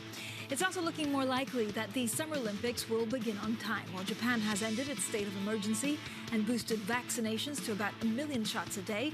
That, along with falling COVID-19 numbers, makes it highly likely that the Games will start on time on July 23rd. Well, COVID-19 infection rates in Japan have fallen by around 70% since an emergency order was imposed in Tokyo in late April. And the UK recorded the most coronavirus cases in a day since mid-February. Now, this amid warnings that the current wave, driven by the highly transmissible Delta variant, may still be weeks from peaking. More than 11,000 new infections were reported on Thursday. There's, of course, quite a lot going on with the Delta variants. And what fascinates me, Matt and Kaylee, is actually, if you look at the UK, I think like 8 in 10 adults have had one dose of vaccination. And if you look at the number of cases rising, you just wonder whether the policy of waiting 12 weeks between vaccination was the right one for the UK. That's a very good point. And I think, well, who knows about the logistics if they would have been able to do it any faster, but it doesn't look great at the moment. And it also ruins my travel plans because I love London in the summer. There's so many pubs I need to get back to. And I'm not going to travel to the UK while the Delta variant is wreaking havoc. But I'll be traveling to Greece. T-minus 2 weeks from today, not to brag or anything. But to your point, Francine, we did get data earlier this week that showed the vaccines are effective against the Delta variant. Out of the UK, if you've had 2 shots of either the AstraZeneca or Pfizer vaccine, those are more than 90% effective in protecting you. The issue is, as you say, so many people haven't had their second shot yet. Absolutely, and Kaylee really taking advantage of the breaking news this morning, which is that the EU is now open for U.S. travelers to come to Europe. Now, coming up, we'll speak more about the markets with Mark Hafele, UBS Global Wealth Management Chief Investment Officer.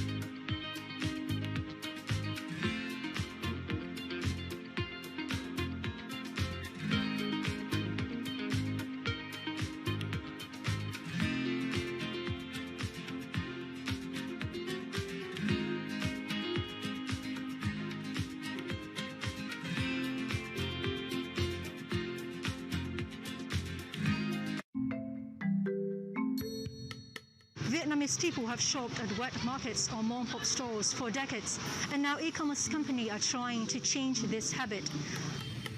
Those including regional players like Shopee or Lazada or local startups Tiki have been building loyalty and trust by providing Vietnamese with services that are common in developed economies but very new to this country. Mình chỉ cần ngồi ở một chỗ thôi và lên một cái trang web chẳng hạn thì mình có thể tìm được là rất nhiều cái mặt hàng ở trên đó. Thứ hai nữa là về cái tốc độ giao hàng thì bây giờ cũng đã nhanh hơn rất là nhiều rồi, thậm chí là có những cái mình có thể nhận sau 2 tiếng như Tiki Now chẳng hạn. The epidemic has given digital retail a boost, with more Vietnamese buying everything from food to electronics online. Còn một cái nữa đó là tại vì cũng đang dịch ấy, thế nên là nếu mà mua hàng online thì sẽ an toàn hơn cho tất cả mọi người, bởi vì là mình sẽ không cần phải ra ngoài và tiếp xúc với nhiều người.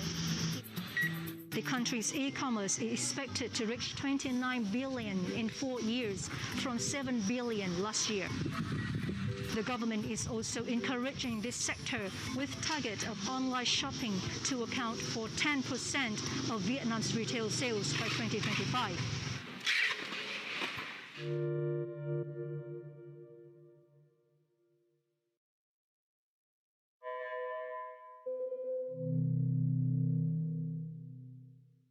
BSO Now is your online home for weekly Boston Symphony Orchestra and Boston Pops performances. See new concerts that go behind the scenes, plus acclaimed archival concerts. Visit bso.org/now, where the music plays on. BSO season sponsor, Bank of America.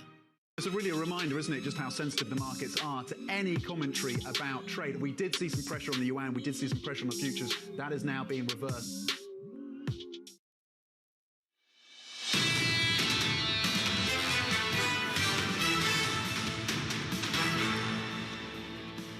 This is Bloomberg Surveillance Early Edition. I'm Francine Lacqua in London, Matt Miller in Berlin, Katie Lyons in New York. And we just saw a beautiful shot of actually the newsroom.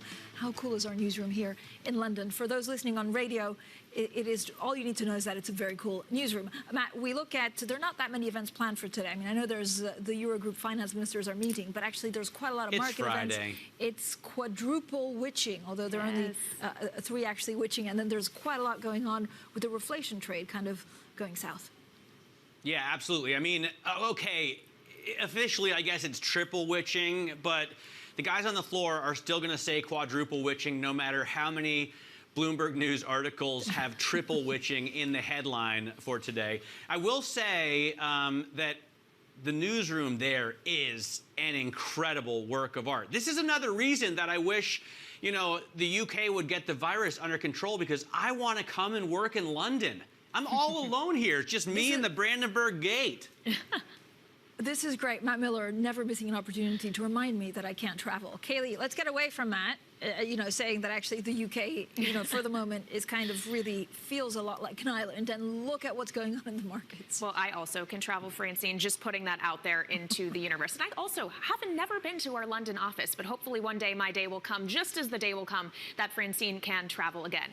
As for the markets, of course, the Stock 600 yesterday snapped its 9-day record streak, ending the day lower, and today we are lower once again by about 1/10%. Here in the U.S., it is all about that reflation trade unwinding, and you are once again getting outperformance from big tech. NASDAQ 100 futures up about 0.2%. As Matt and Francine said, it is witching day. Call it quadruple, call it triple. The point is a lot of options on futures and indices on individual equities and indices are expiring, so that could mean a lot of volume and a lot of volatility. As for what's happening in the bond market, we are continuing to see that bid coming in at the longer end of the curve, and as a result, a curve flattening. Right now, the spread between 5- and 30-year yields sitting just around 120 basis points. And then I would note the dollar as well had been stronger for 5 days in a row. Today, though, it is slightly weaker. As for some stocks moving in pre-market trading, I actually want to take a look at 2 ETFs in early hours, because they really do underscore this unwinding of the reflation trade. You have the Energy Select Sector SPDR down by about 0.5%. The ARK Innovation ETF, though, that poster child for growth, is higher by about 0.8%. As for some other individual equities, CureVac is rebounding after a nearly 40% loss yesterday. It's up about 11%.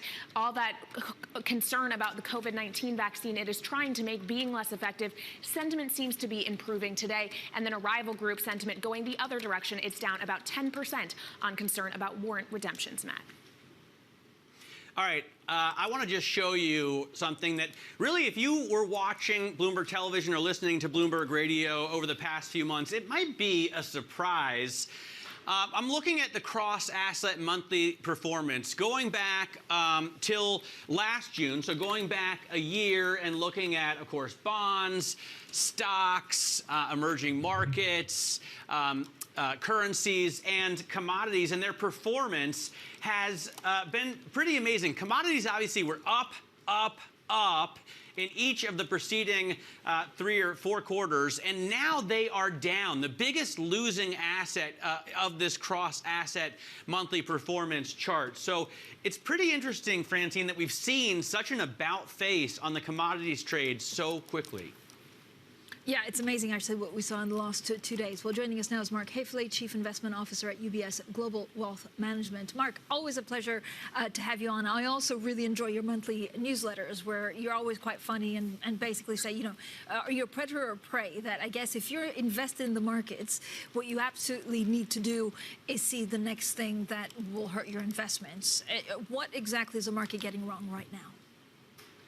Well, you know, the market is looking around at continued lockdowns.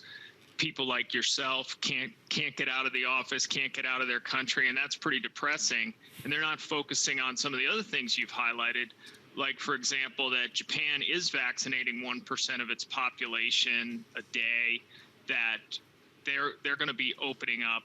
And so what we're trying to say is let's focus on following this reflation trade and this reopening trade as it goes around the world. And that's why we're moving some of our allocations towards things like Japan. So are there other opportunities actually in Asia? And is this because of the reopening or is this because of something else? Well, a lot of it, we think, will be on the back of further reopening in Asia. You know, from India to Japan, I think the COVID situation is only going to improve. But you're right, there are other opportunities. For example, high yield in Asia is a way for a lot of people to try and earn some income in an environment where there isn't much in developed markets. What do you see in terms of global central banks? We were showing a full screen yesterday illustrating there have been a lot more hikes than cuts, especially in the past few months compared to the beginning of the year. As we make this hawkish turn, what does that mean for your strategy? Well, I think what we saw with the Fed, you know, it's a classic debate that goes on every night around the world in almost every bedroom, which is how hot is hot. You know, one policymakers, it's too hot is another's, you stole all the covers and I'm freezing. And so, you know, a lot of people were looking at the Fed's message around we're going to run the economy hot and maybe really hot because we're looking at inclusive growth, and then maybe forgot a little bit about the inflation side of the coin. And some of that balance was, I won't say reestablished, but I think the debate was opened up enough that some of these technical factors, perhaps, that you've also mentioned that are going on this week, you know, allowed some position rebalancing. So we'll see how this plays out from here. But the bottom line is a lot of the factors around the reflation trade, such as very strong monetary stimulus, continued reopening, those are all still in play. And remember, you know, we've also found out overnight that the Democrats in the United States are proposing $6 trillion in fiscal stimulus. So I think that would kind of blow the central bank debate out of the water.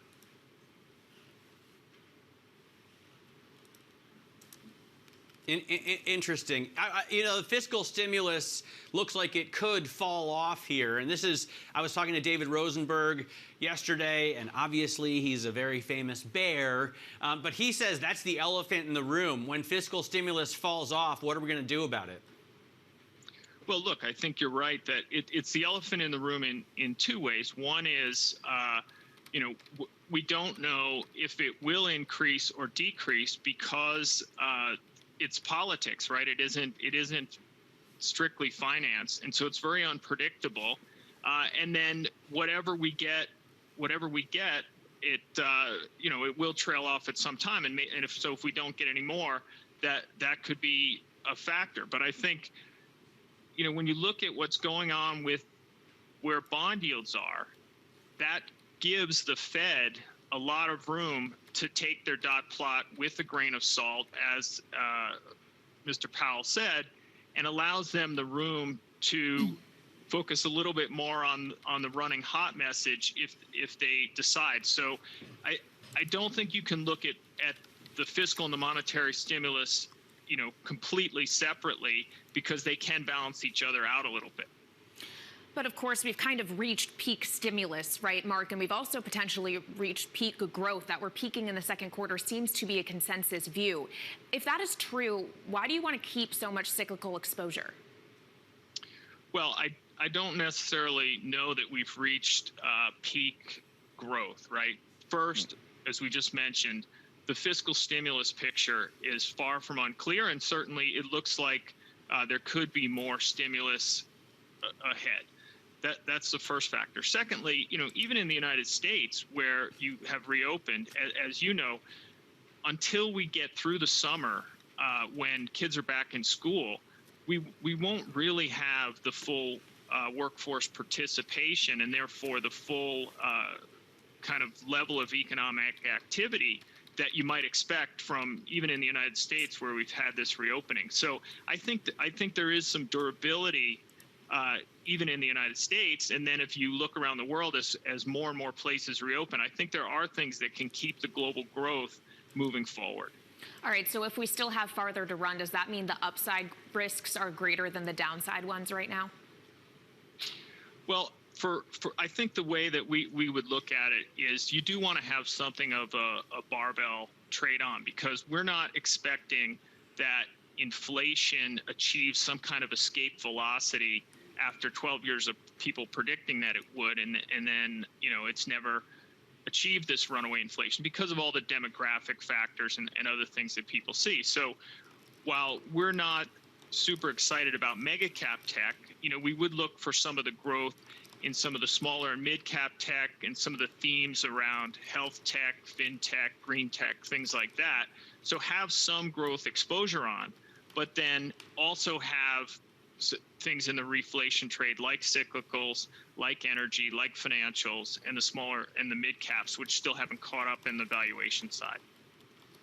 Mark, thank you so much. Mark Hayfleder, Chief Investment Officer at UBS Global Wealth Management. Now, coming up, are flying taxis the future of travel? We'll speak to Daniel Wiegand. He's the Chief Executive Officer of electric personal air vehicles company Lilium. It's a pretty amazing story. That's coming up next, and this is Bloomberg.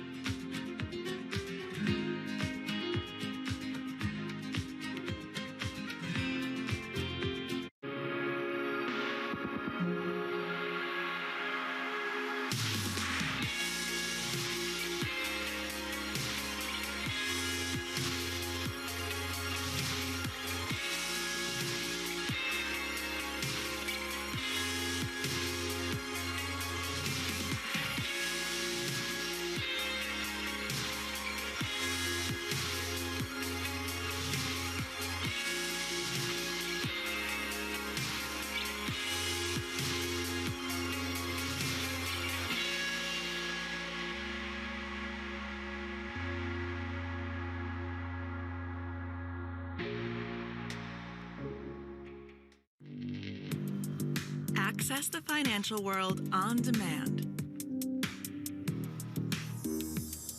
Hear from leading economists, policymakers, and industry experts via live and on-demand webinars, only from Bloomberg. Start exploring to see what's moving the markets. Visit Bloomberg.com/webinars. Right now, about half of U.S. households invest. We'd like to get that number up to 95+%. Investing should be as ubiquitous as shopping online. It should just be something that people do.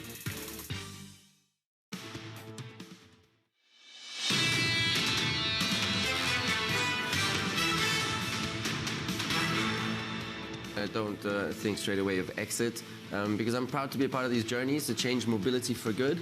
You touched on Lilium, which is one of our 2 leading flying taxis out of Germany, and they just merged with a SPAC, and they're going to be listed then in a couple of months' time, I think, at the latest. At a 3.5 valuation at the moment is being expected. So it's exciting times, but I might just stay and stay on board because I believe in these solutions to really having the potential for vast impact. I mean, Lilium, New York to New York Airport. Former Formula One world champion and Green Tech Festival founder Nico Rosberg speaking to me here earlier. As far as Nico has been telling us, he's an investor in Lilium. It's set up for a highly anticipated public listing on the NASDAQ. He was talking about that merger with Kell Acquisition Group, a SPAC started by former GM North American President Barry Engle. And I'm very pleased to be joined by Lilium co-founder and CEO Daniel Wiegand now to talk about this company. Daniel, Nico was talking about Newark to JFK airports. It's one of the most annoying transfers anyone has ever made in the history of airports. And it would be much better if I could just get into a flying taxi and make that journey. What exactly is a flying taxi? What are we really looking at in terms of vehicle, pilot, power? What have you got? Yeah, hi Matt, thanks for having me. So actually it's less a taxi than a vertical takeoff and landing aircraft shuttle. What we do is that we're developing an all-electric vertical takeoff and landing jet. It's a 7-seat aircraft, and we're operating these aircraft in an intercity shuttle service that provides high-speed connectivity between cities, and this enables us to achieve hours of time savings for our customers. The New York JFK route is probably one of those which I'm getting asked about by everyone who has been in New York, and we can save a lot of time on this route. But what we are also excited about is flying a bit longer trips, like 60 to 150 miles, where we can achieve hours of time saving and a high-speed connectivity without the need to build new rail tracks or roads on the ground.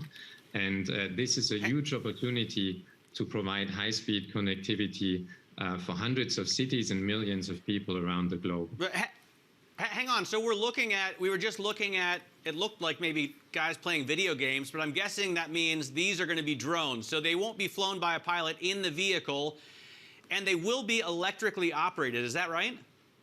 Yes, it's all electric. However, it's going to be flown with a pilot on board. It fits into the existing aviation regulation framework.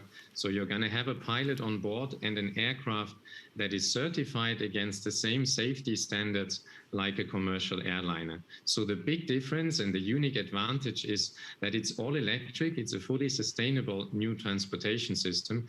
It can take off and land vertically from a helicopter pad or a similar platform. So you need very little space and you can access into the urban areas with an airplane. And the last big advantage of our unique jet technology is that it's a closed engine, and these make lower noise emissions than propeller aircraft, and thus we can basically be market leading on the key enabler of this sector, which is low noise emissions combined with vertical takeoff and landing capabilities. Yeah, so how far away are we from actually, or are you from, first of all, getting it certified, and then, building the infrastructure around it, but actually make it commercially viable? So we're now about 3 years away from the certification. Lilium is a 6-year-old company. We've had about 5 years in technology development, where you've also seen the footage of the test aircraft just a couple of minutes ago. And we've learned a ton of things in testing these airplanes. We actually have a very strong partner, Ferrovial, who is also an investor in Lilium, and they are building multiple landing sites, at first in Florida, where we're going to launch our service. And they are also operating this infrastructure. We are very much taking an ecosystem approach to actually launch the service. So what's your biggest concern? Is it, getting it certified that it's green, or actually safety? Safety is your number one priority, always in aerospace. For that reason, we have hired an extremely experienced and strong aerospace leadership team, a team that has built and certified some of the biggest and most complex airliners. Besides the safety aspect, which is paramount in aerospace, I'm an engineer at heart, so I'm totally focused on getting the product right and getting the service right to have the best experience for our customers. You aren't the only one trying to compete in this space, Daniel. What is your advantage? There's several things that differentiate Lilium from other players in the sector. The first one is that, as I mentioned before, we're using electric jet engines, and these have two advantages. They have lower noise emissions because they are closed engines and have acoustic dampers in the ducts. And the second advantage of these engines is that they're much smaller than propellers, so we can make airplanes with more passenger capacity that still fit on the same limited landing infrastructure. And this is part of our mission because we want to make this type of transportation system and service available to everyone. So we have to bring in more passengers on one aircraft, and we can distribute the cost of the pilot and the landing fees over more tickets. When is your public market debut going to come, Daniel? We're probably going to be finished with the SPAC merger sometime in August, and I'm very much looking forward to that. Daniel, thank you so much. Don't be a stranger. Daniel Wiegand there, co-founder and chief executive officer of Lilium, with some potentially exciting projects ahead. Now, coming up on Balance of Power, Albert Bourla, he's a Pfizer chairman and chief executive officer. I'm sure they'll ask them about the UK variant, about bringing more vaccines to the developing world as well. That's at 12 p.m. in New York, 5 p.m. in London, and this is Bloomberg.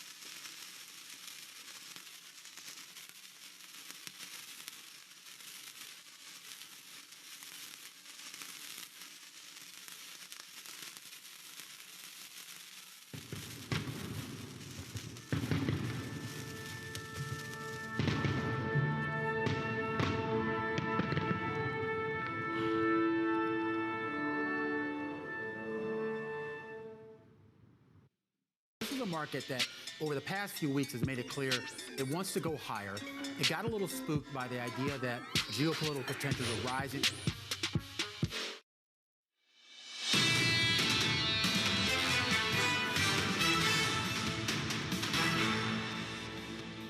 basic principle is that debt is also connected with responsibility.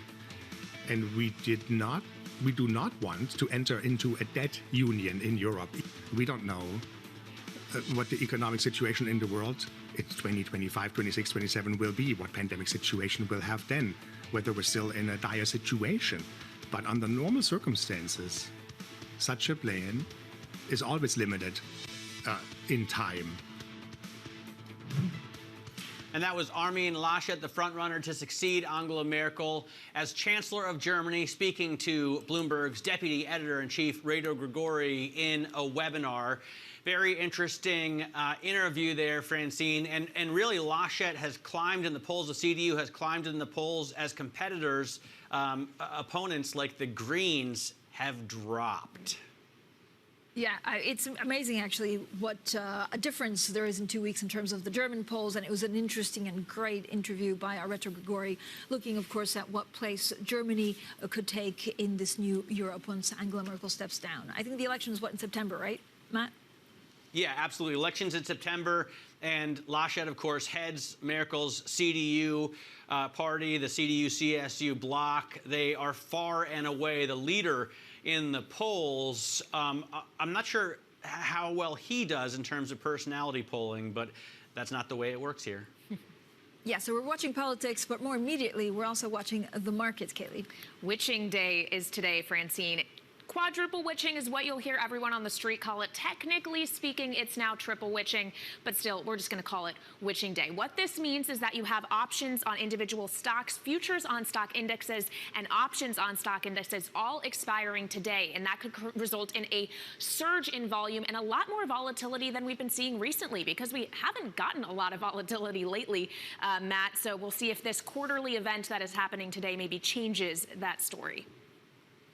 Yeah, absolutely. Pay very close attention to markets. While you're not watching the races, it's race weekend. Here in Germany at the Sachsenring, MotoGP will come back, and maybe Marc Marquez will come back. There you see him doing a wheelie on his Repsol Honda. He has won every single race here in Germany since 2013, but he destroyed his arm in some crashes last year and has just gotten back on the bike, so it'll be interesting to see if he can be competitive or if Ducati's Jack Miller can pull it off on what is really the shortest, slowest circuit on the MotoGP I love calendar. that, Matt.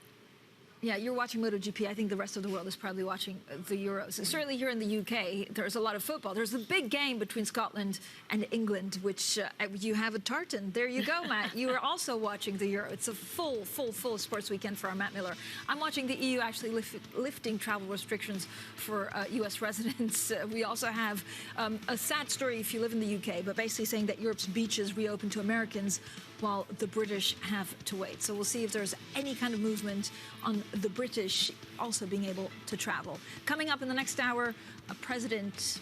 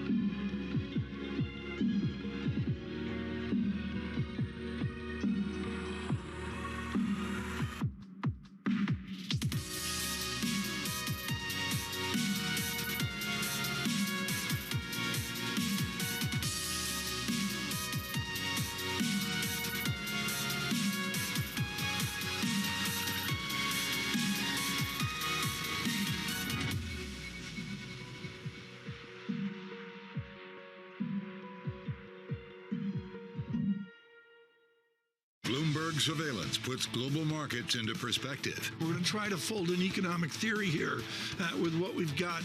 Based on data. The focus is going to be on the data, the manufacturing data. How the market responds will be really interesting. Timely conversations. Part of getting out of this hole is big fiscal. Keeping you up to date on trends. When do you take this thing off? So you put it on to take it back off. Wake up with Tom Keene, Jonathan Ferro, and Lisa Abramowitz. Weekday mornings on Bloomberg Television.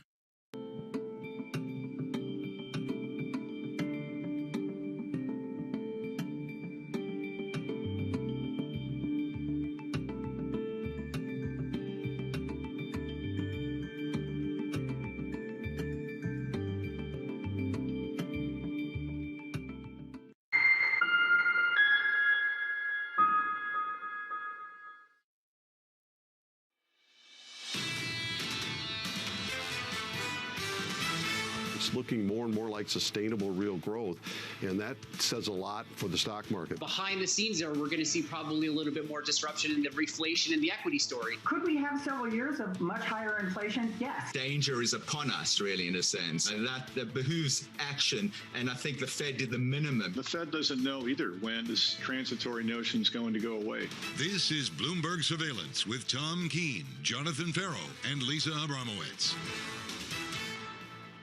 The great reflation trade turns into perhaps the great unwind from New York City. Good morning. This is Bloomberg Surveillance. We've got Tom Keene, Jonathan Ferro, and Lisa Abramowitz. No, we do not have Tom Keene or Jonathan Ferro. We do have Matt Miller and Riley, and Taylor Riggs. You know it is my that name. kind of morning. We have Riley, too.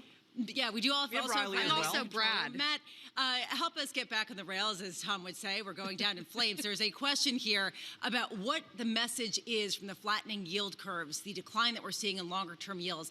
Matt, there is a feeling here of disinflation. Is that the correct call? Well, that's what we're hearing from all of the central bank officials, as well as, yesterday we heard from the Bundesbank, and they should be the most hawkish European central bankers. And even Jens Weidmann said he doesn't see any inflation midterm. Yes, there's a spike right now, but he sees it as transitory. So although we had, real concern voiced by bankers, by Peter Hooper, an economist at Deutsche Bank, also by economists like Andy Haldane, we haven't really heard it from continental central bankers or from the U.S. The interesting thing, Taylor, and come on in here, because it's not just what we're seeing in the yield space. We're also seeing this in commodities. We're also seeing the 100%. rotation within the equity indexes, with the NASDAQ getting a bid and reaching a record high yesterday. The mainstay names getting bid up once again.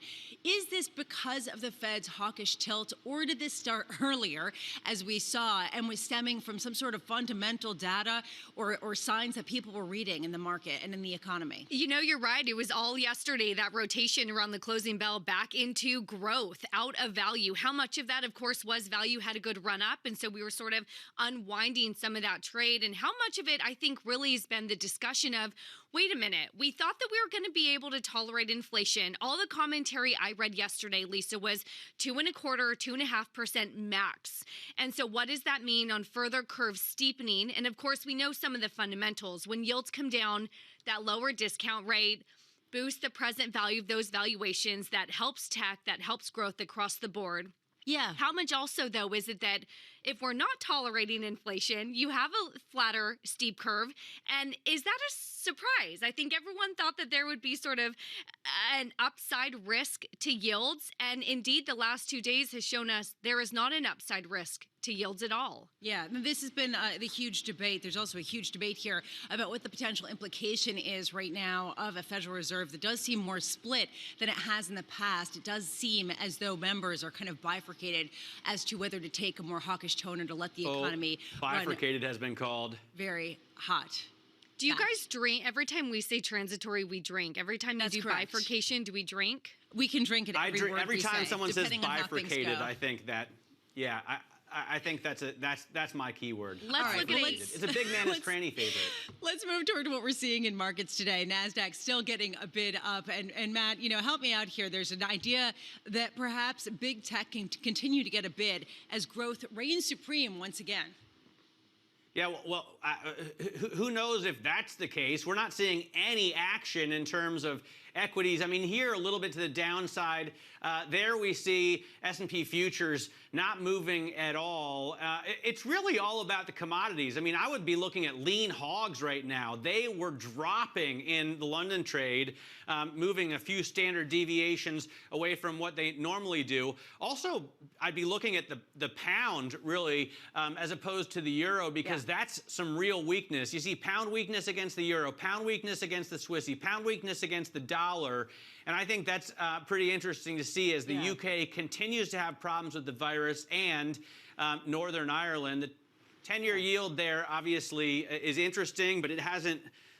Well, I guess it's been up and down, but right now at 149, a little change, and then crude as well. Unbelievable as we migrate out to further out in duration. Lisa with a 30-year now at a 207. Unbelievable. The moves we've seen, a drop of 16 basis points at one day yesterday. We could do bonds all day long, but instead, let's do a morning brief. Lisa, take it away. Thanks, Taylor. I will say the move in the yield curves has been shocking. The idea here that the gap between 5 and 30-year yields now the lowest of the year. Today, it's triple witching. This is the every third month, every third Friday, we get the expiration of options and futures on indexes and equities, and this increases volume dramatically. What the potential implications are, it is unclear whether it's to the up or to the down, but you could see some pretty big moves heading into the close. 1 p.m. Baker Hughes U.S. rig count.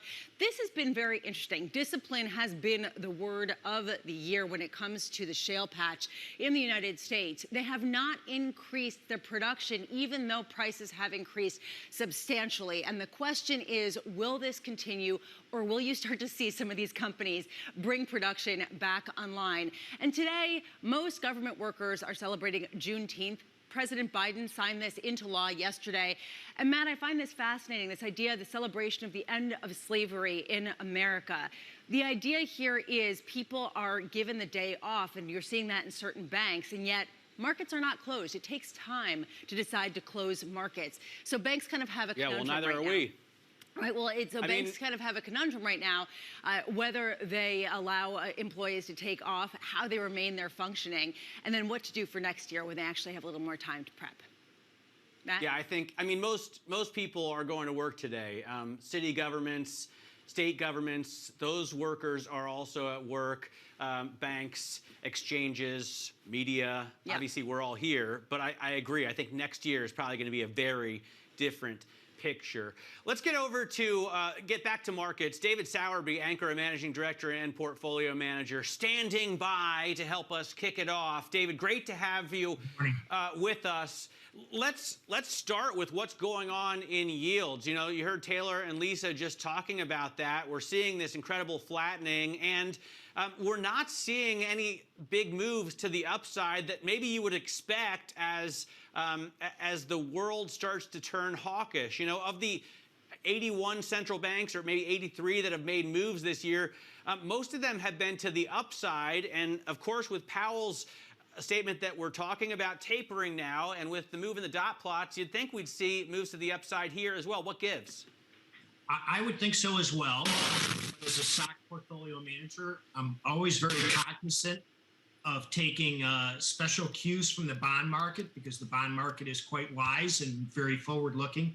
Nevertheless, I think bond yields are lower simply because you have so many corporate pensions that are trying to immunize their liabilities by buying long maturity, long duration fixed income assets. Foreign buyers still recognizing that while our yields are not quite appealing, they're still better than what you're seeing overseas. Nevertheless, I think the directional move in yields will be higher, because I'm one of those portfolio managers who believes that we're more likely to see incrementally higher inflation rather than drink my coffee, transitory inflation. David, drink your coffee, we drink other things. There's a question, though, of whether this is just a pause and what the trigger will be for yields to go significantly higher. I think it will be recognition that that this inflation environment probably won't stay at 4%, but the incremental move will be from a underlying 2% inflation rate to 2.5%, perhaps a bit higher. And once the market begins to recognize that, simply because if I look at 50 years of money supply growth, M2 money supply growth, we have grown about double the previous peaks. Usually the peaks would be 10 to 12% money supply growth. Now it's been in excess of 25% year on year. That is unprecedented. I don't know how that ultimately doesn't translate into incrementally higher inflation, but the inflation rates I'm talking about are more in the 3% range. David, then square with me. What is a 149 on the 10-year, a 207 on the 30-year telling you? Are we fairly valued? It's telling me that at this point in time, again, take my wisdom from the bond market disagrees with me because the demand is there.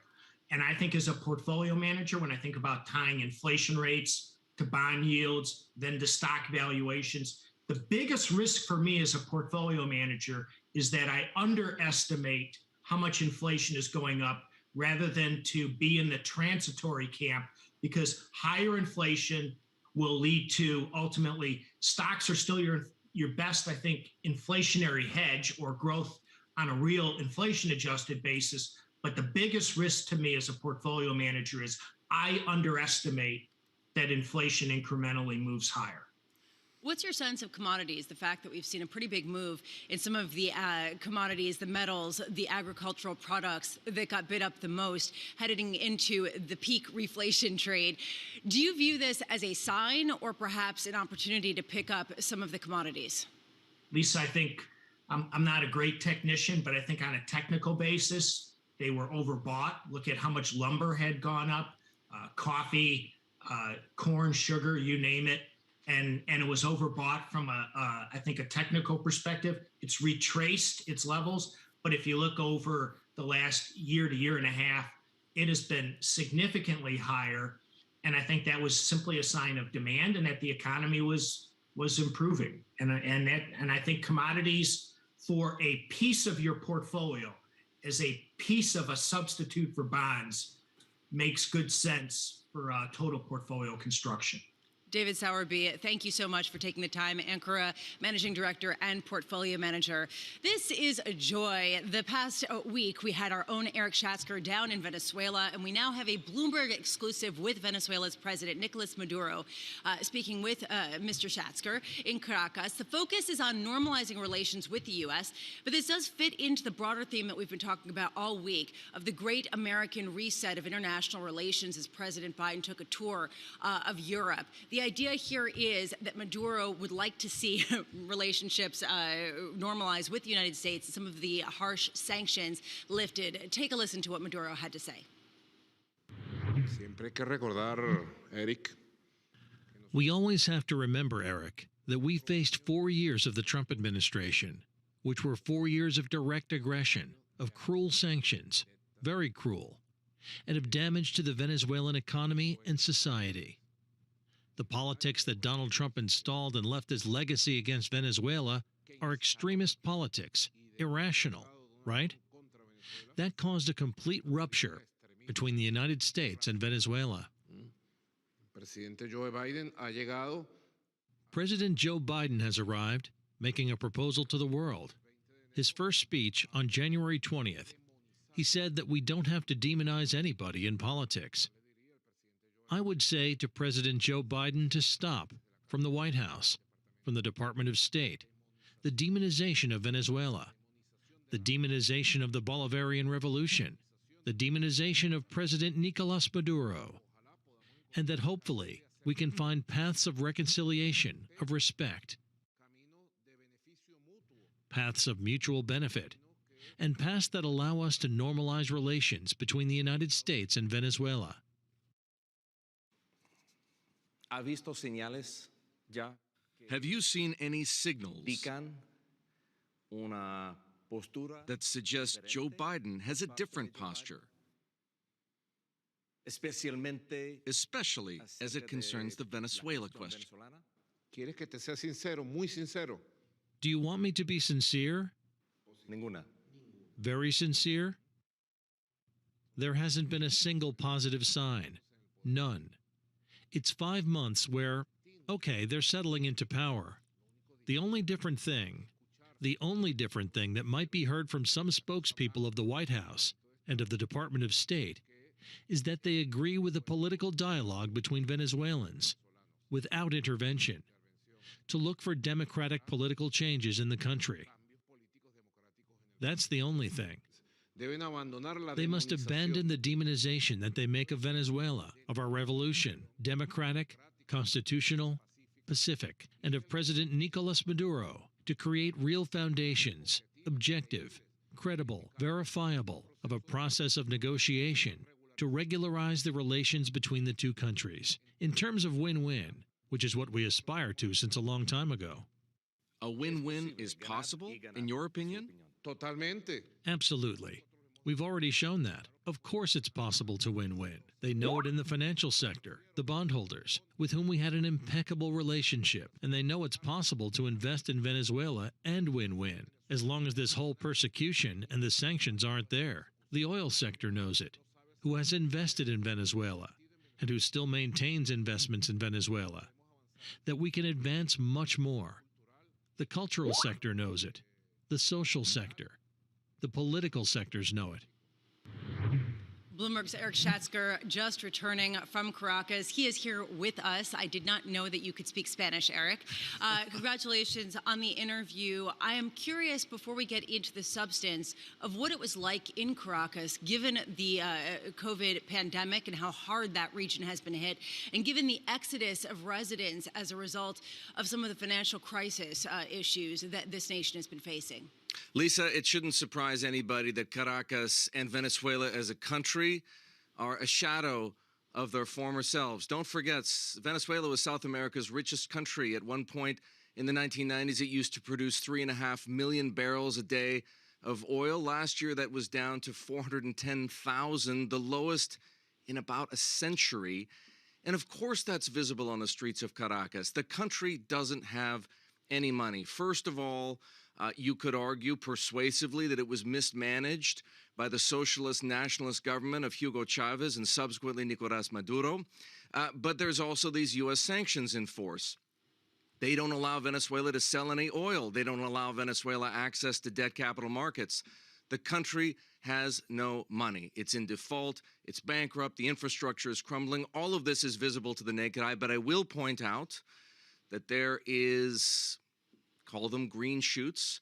Venezuela has relaxed some of its economic restrictions, and it is fascinating, candidly fascinating. I don't want to downplay the poverty, which is extreme, but to see these flickers of entrepreneurialism in a country that has been forced to loosen these strictures to try and find some way out of its desperate economic situation. What, Eric, is the path forward? What is a realistic, in your conversations with him, a path forward to a loosening of sanctions, getting that oil back for the country? Let's not forget that the Trump administration was pursuing a policy of regime change. It was trying to drive Maduro out of office. And as far as the U.S. government was concerned, there were good reasons to do that. Drug trafficking, rigged elections, corruption, all kinds of accusations and allegations for which there's much evidence against the Maduro regime. The Biden administration has taken a different approach. Tony Blinken, the Secretary of State, has talked about free and fair elections. That's the path forward. That's what the negotiations are moving toward. The United States, what remains to be seen, clearly Maduro is extending something of an olive branch. He wants a deal. He wants talks. He wants the United States to sponsor, along with the Norwegians, some kind of a dialogue with the opposition that moves the country forward such that these free and fair elections take place. People can, I guess, confidence can return to Venezuela, and ultimately the government feels as though the situation is stable enough and fair enough that it is willing to relieve at least some of these sanctions. And if that happens, I'm not in the business of making predictions, but if Venezuela is allowed to start selling oil again on international markets, and if investors are allowed to bring money to the country and pump it into sectors like petrochemicals, it might be quite amazing the kind of growth we would see in the Venezuelan economy, because it has, over the past 8 years, shrunk by, it's hard to believe, 80%. Wow. It's been shocking. Eric Schatzker, thank you so much for going down there and doing this and joining us today on the heels of your trip. Right now, I really want to just get a reset of where we are in markets because the moves, particularly in the debt markets, have been dramatic. And Taylor, you were talking about this, and you are correct. It is thank you, Lisa. Significant to see how much people are piling back into longer duration, people piling back into the dollar. It was the longest streak of gains in a long time. For the dollar. This question here, since March 26th, I believe, of 2020, there's a question of whether this is just a reset or whether this is the beginning of a new trend that's disinflationary, Taylor. And, just sort of the confusion, I think, from all the notes that we've been reading, Lisa, of I think analysts and investors thought that the Fed should pivot, but they always thought that the Fed's really dovish and they might not. And then when they did actually talk about tapering, the market was a little caught off guard of, we didn't actually believe that the Fed would do it. That's sort of the tone I'm getting from these analysts, Lisa, of like, oh, wow, I think it actually might happen. And Matt, one thing that I'm struck by is that people are talking about the Fed tapering, and yet we saw the Fed's balance sheet rise to a new record high yesterday in the weekly report, $8 trillion. Yeah, absolutely. I mean, they continue to spend, and so do the Europeans. I'm starting to wonder when we're going to see a race almost, or a game of chicken. Who's going to go first? Because these central banks are really starting to focus on their currencies, Lisa. Yeah, indeed. Coming up at 7 a.m., Wei Li of BlackRock Investment Institute, Global Chief Investment Strategist, will be joining us. Maybe we'll have some better insight into the bond moves. From New York, this is Bloomberg.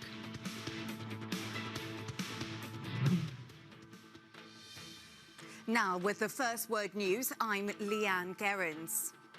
Firstly, more options for U.S. tourists. The European Union has lifted travel restrictions for American residents, adding the U.S. to its so-called white list of countries from which non-essential travel is allowed. The new rules mean EU countries are able to allow quarantine-free travel from the U.S. independently of vaccination status. Also added to the white list were Hong Kong, Lebanon, Serbia and Taiwan. Now, Germany has reached a milestone in its effort to beat the coronavirus pandemic. Today, the country's health minister said that more than half of the population has been partially vaccinated. About 30% are fully immunized. Officials are stepping up vaccinations as new virus strains are hampering efforts to contain the disease. Now, Boeing's biggest 737 MAX model is set to return to the skies. Bloomberg has learned the initial flight of the MAX 10 could happen as soon as today. That would mark another milestone in the jet family's comeback. U.S. regulators have cleared the jets to re-enter the market in November.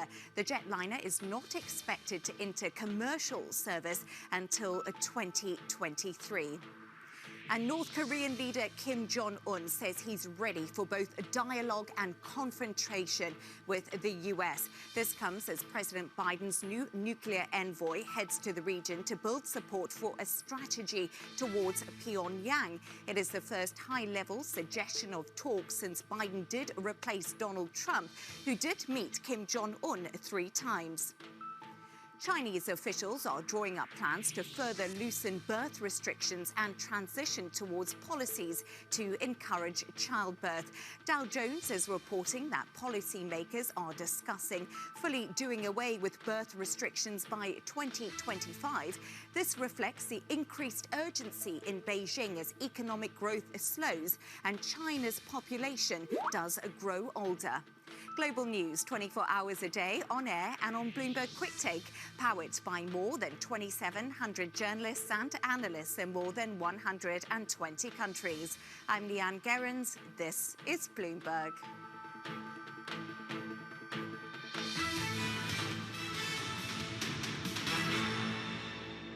I don't believe that we're at risk of hyperinflation. We've had several months of high inflation that most economists, including me, believe will be transitory. U.S. Treasury Secretary Janet Yellen speaking day 2 on Capitol Hill in front of a House Financial Services Committee. The key question is one of faith, increasingly, Matt. I'm struck by this idea that the inflation debate really hinges on what you believe to be the case, given the money that's been pumped into the financial system, but everybody looking past the current data and saying it is not something that can be relied upon because it could be very well transitory. I'm wondering, though, Matt, what the key data will be. I mean, we got initial jobless claims this past week. They were disappointing. They rose for the first time in months. The idea here is suddenly we're seeing unexpected weakness in certain labor market statistics, and yet people are shrugging it off. When does the data matter? Right. Well, I mean, initial jobless claims, though, are famously volatile, right? And we're not even expected to reach pre-pandemic levels for another month. By the way, this reminds me of something else.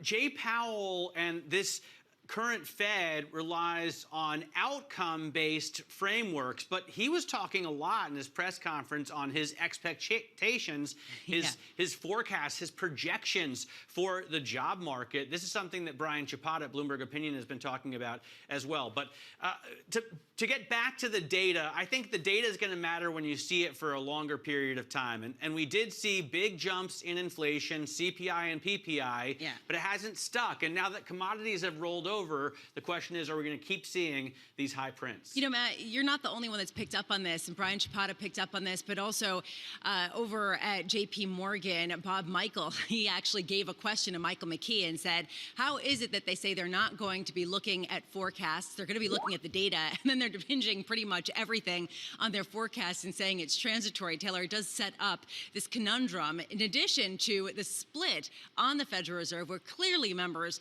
are not in agreement with one another right now. And you're seeing that split in the dots, if we're even allowed to mention the dots, Lisa, for 2022, 2023 rate hikes.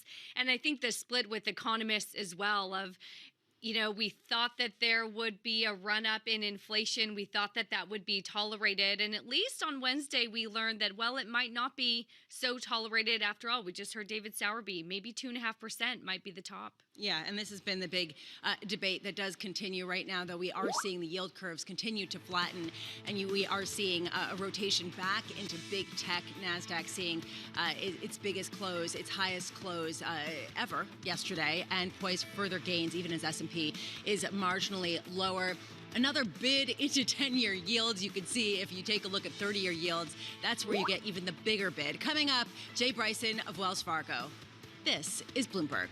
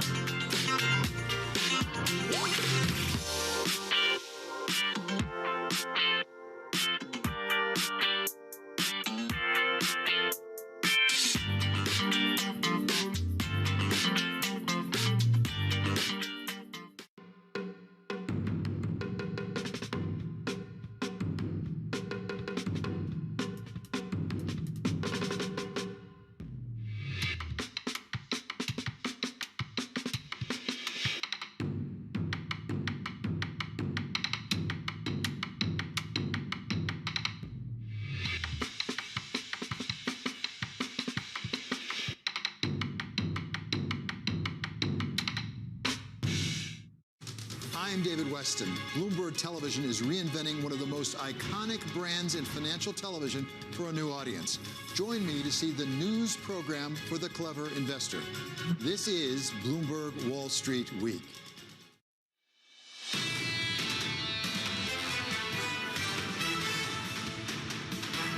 Good morning. This is Bloomberg Surveillance. Taylor Riggs, Matt Miller, Lisa Abramowitz, John Farrow, and Tom Keene are off today.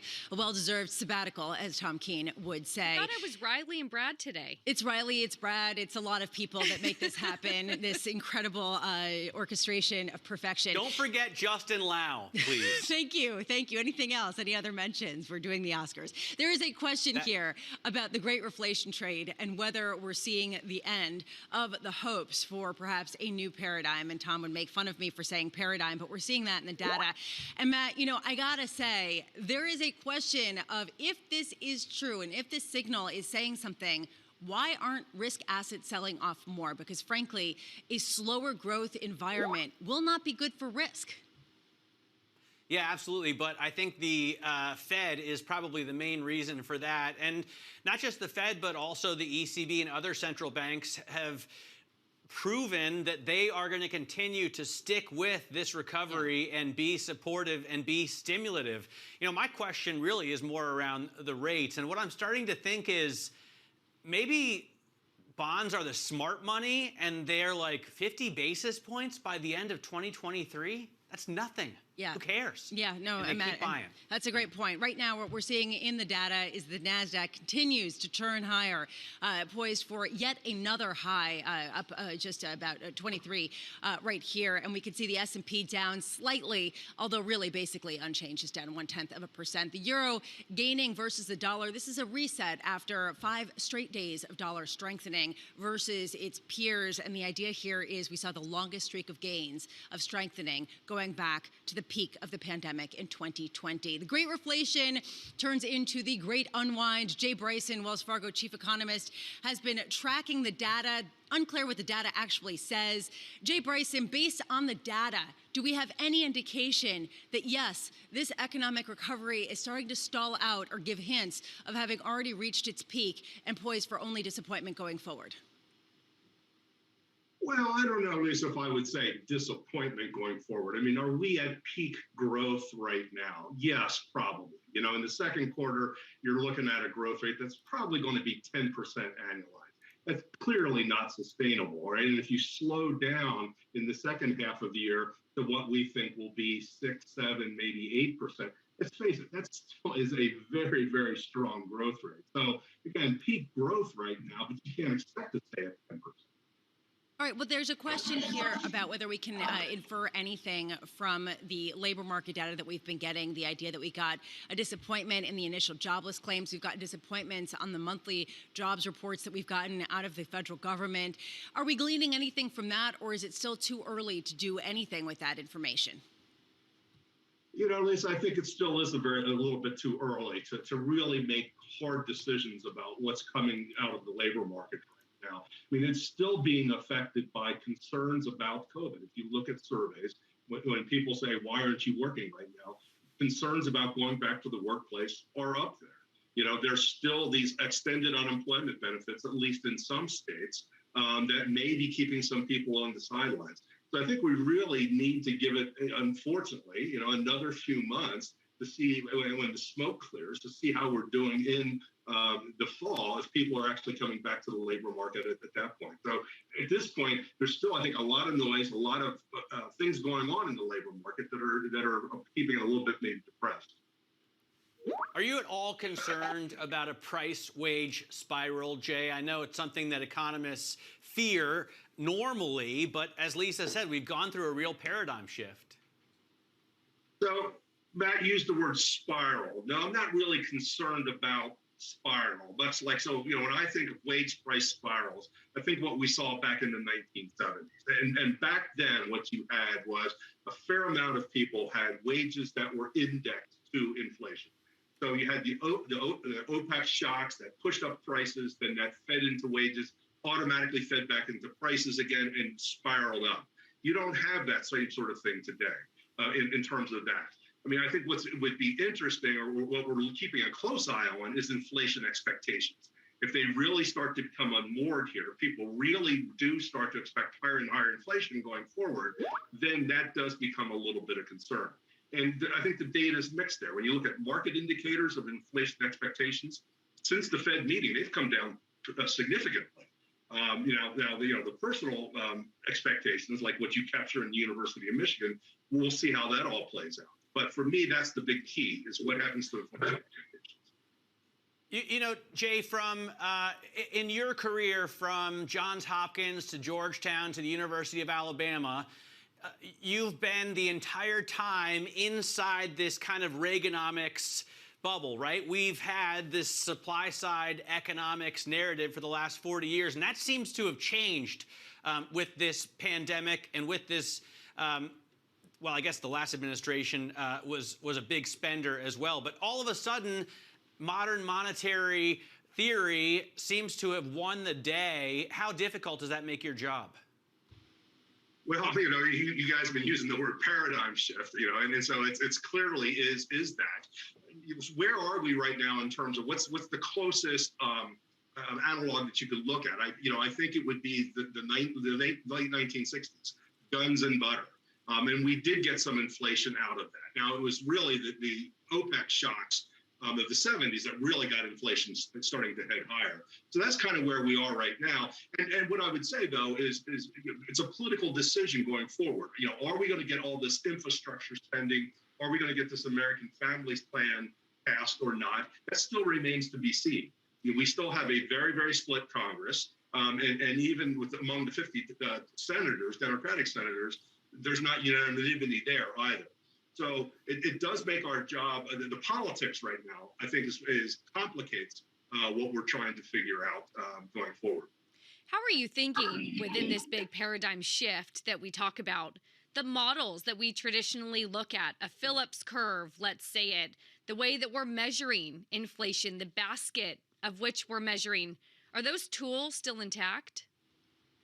Well, in terms of the Phillips curve, I think that was put to rest pretty much during the last expansion. Mm-hmm. We got down to an unemployment rate that was at 3.5%. Traditional Phillips curves would have told you would have had a lot more wage inflation than we did. So that's kind of out the window right now. So yes, we are in kind of uncharted territory right now, not only with what's going on with the pandemic, but as well as the way the economy is responding to that. So when we think about the future, when we're looking at our forecast, there's always a confidence interval around that. Unfortunately, that confidence interval right now is wider than what it always historically has been. What about the level of divergence? I'm thinking on a global basis, a lot of the guests yesterday were hinting that the Fed has now diverged from other global central banks and thinking about where we are, how further ahead we are. Are you seeing a divergence of the U.S. versus other central banks? Clearly, up until, say, Wednesday, there was a divergence. It seemed like other major central banks were leaning a little bit more towards starting to remove some policy accommodation. The Fed wasn't there yet. Now, I think what they hinted with the dot plot on Wednesday was maybe we're getting a little bit closer to that than what we thought. So I would say the Fed at this point is still lagging a little bit behind some of its international counterparts. But clearly there's been a reaction function shift at the Fed. It seems like they have what they've elevated is a maximum employment at the expense of inflation. But now that it maybe is starting to change a little bit as well. So the Fed is starting to catch up to some of those major central banks. We're speaking with Jay Bryson, Wells Fargo chief economist. And Jay, every day on Thursday at 4:30 p.m., I take a look at the Fed balance sheet. It's when they release the latest outstandings. And yesterday, the balance sheet increased by the most going back 3 months. And it rose to the highest level ever of more than $8 trillion, crossing that line for the first time. They are talking about tapering, perhaps. And people are talking about tapering, but they are doing anything but. I mean, honestly, how much support is this giving to the economy at this point? And how much support is this given to bond yields, with people getting increasingly sanguine that they will stay as low as they are? So, right. I mean, the Fed is taking down roughly half of the Treasury supply right now. I don't have a point estimate for how much that's worth on the 10-year yield, but it's clearly bringing that yield down. If the Fed tomorrow says we're going to start to taper, what do you think happens to the 10-year yield? It's going to snap higher. And I think they're concerned about that. They look back at the taper tantrum back in 2013 when the yield on the 10-year snapped up 100 to 150 basis points over a number of weeks. And I don't think they want to go back to that yet. And so we do expect that later this summer, maybe early fall, the Fed will start to hint about tapering. And when they start to really do that, you will see yields start to move up. But I wouldn't expect them to start to really dial back their pace of purchases until late this year and probably more likely early next year.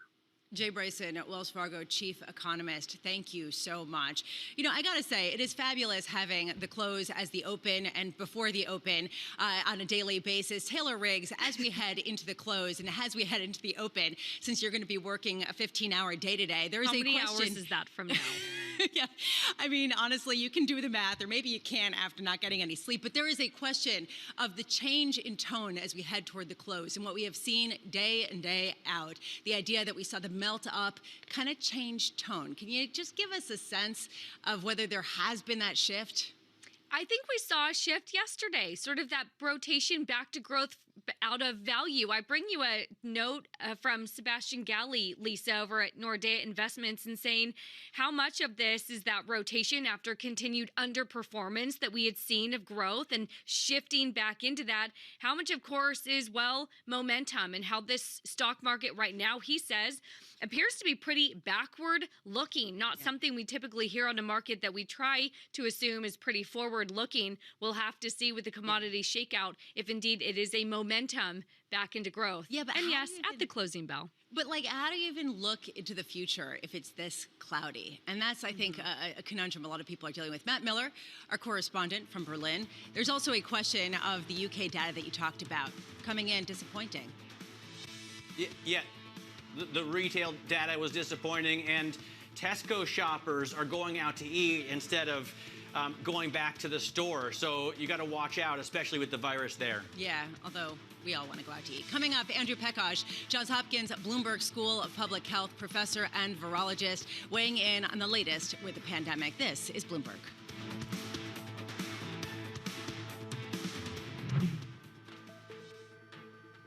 With the First Word News, I'm Leanne Gerrans. More options for US tourists. The European Union has lifted travel restrictions for American residents, adding the US to its so-called whitelist of countries from which non-essential travel is allowed. The new rules mean EU countries are able to allow quarantine-free travel from the US independently of vaccination status. Also added to the whitelist were Hong Kong, Lebanon, Serbia and Taiwan. Now, Singapore is scaling back its reopening plans amid dozens of new COVID-19 cases over the last week. The government says on Monday, higher risk activities such as indoor dining at restaurants and going to the gym can resume in groups of just 2 people instead of 5. Officials say vaccination rates are not high enough to justify wider easing of lockdown rules. And for all that talk of a commodities boom, some markets have now wiped out gains for the year, and several more are close to doing so. Soybean futures have erased all their 2021 advance, sliding more than 20% from an 8-year high reached in May. Corn and wheat have also tumbled. On Thursday, the Bloomberg Grain Spot sub-index slid the most since 2009. Global news 24 hours a day on air and on Bloomberg Quick Take, powered by more than 2,700 journalists and analysts in more than 120 countries. I'm Leanne Gerrans. This is Bloomberg.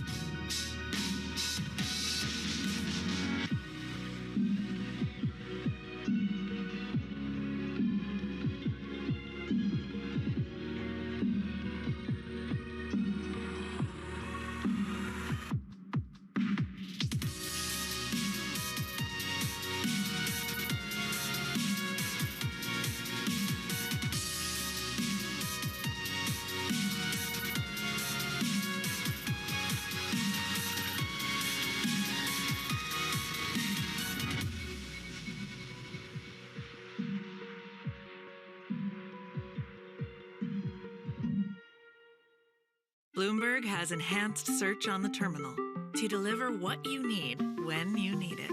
Now, you can simply type phrases in everyday English in the command line. Compare financials. Find people. Analyze markets. You can enter phrases or ask questions. What do you want to know today? Ask a question or visit SearchGo to find answers now. Countries that entered this crisis with limited fiscal space, with more vulnerabilities, need to be supported for the benefit of the world. The transparency of the debt burden for the poorest countries needs to be increased. There needs to be fuller disclosure. Trading revenues coming in better than expected. Everything cash, $1.4 trillion of cash. One of the most notable aspects of this report that was stellar. I think what we've seen during this period of time is that communicating via video is not a fad. We are using it in all aspects of our lives, for work, for learning, for communicating, for staying in touch.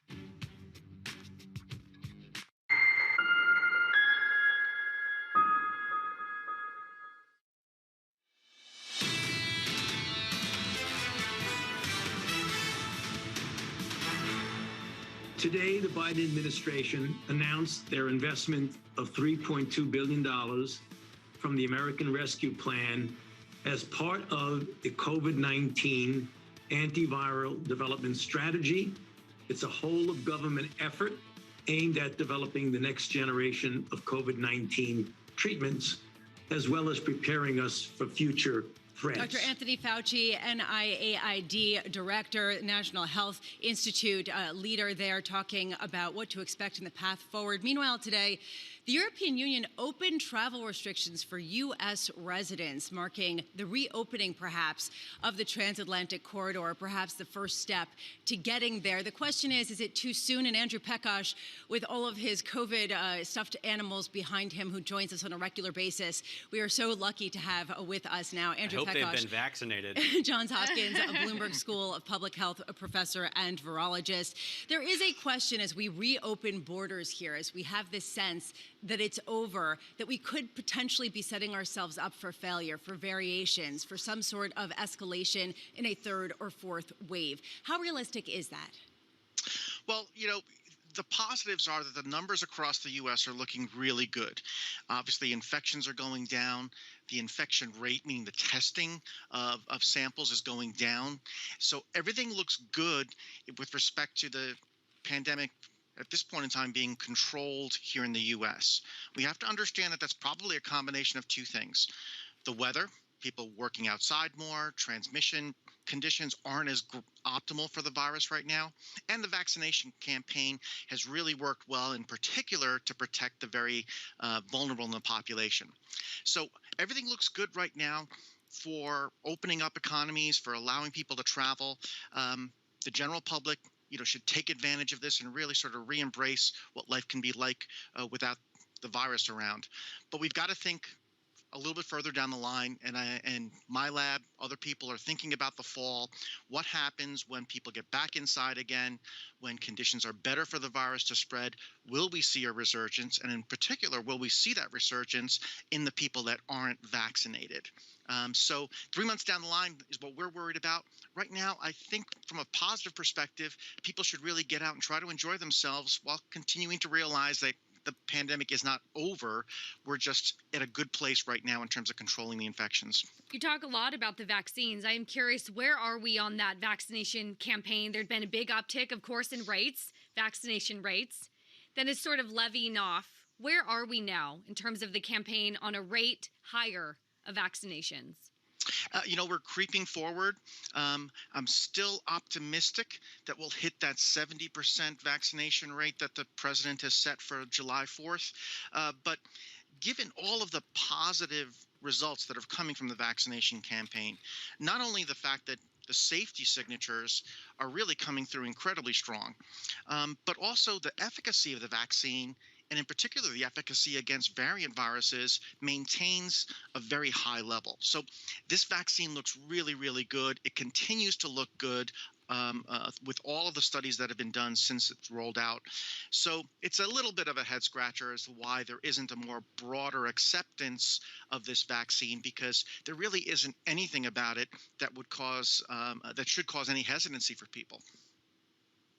I wonder about the Delta variant and how much of a concern that is, because the Brits are pretty well vaccinated as well, and they're seeing what looks like another wave of infections.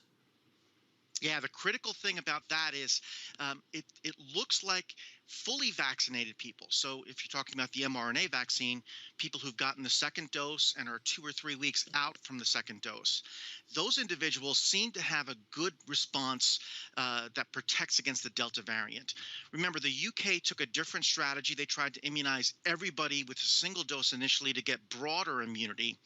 And the Delta variant is showing us that that broader immunity is not necessarily enough to protect against it. You need the double dose immunity, the stronger immunity from a full vaccination course to really protect against that virus. So if you stick to the 2-course vaccine that we're doing here in the US, we should be able to provide really good protection against the Delta variant. Andy, what's the latest on boosters, whether we need them?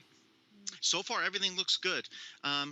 You may see some piles of plates behind me here. We're looking at people who've been vaccinated 6 months ago, trying to measure their antibody responses and how they're declining over time. All the studies so far look good, and because this fully vaccinated regimen provides protection against variants, I don't think there's a big emphasis yet on trying to push a booster through.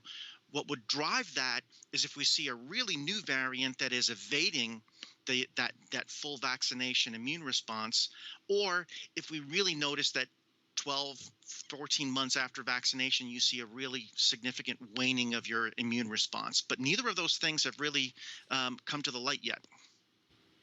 Should we be at all worried about other virus outbreaks, Doc, or have we prepared ourselves through this pandemic for anything that may come our way? No, I mean, pre-COVID-19, we did all of our work on influenza, and that's coming back to the forefront for us this year. The social distancing efforts that were put in place to limit COVID worked incredibly well against influenza, but we fully expect that those things won't be in place in the fall, and that we'll see a resurgence of influenza coming. We've already seen a resurgence of RSV, respiratory syncytial virus, which is a very serious infection, particularly in very young children. That started to come back already. So we are worried that, these loosening of restrictions will bring back some of the viruses that we haven't seen in a while.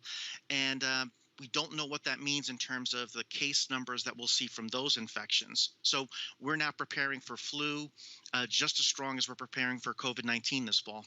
Dr. Pekosh of Johns Hopkins Bloomberg School of Public Health, thank you so much for being with us. You know, Phuket just reopened to tourism. So, Taylor, if you are looking for a place to go after your sojourn on a motorcycle, as you posted on Twitter, perhaps Phuket. I think. Wait, what? Matt is the motorcycle guy. What was? He was horrified. You're going on a motorcycle ride? No, I was on like a mini golf cart / scooter thing. It's all the rage in Florida, Matt. You wouldn't know. Well, but there's a question, Matt, especially as the EU reopens a bit. Are you traveling more now, or do you just basically stay home, hang with Well, baby? I mean, we do. I come to work every day, but my wife does travel back and forth from Germany to Spain. It is still fairly complicated, but I think it's getting easier. So hopefully this summer there will be a lot more intra-European travel. But the best part is that our friends and family from the U.S. can come and visit us. Did you know that Eric Schatzker is going to marry us in Spain this year? I did not know that. Congratulations to you. Wait, how is he has a license to marry people? I'm not sure if you really need a license, and semantics. We're already officially married. But it's a celebration of sorts. All right, the family of Bloomberg and some insight there, Matt Miller. Thank you for that. In addition to car talk, we now get marriage talk.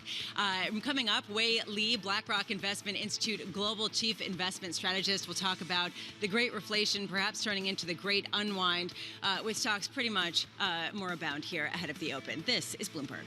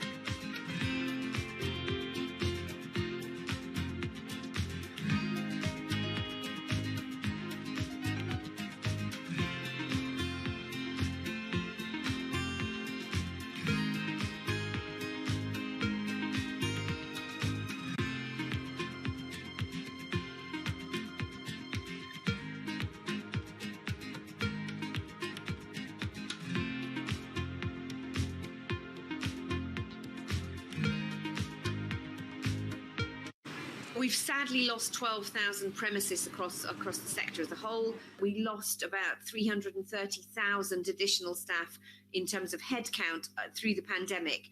It is a gradual road to recovery, but I am feeling much more optimistic. The positive response we've seen from consumers in returning to eating and drinking out, even outside, has been very welcome. And of course, we're not out of the woods yet, because we know that about 20% will struggle to reopen with social distancing restrictions, and every day that they are closed makes it less likely that they'll be able to reopen. So I think you will see continued business failures within hospitality over the course of the next year. Well, I think the government support has been unprecedented. Equally unprecedented is the hit that hospitality has taken. So we do need the government to look at a solution on rents, which is going to be critical to recovery, a recapitalization strategy to tackle the levels of debt that these businesses are going to come out of the pandemic with. So this government support, fantastic, has allowed us to maintain a large number of staff that we would have undoubtedly lost along the way had we not had furlough. But furlough actually is costing the businesses to implement at the moment, and the costs of staying closed, the industry is burning through £500 million a month in ongoing costs.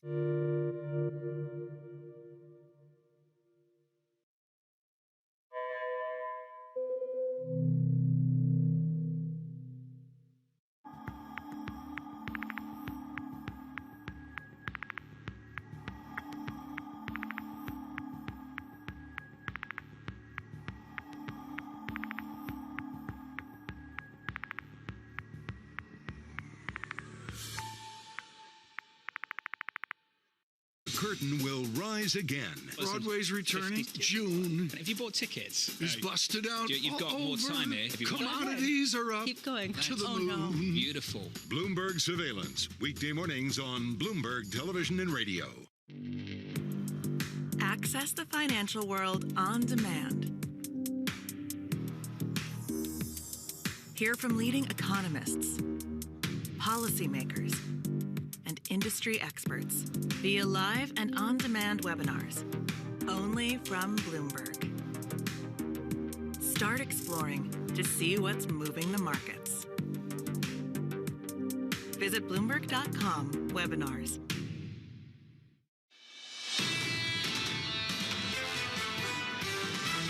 It's looking more and more like sustainable real growth, and that says a lot for the stock market. Behind the scenes there, we're going to see probably a little bit more disruption in the reflation in the equity story. Could we have several years of much higher inflation? Yes. Danger is upon us, really, in a sense, and that behooves action, and I think the Fed did the minimum. The Fed doesn't know either when this transitory notion is going to go away. This is Bloomberg Surveillance with Tom Keene, Jonathan Ferro, and Lisa Abramowitz. Good morning to all of our viewers and listeners worldwide. This is Bloomberg Surveillance live on Bloomberg TV and radio. Romaine Bostick here, in for Jonathan Ferro. Lisa Abramowitz in for Lisa Abramowitz. And Taylor Riggs here, filling in for Tom Keene, who I believe is off observing Juneteenth. Yes, very nice, Romaine. Happy Sure. Juneteenth Thank you. to Nice you. to see and you, Taylor. Way I don't to get to see you join nearly us. enough. It's 7 a.m. Takeover. I know. This is the takeover. Closed takeover. The closed takeover. Yes, Lisa. It's going to be a wonderful 2 hours as you have to deal with Taylor and I talking about standard deviations all day long. Really? Is that what we're doing for the next 2 hours? Well, standard deviation has definitely been in the bond market, and I will say that Taylor and I have been talking about this morning, Romaine. There also has been, though, in the stock market where you've seen that rotation back into growth. Kind of fascinating, given that so many people left it to die. Yeah, I think this sort of reflation or unreflation trade that we're seeing here, it'll be interesting to see whether this is just sort of that knee-jerk reaction to the surprise that we got on Wednesday, and maybe we do gravitate back to that reflation trade, or whether this is a reset and a rethink here of where valuations are, Taylor. Unbelievable, Romaine. Could it be an un-unch kind of day today in the bond market? No unch. We don't do unch on surveillance, Taylor. I'm sorry. It's an un-unch kind of day because it's a non-unch kind of day. We're getting some rate of change, Romaine. We're down 2 basis points on the 10s and the 30s.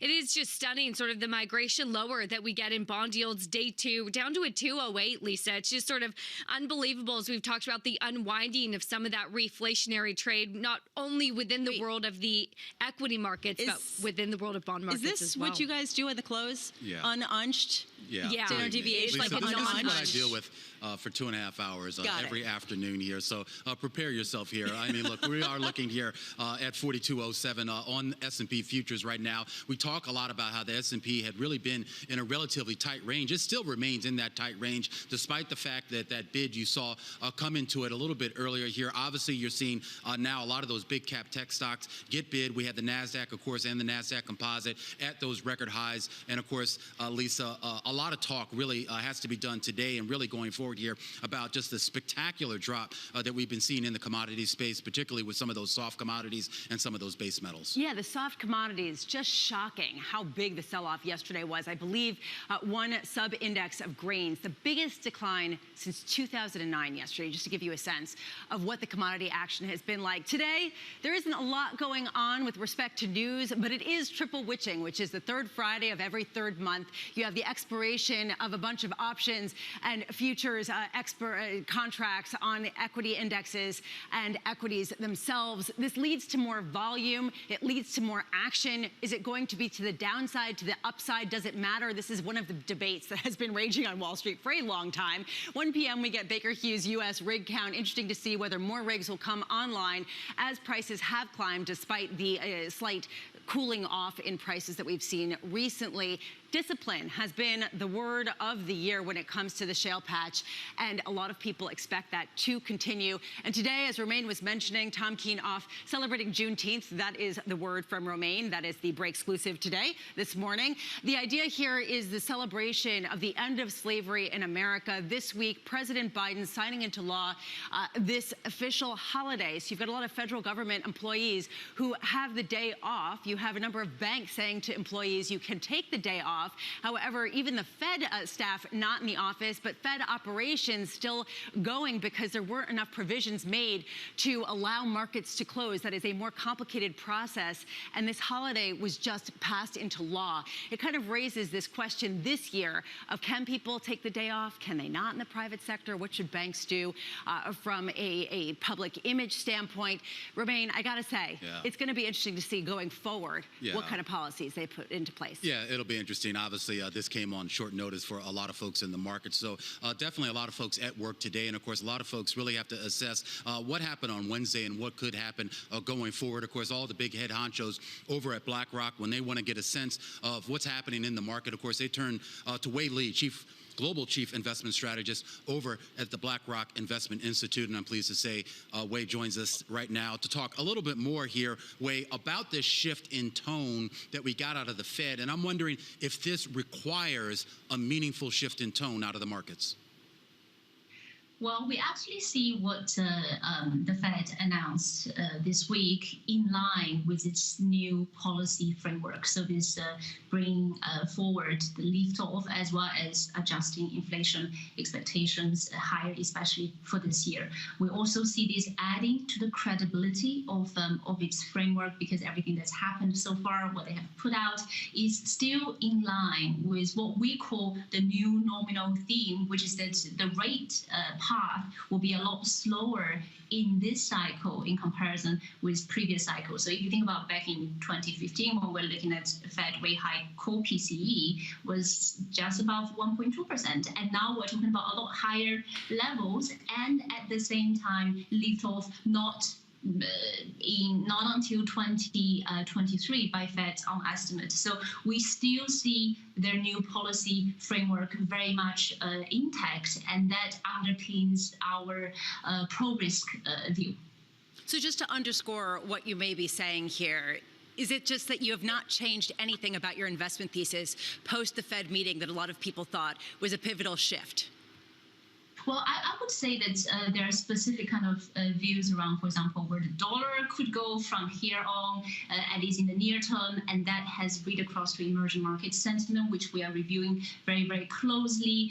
And more broadly, the view around curve steepening after this week's announcement, have seen reversal of that. So there are under the surface nuances that we're working through, but the overall stay invested in market pro-risk, that is intact, because we still see, even though it came as a bit of a hawkish surprise, the changes and the announcement in line with the new policy framework that the Fed embarked on. How are you thinking, though, about the rotation sort of back into growth out of value, how much of that was maybe just some recent underperformance that we have seen? How much of that is more fundamental, that long-term growth expectations might be lower than some of our early lofty projections? I would say, yes, very interesting indeed that we're seeing a bit of a rotation back into the growthy names that came a bit more under pressure earlier on in the year. In our view, for example, the typical growthy names, tech, there is always a place for technology in portfolio, especially when you look at it from a longer term perspective. If you think about some of the structural challenges that we got to tackle, aging demographics, the global green transition, technology will play a big role. Their earnings are good and they have continued to deliver. And we actually have been talking about kind of earlier year underperformance as interesting entry point to build that position. So the longer term case for growthy type of names and especially technology in our view stays intact. But in the near term, we still see there being more to go in this restart narrative. If you think about kind of the restart that started earlier this year in the US, now broadening out to Europe and also broadening out to Japan, I do see that there being more to go for the cyclical trades to go a bit longer. Well, let's talk a little bit more about some of the growth prospects in Europe. Right now, we are getting headlines from the Italian Prime Minister, Mario Draghi, saying that economic forecasts there will be revised up significantly. He's also talking up the need and his desire here for additional economic stimulus here, kind of on the same note that we've heard from Draghi for quite some time. But we've seen better data starting to come out of Italy and in some of the other European nations here that I think would be encouraging, Wei.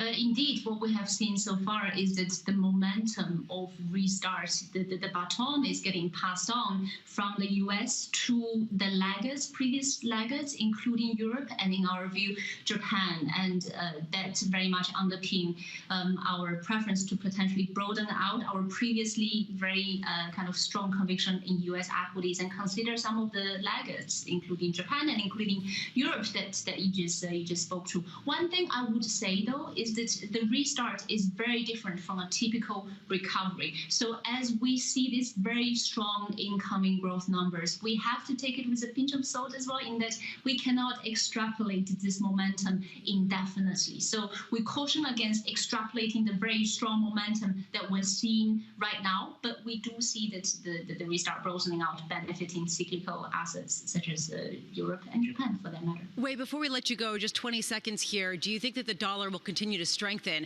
after 5 straight days, the greatest strengthening streak going back to May 26, 2020? Well, we actually see dollar kind of range bound. The recent kind of strengthening trend came off the back of a period of weakening, right? So earlier at the beginning of the year, because of US exceptionalism, we see dollar strengthening, and then we see that coming back, and now it's rebounding back a little bit. We see it range bound, not breaking out of the current range and not particularly hurting risk sentiment. But in the near term, given how strong it's rebounded back, we definitely keep a close eye on risk market because of that. Wei Li of BlackRock, thank you so much for that. And Romain, I really am curious. I mean, this has been the ultimate pain trade, has been the dollar. Weak dollar heading into the year. Then it strengthened, then it weakened. I mean, honestly, people can't get this right. Yeah, and this seesaw that we've been seeing to it, obviously a lot of that is tied into people's theories on this economic recovery here. But if this does persist, and I'm not sure any strategist yet is saying that we are going to have meaningful dollar strength, at least above the current levels here, it'll be interesting to see how that feeds in to some of the equity repricings. Yeah, meanwhile, I'm looking right now. I keep going back to this, a Fed balance sheet, Taylor, of $8 trillion. The fact that they say they're going to taper, they're doing anything but. Yeah, they are. Sorry, I thought that there was going to be another word. Anything but that, Lisa. And I think that's an important distinction, that a slowing down of the easing is not a tightening. And there is a key distinction there, the same way that Wei Li really nailed it, that a restart is not a recovery. And so you're getting all these upward revisions in economic growth forecasts. Though that does not mean anything about sort of the long-term growth expectations. You know, Taylor, either that chair is really big or you're really small. Well, yes, she's in the hot seat. She's in the punishment chair. That's the Tom She's going to Keene be in chair. her own room. Right now, we're Where's seeing... Tom? Is Tom awake yet? Probably. I think so. We're seeing right now markets pretty much range-bound, trying to reassess the reflation. Is it on? Is it off? The S&P deteriorating as we head into the open. Coming up at 8, James Bevan of CCLA joining us for his investment outlook. This is Bloomberg. With the First Word News, I'm Leanne Gerrans. Let's start with more options for U.S. tourists. The European Union has lifted travel restrictions for American residents, adding the U.S. to its so-called whitelist of countries from which non-essential travel is allowed. The new rules mean that EU countries are able to allow quarantine-free travel from the U.S. independently of vaccination status. Also added were Hong Kong, Lebanon, Serbia and Taiwan. Now, Iranians are voting today in a presidential election that is expected to see a hardline conservative replace the more moderate Hassan Rouhani. That could complicate efforts to restore a landmark nuclear accord that has major implications for Middle East security and oil markets. The election turnout is expected to be at a record low and will all but ensure the victory of a 60-year-old Ibrahim Raisi. Now, Russia's Gazprom says a methane plume that was detected earlier this month over the country was caused by emergency repairs that forced the partial shutdown of one of its pipelines. The gas giant said the repairs on June the 4th released 2.7 million cubic meters of methane. The Environmental Defense Fund says that has about the same short-term planet warming impact of 40,000 internal combustion cars in the US for a year. Global news 24 hours a day on air and on Bloomberg Quick Take, powered by more than 2,700 journalists and analysts in more than 120 countries. I'm Leanne Gerrans. This is Bloomberg.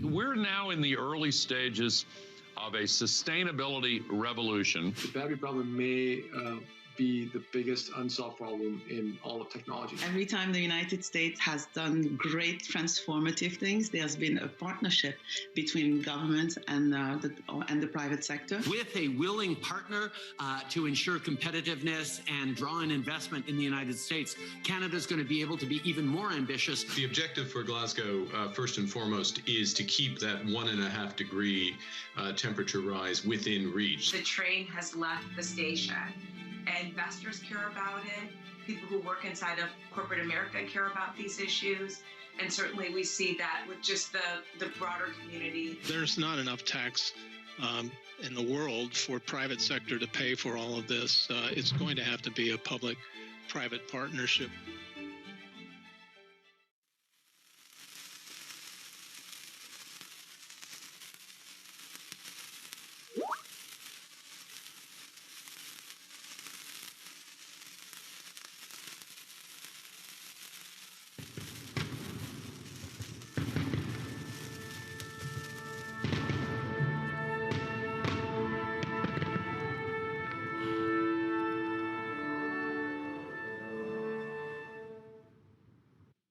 Valuations, particularly, sort of the technology landscape, have gotten to some pretty extraordinary levels. So I think it's not a surprise. I don't think it's any indication of the beginning of the end, but I do think markets don't like uncertainty.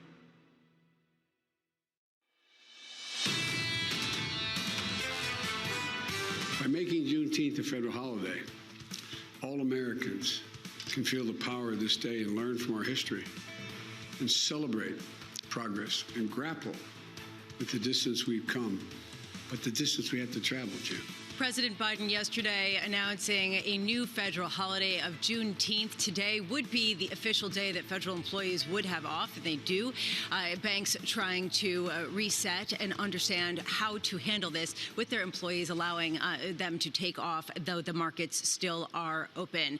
It is amazing to see how President Biden immediately gets thrust back into the beltway politics of infrastructure as soon as he gets off the plane from a sojourn over in the European Union. Emily Wilkins, Bloomberg government reporter, there does seem to be some progress here on a bipartisan bill.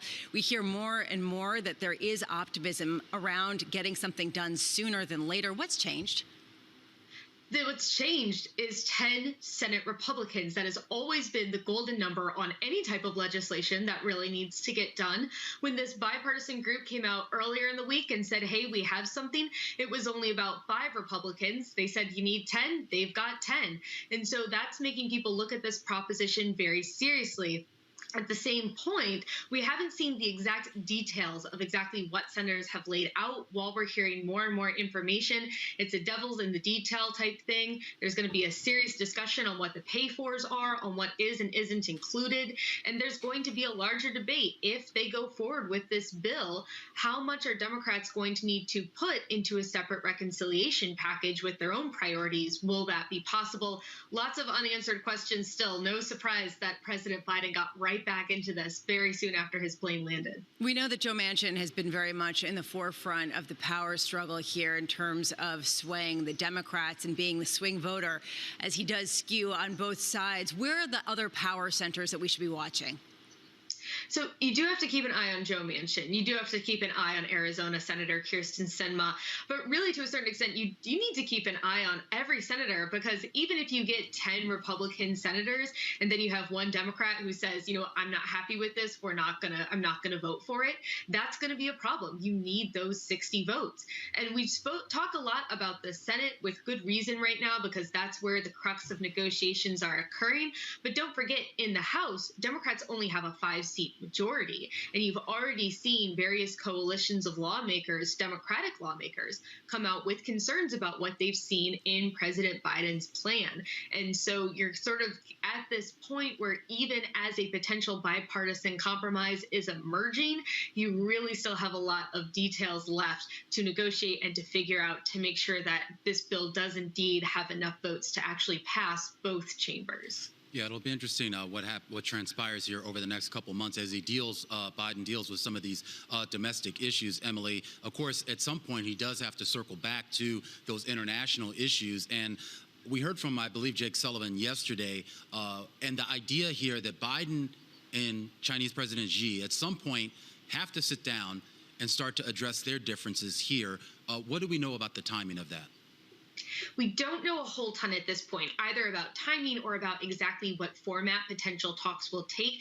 But we did hear Sullivan say yesterday, as you mentioned, that they want to do sort of something similar with Biden and Xi Jinping as they did with Biden and Vladimir Putin. Have the two leaders sit down, have them assess where their countries are, have them talk a bit about the relationship. I think the difference is that for President Biden, China really is the center of his international diplomacy. It's the one country that he's focused the most on. We saw that at G7. We saw that at NATO. We've seen that with his executive orders.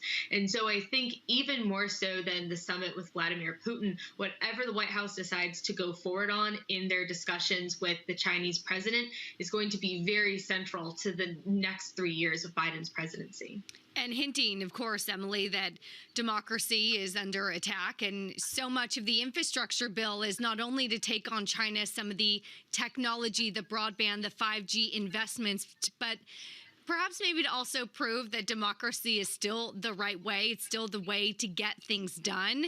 How do the relationships with China fold into actually getting a bill done to show that, yes, democracy works. Yes, we can get something done. Yes, we can invest in our infrastructure.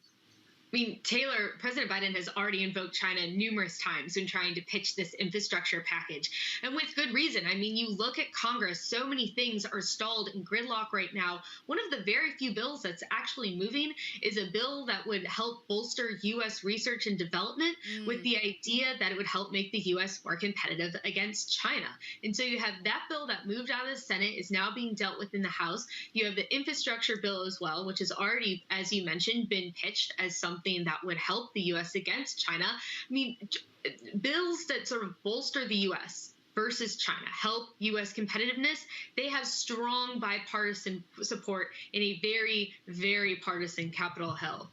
So I think these proposals, they've got momentum, they've got the will to happen, and I think you're going to be seeing more of them as time goes on. Emily, so yesterday we heard we had some critical decisions here out of the U.S. Supreme Court here, including on the Affordable Care Act. While they weren't necessarily a surprise, there are some people that seem to suggest right now that the messaging right now coming out of the court is that maybe it's not going to be as divisive as I think some people thought this court might be with regards to some of these hot-button issues.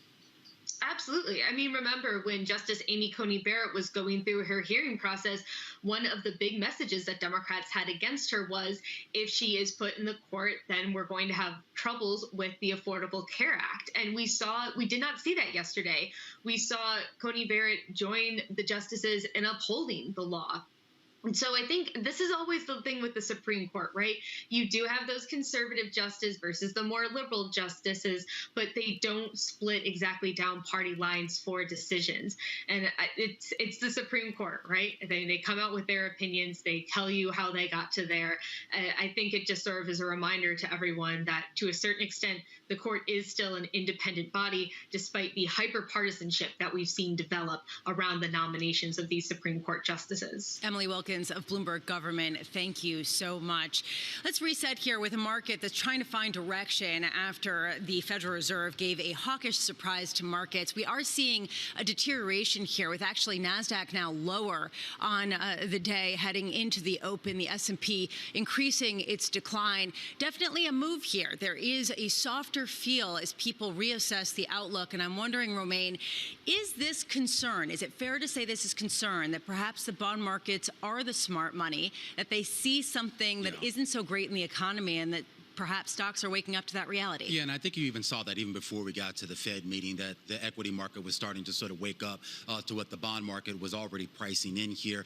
And again, you're not really seeing a huge rotation out. And of course, the latest data we got on inflows for the week, which of course are a few days behind here, still shows a lot of cash coming back into the equity market. But where it goes, Lisa, it remains to be seen. It's not going into junk bonds, I will say that. It had one of the bigger outflows of the year in the past week, and you are seeing a bit of softness, but nothing to write home about. The market's still trading at very elevated valuations here.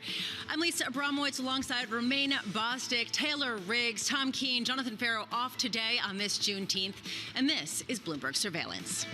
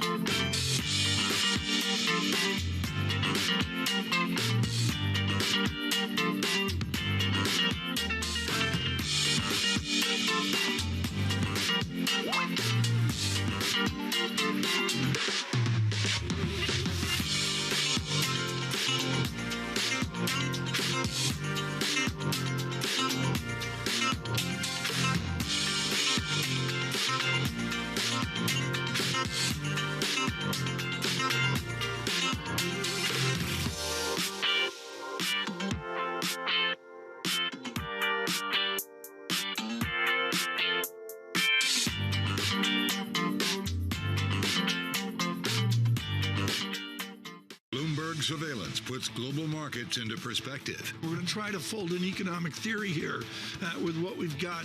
Based on data. The focus is going to be on the data, the manufacturing data. How the market responds will be really interesting. Timely conversations. Part of getting out of this hole is big fiscal. Keeping you up to date on trends. When do you take this thing off? So you put it on to take it back off. Wake up with Tom Keene, Jonathan Ferro, and Lisa Abramowitz. Weekday mornings on Bloomberg Television.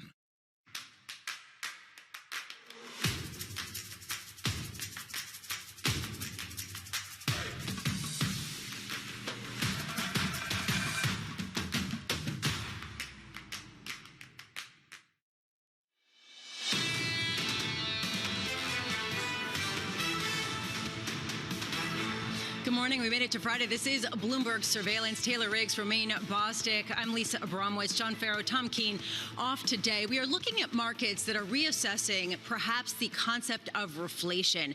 That has been faded, and now the question is, how far does it have to go? Yes, we see futures deteriorating a bit on the S&P. The NASDAQ pretty much flat on the day. The dollar a little weaker today after 5 straight days of strengthening, the longest stretch going back to March 2020. And crude a little off the highest level since 2018, but really it is the yield picture, the idea that longer-term yields are coming in on this Fed idea that perhaps they could be more hawkish in the near term. Basically, they hike rates in the near term. That slows growth, and it potentially gives more of a sense in the bond sector that there could be value there. Taylor, I wonder how far this has to go and how much, if you talk about the second derivatives, if you want to go calculus, you could talk about whether people are going to start saying, you know, the bond move in and of itself may convince the Fed not to move too early. Can we do derivatives at 7:30 a.m.? I guess so, considering it's 2 p.m. in London. If you could say unched, our other maybe we can do headquarters derivatives. that Romaine really loves.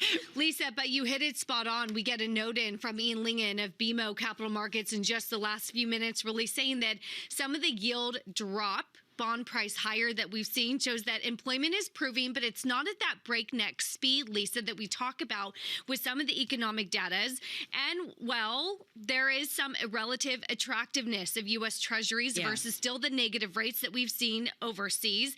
And, well, the transitory narrative, it has sufficient buy-in at this point. And I think it was Wade Lee over at BlackRock who really nailed it, that the faster you restart now, the slower the recovery is later on, because you can't have that really high GDP growth forever. That's very much the case. However, meme stocks can go up forever. Romaine Bostick here with all of the memeology and what's going on. All right, well, when we talk about some of the individual movers, this is setting up to be kind of one of those hodgepodge days where a lot of things are going to go in a lot of different directions. We start off with the airlines, Delta, United, getting a little bit of a bid here. The European Union, of course, lifting travel restrictions for a whole host of countries, including the U.S., as well as a few other locales like Hong Kong, and, of course, Tom's favorite, North Macedonia, also on that list here. Keep an eye on that. Keep an eye also on the commodity space, because we talk about this massive move that we saw in bonds following the Fed. We also saw a massive move in the commodity space. Of course, that took a lot of the companies tied to metals lower here. U.S. Steel down again here in the pre-market, down about 0.6%.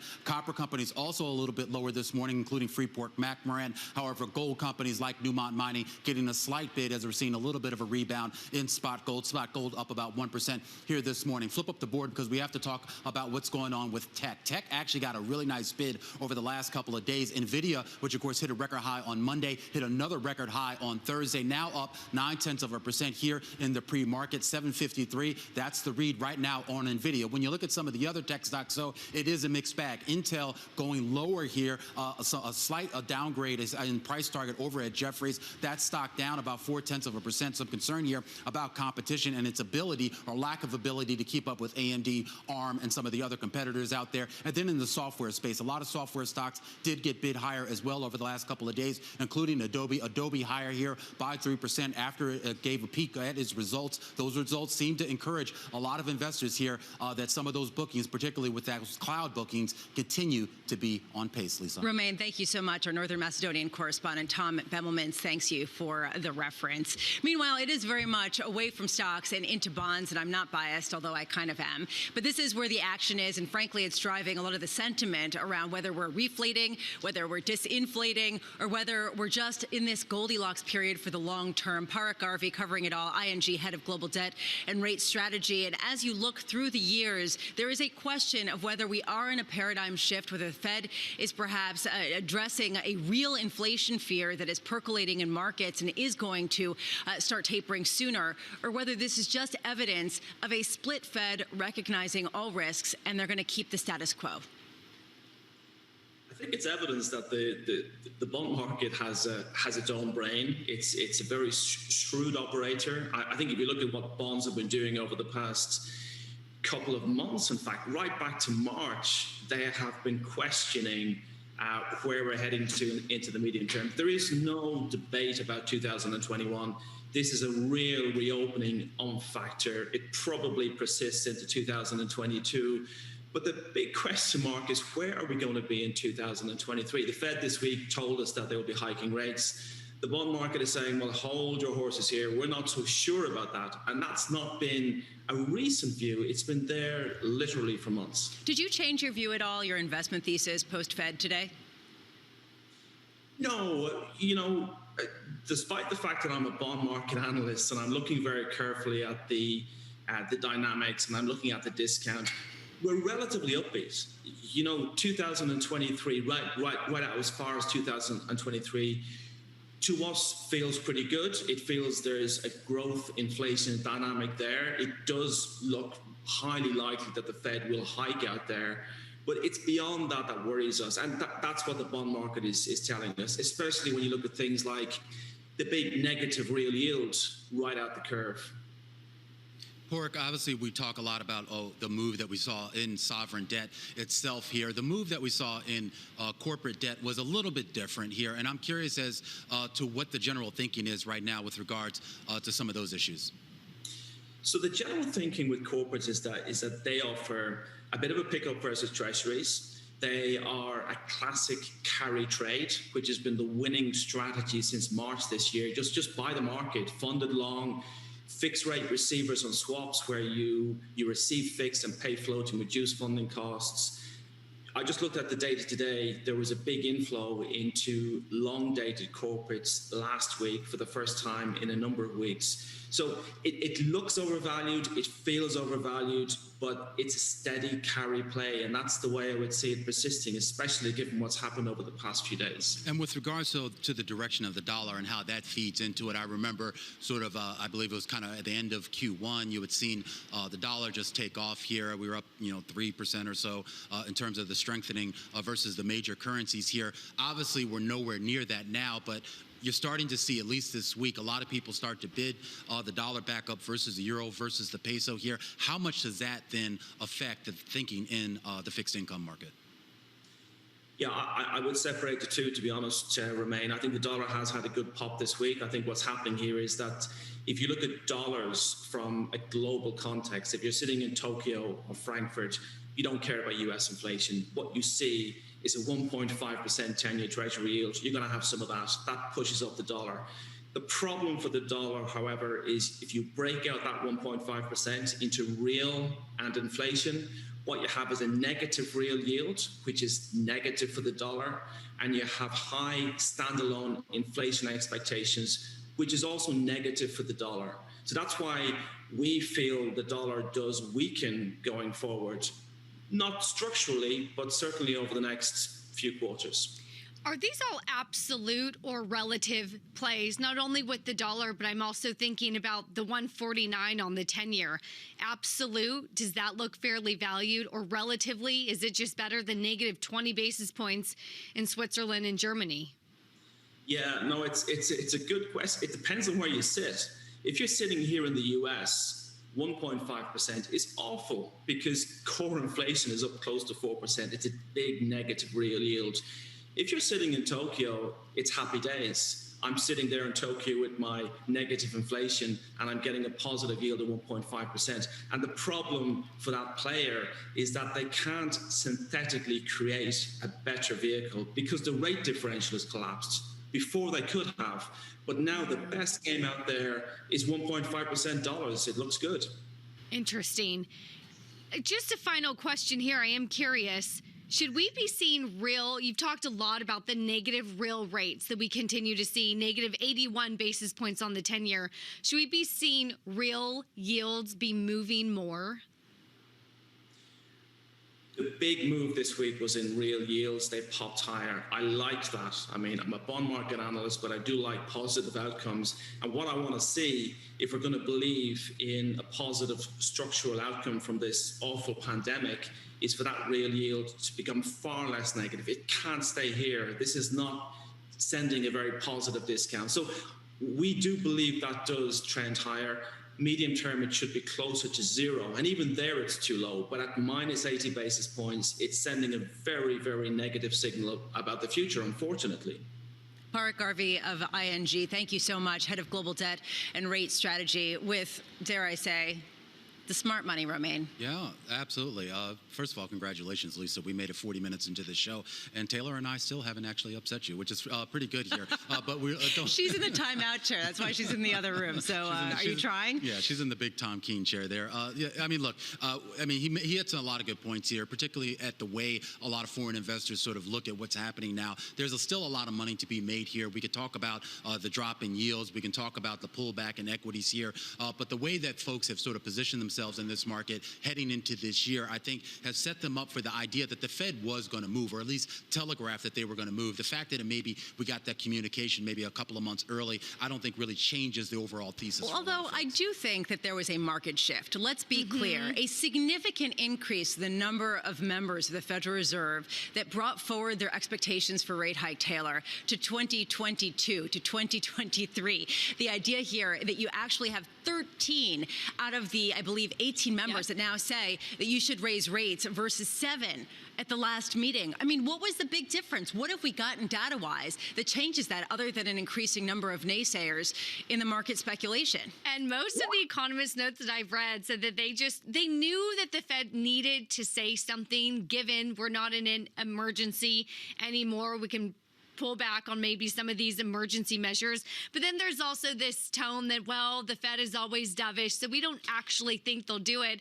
And I believe it was Rick Rieder that said, wow, they actually did what most market participants thought that they should do. And, well, we're all a little bit caught off guard. I will say this, and Romain, I dare say I'm going to editorialize here. Okay, go ahead. Ooh, but I think that they did the right thing, because basically they created a little unease in markets that perhaps were being accused of frothiness. And so the idea here of trying to engage some sort of perhaps discomfort isn't bad.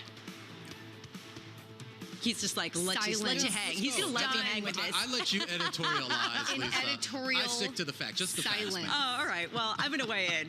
Anyway, coming up, Matt Hornbach is going to weigh in as well, and he can perhaps push against me. This is Bloomberg.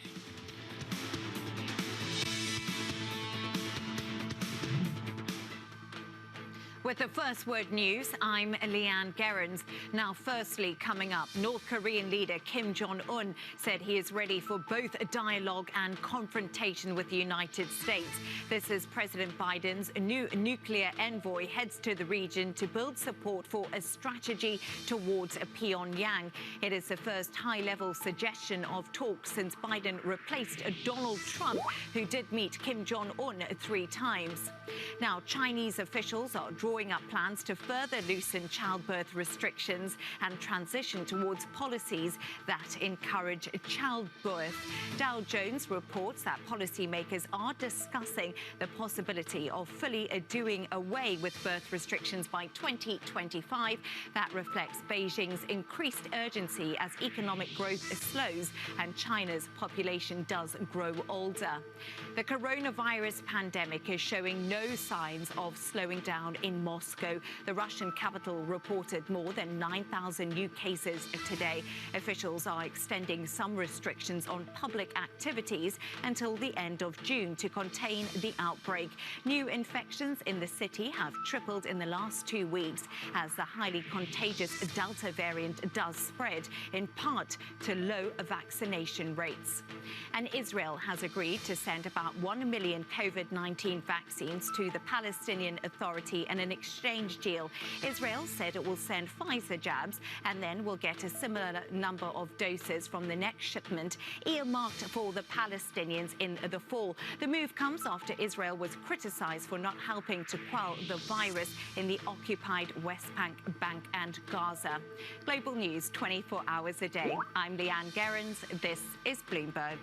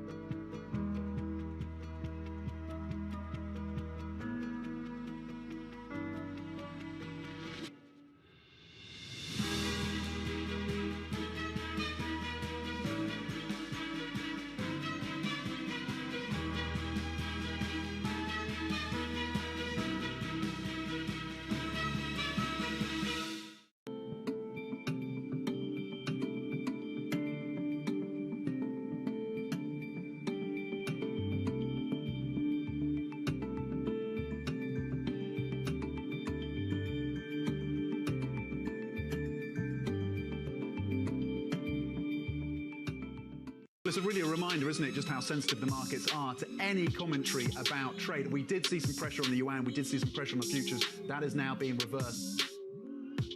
Mercedes-Benz is on a path towards CO2 neutral mobility. So we have flicked the switch there, and really we're going to step by step electrify everything. And what does that mean? Combustion engines get electrified.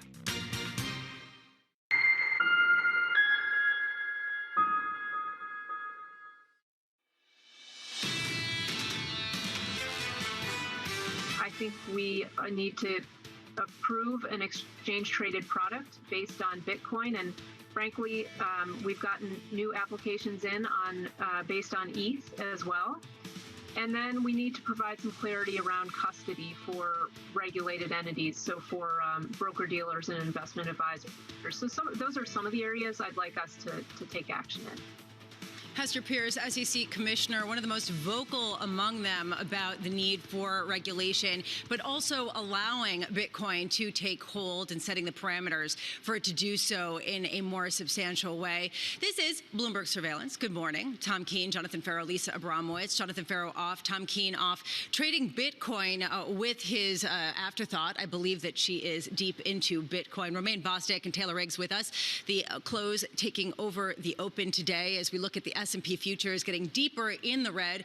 41.97.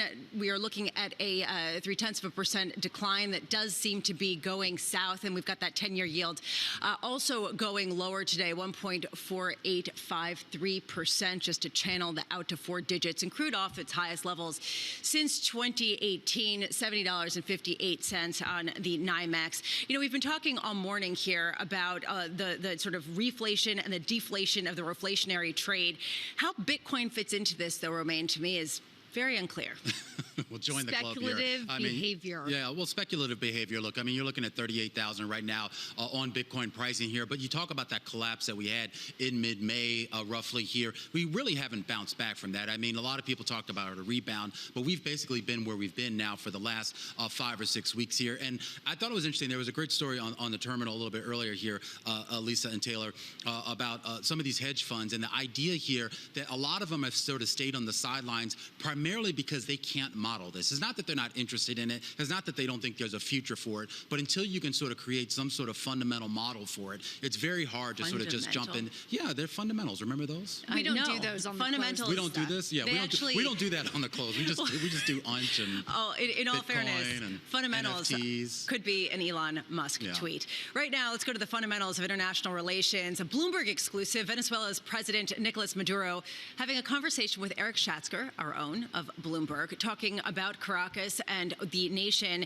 that has been mired in an economic crisis. Part of this has stemmed from, at least you listen to President Maduro, U.S. sanctions. And Eric asked him what changes in policy he would be willing to make in exchange to get some relief. Take a listen to what Maduro had to say. I believe that the sanctions are immoral. That's the first thing. They are cruel, very cruel for a country. And I think that at a round table of conversation, even if it's private, the United States of America, the Biden administration, should accept it as such, should see it as such. And the sanctions are transformed. As the Human Rights Organization says, the special reporter that came to Venezuela for the matter of the sanctions are transformed into a great violation of the human rights of the Venezuelan men and women. Furthermore, not only is it a cruel mechanism that causes suffering to the people, but it's also a failed mechanism. Failed. Because all the sanctions, in an extremist and irrational manner, were applied by the Trump government against Venezuela for a change of regime. And they didn't achieve it. Nor are they going to achieve it. So the sanctions should be recognized as illegal, irrational, extremist, cruel, and they should be lifted. En su opinión, señor presidente, pero todavía es la política. In your opinion, Mr. President, but it's still U.S. policy.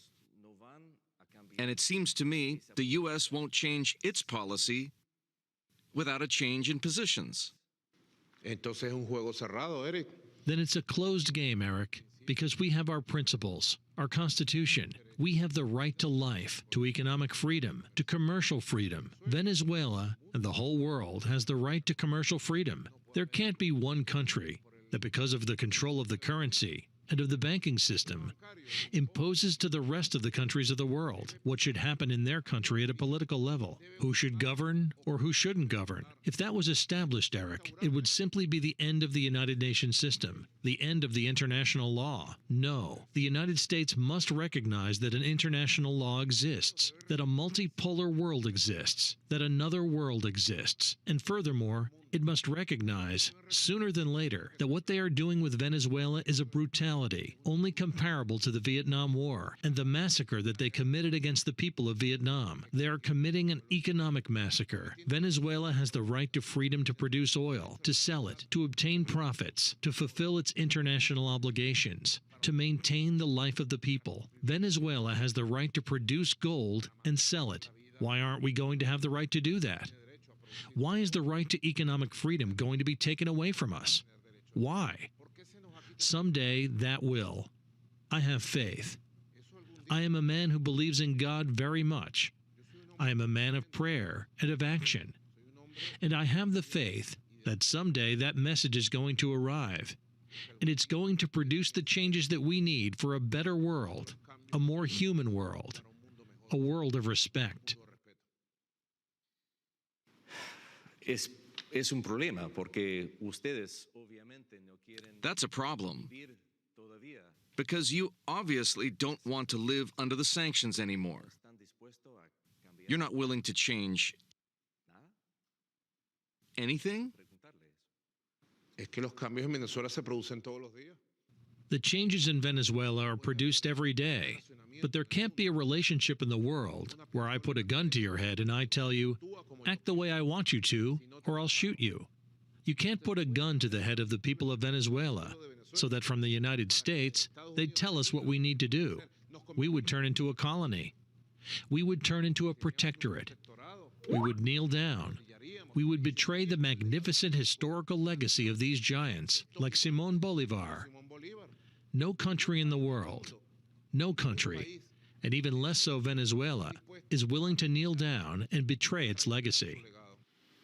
A conversation with Nicolas Maduro of Venezuela with our own Eric Schatzker, an exclusive as he traveled to Caracas to discuss sanctions, as he discussed the path forward for an economy that has been absolutely decimated, not only by the sanctions, but also by some of the policies. I mean, that in the front and center in terms of oil revenues, where they go, and the distribution of funds throughout the country. You know, this really highlights some of the idiosyncratic risk. Yes, you can drink. That was a prior drinking game. But Romain, there is a question of the MSCI Emerging Markets Foreign Currency Index. The idea here that you're seeing weakness in a lot of these areas, especially as we look to the Fed to possibly tighten rates, and sort of a question of how much that could forestall the development that we've seen in the emerging market complex. Yeah, potentially here. And I mean, and this is a fantastic interview that Eric did. But, you know, to address with some of the things that Maduro was talking about, we're talking about basically what's now been U.S. policy under now a fourth president here. And his concerns, while certainly valid, you have to ask what the U.S. would actually get in return for easing any of those sanctions. And whether they could get any guarantee into humanitarian outreach. I mean, just talked about the exodus of people from Venezuela to other places as they struggle to get enough to eat. Incredible coverage across the Bloomberg complex on just that. Coming up, James Bevan joining us, CCLA Chief Investment Officer from New York. This is Bloomberg.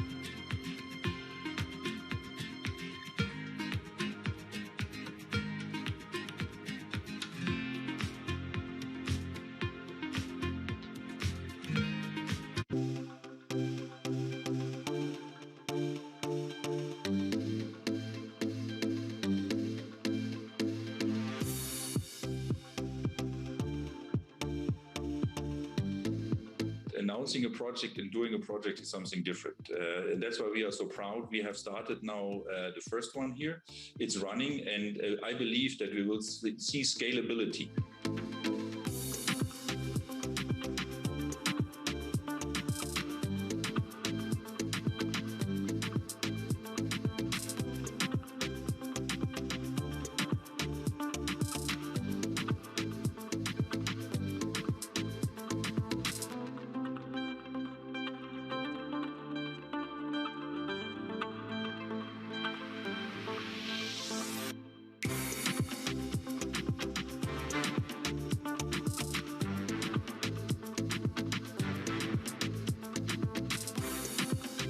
Have now a base to show use cases, so we can develop new cases on how to build a hydrogen economy.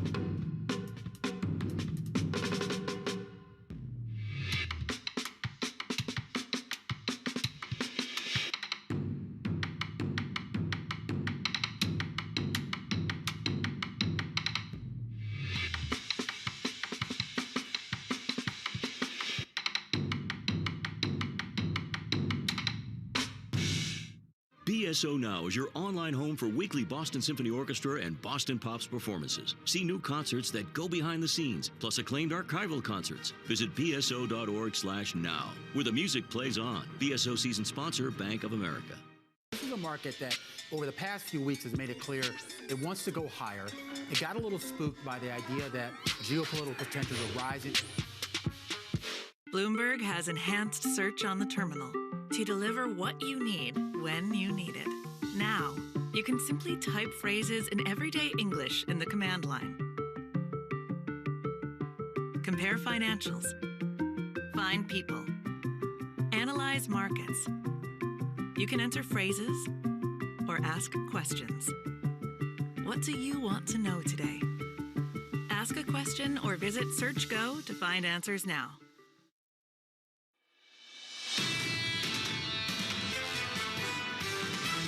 It's looking more and more like sustainable real growth, and that says a lot for the stock market. Behind the scenes there, we're going to see probably a little bit more disruption in the reflation in the equity story. Could we have several years of much higher inflation? Yes. Danger is upon us, really, in a sense, and that behooves action, and I think the Fed did the minimum. The Fed doesn't know either when this transitory notion is going to go away. This is Bloomberg Surveillance with Tom Keene, Jonathan Ferro, and Lisa Abramowitz. The deflation of the great reflation, the pendulum of doom shifting. If Tom Keene were here, he would have a head up already. This is Bloomberg Surveillance. Good morning. Happy Friday. On Bloomberg Radio, on Bloomberg Television, John Ferro, Tom Keene off today. I'm very lucky to be graced with the entire close staffs here, almost. Taylor Riggs and Romaine Bostick here for this Friday that's really a market shift in the market. And I will say, Romaine, we have seen a rotation in a number of different asset classes, yield curve flatter, a rotation back into the growth names, into the big tech names. Within the equity markets, it feels like a reset. It feels like a reset, and it is a reset. A lot of people were sort of looking to the Fed to maybe communicate something in August, maybe at Jackson Hole, maybe at their meeting in September. They got that communication a little bit earlier than planned, and yes, that does require a little bit of a reset. So you're looking at a market here that it looks like it's going to have a down week, at least for the S&P 500. You saw a rotation out of some of those cyclical names, though. You are seeing some strategists say, look, stick with values, stick with cyclicals. That's still going to be the trade going forward. A lot of investors, though, aren't so sure. They're gravitating to growth stocks, although some of those growth stocks look a little bit more defensive to me. The pendulum of safety. The pendulum. The pendulum of tech. I can keep going. All right, Romaine, there is a question of the pendulum of a shift in equities. Also, with respect to bonds, it's all inflation. And Taylor, interesting to see the tone shifting there, not only among the Federal Reserve, suddenly seeing inflation as perhaps a bigger risk than moving too soon and sort of disrupting the economic recovery in the labor market. But we're also hearing that kind of shift within the White House itself. Yeah, really interesting comments coming out of Jared Bernstein, White House economic advisor, speaking, of course, on another network, saying a few different things, Lisa. We're more concerned about inflation than we were before, then saying, never mind, we're equally as concerned about inflation and still very convinced that inflation is transitory. So really trying to hone in that message about being transitory, being on the same page as the Federal Reserve. All as the bond markets respond, Lisa, we migrate downwards to a 148, a 207 on the 30-year. All as I think investors and economists this morning have said, the Fed may not tolerate higher inflation as maybe we once thought. That's at least what the tapering, the dot plots show us. Maybe 2.5% might be it in terms of the higher end of that range. And the gravitational force right now as we head into the open here, about an hour and a half away, 90 minutes, has been lower with bond yields. Right now we're at 1.4768% for the 10-year yield. You could see that shift also for the 30-year. Interesting to see how people are rejiggering their expectations for a Fed perhaps perhaps not letting the economy move and get as hot as people previously thought. Just taking a look, though, also at the dollar, and this is interesting. The dollar pretty much flat versus the euro, a little euro strength, but this is a reset in a moment for potential dollar strength after 5 straight days of strengthening, the longest streak going back to 2020 in March. And Romain, help me out here with what we're seeing underpinning the stock move, which actually does seem to be getting more negative. Yeah, absolutely. And I mean, a lot of it does have to do, I think, with this general sense here that the yield support isn't necessarily going to be there longer term. There is going to be potentially dollar strength. That, of course, could actually erode some of the forward gains here. And just to your point here about the reset, I think anyone at the Bloomberg terminal, you just run a dollar chart here on a year-to-date basis. You look at that spike up that we had in Q1, that drop we had basically at the start of Q2, and now this little bit of a spike that we've had over the last few days. There's your reset. That illustrates it more than anything else. Yeah, just to give you some sense, S&P at 41.95, the NASDAQ at 14.135. Here we are trying to reset as we head into a summer of discontent. James Bevan is not discontented, CCLA Chief Investment Officer, joining us here. And there's a question of how much you rejigger your expectations going forward based on a hawkish Fed, or how much you shrug off these comments as them trying to talk markets away from getting overly frothy. I think the Fed is taking a very responsible tack. It recognizes the economy is positively surprising on virtually every indicator. We are going to have a bumpier economic growth, and therefore a huge year for corporate earnings growth. I'm expecting that the S&P 500 will deliver $200 of earnings this year, and even with Mr. Biden's tax hikes next year, I'm expecting $215. So I remain bullish on equities. I think valuations can remain elevated. I'm looking for somewhere between 4,300 and 4,600 points for the S&P for the end of this year, and 4,800 points for the end of next year. A few months ago, I raised the issue with another strategist about the idea of stagflation, and I was basically told that's balderdash. That's really not in the cards here. Based on what we know now, is that a reasonable possibility?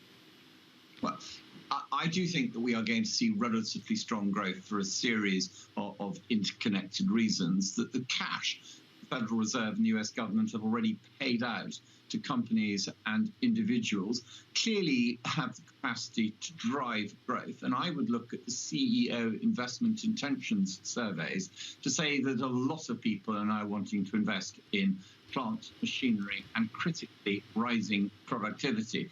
And the productivity, I think, will come because as wages go up, so it will be that companies will be incentivized to do more to ensure that their margins are maintained. So what happens on the demand side? Well, all the evidence, I think, is that US citizens have more cash, they have higher asset values, and I do believe that as the COVID-19 crisis moves past, we will see US citizens spending more money. So I am unambiguously bullish in terms of economic activity, but I absolutely concede that there must be at least a 1/3 chance that higher inflation is here to stay. Critical issue being whether wage inflation trumps the investment in productivity. Talk to us about wage inflation, general inflation. We're getting some comments from the St. Louis Fed, James Bullard, saying that there is some upside risk to inflation at this moment. Are equity markets then the correct inflationary hedge? I think that people are not really concentrating on the right wages data. I meet a number of commentators and clients who tell me that the average hourly earnings is what I should look at. And I think the compositional shift of people who are employed makes a big difference. What we're seeing is a lot of relatively less well-paid people coming into the jobs line. The net result is that the average hourly earnings are being pressed by those new people joining the queue. On a like-for-like basis, people in skilled jobs, the more highly paid jobs, are now seeing significant wage inflation. And therefore, I think that when one thinks about equities as an inflation hedge, one has to think about the quality spectrum of the market. One has to think about companies that can both set prices but also control costs. So I absolutely concur with the perspective that it's time to look again at technology, but also some of the international branded goods companies like Kering. This is Bloomberg Surveillance, so we do not discuss UNCHD, and we do not discuss necessarily standards of deviation, although Tom Keene does frequently. We do discuss a pendula of a variety of different natures, where the feeling is currently in markets. And I'm wondering, from your perspective, whether the pendulum of doom coming from the bond markets, this feeling of perhaps stagflation, is relevant to equities, whether that is the accurate interpretation of this disinflationary trend. Do you know, I just haven't seen the pendulum move in the bond market at all. If you said to me, where should the bond market, the 10-year yield in the States be at the moment, I would say by reference to the copper price and the gold price, it should be at around 2.5% as opposed to 1.5%. So I fully expect the 10-year yield to finish this year at 2, be back at 2.5 by this time next year, none of which I think is disastrous for the equity market by a large margin, because those sorts of yields are simply consistent with the normalization of economic growth, the capacity for companies to deliver the sustainable growth that they absolutely require. I think that the far bigger risk to the market is that after a bumper Q2 earnings season, markets say to themselves, well, do you know, we've had an awful lot in the bag. If the Q3 numbers then disappoint, then I do think that there will be a lot of profit taking in the autumn. We know that there will be a reduction in fund flows. So for me, the critical period is the fourth quarter this year, but not because of the bond market, but because people may become overly optimistic, and meltdowns typically do follow pronounced melt-ups. So, James, at this stage, I mean, we can have a real conversation here about the normalization of monetary policy, or at least the potential for it here. Fiscal policy is still a big question mark here. You have, obviously, folks here in the U.S., including Biden, looking to throw more logs on the fire here to stimulate economic growth. You've got commentary out of Europe, including from Mario Draghi, about the need for additional economic stimulus. How does that fiscal policy framework factor in your general outlook right now? Well, I would make two observations. First, that the fiscal expansion occurs in the context of modern monetary theory, where central banks are supporting low bond yields. If you were to go back to the period when Tom Keene was learning his trade, any government that elected to spend more money necessarily led to much higher bond yields, and everybody was miserable. We're not seeing that because the Federal Reserve has bought more bonds than the Treasury has issued over the last 12 months. And I absolutely believe that this control of the yield curve is a conscious decision, and it will continue to be in favor because Mr. Powell and Mr. Biden both recognize that if they are going to spend a lot of money, it needs to be cheap, and the Federal Reserve can make it exceptionally. So I do believe that Mr. Biden will spend a lot of money. Yeah. I think that if inflation rises, then Mr. Powell will be less tolerant, indeed, as you were suggesting, than the market suggests. Because inflation is aggressive. It doesn't help people at all. James Bevan of CCLA, thank you so much for being with us. As we've been talking, James Bullard has been speaking, and really one of the most notable headlines, as Taylor, you mentioned, that Powell officially opened taper discussion this week, this according to St. Louis Fed President Jim Bullard. And the question here is how markets are taking this. And if you take a look here, it's actually a pretty significant move. You see futures move substantially lower here on the morning, including the NASDAQ, Romain. Yeah, a significant drop lower here. On futures, obviously seem to sync up with those headlines. Of course, Bullard speaking on another. And leaning that they might not need to be an MBS. There's a $40 billion monthly purchase of MBS that might now be off the table. And you're seeing actually 10-year Treasury yields inch up from where they were earlier. Coming up, we've got Congressman Sean Casten, Democrat from Illinois. We will carry the conversation forward about rate hikes. This is Bloomberg. With the First Word News, I'm Leanne Gerrans.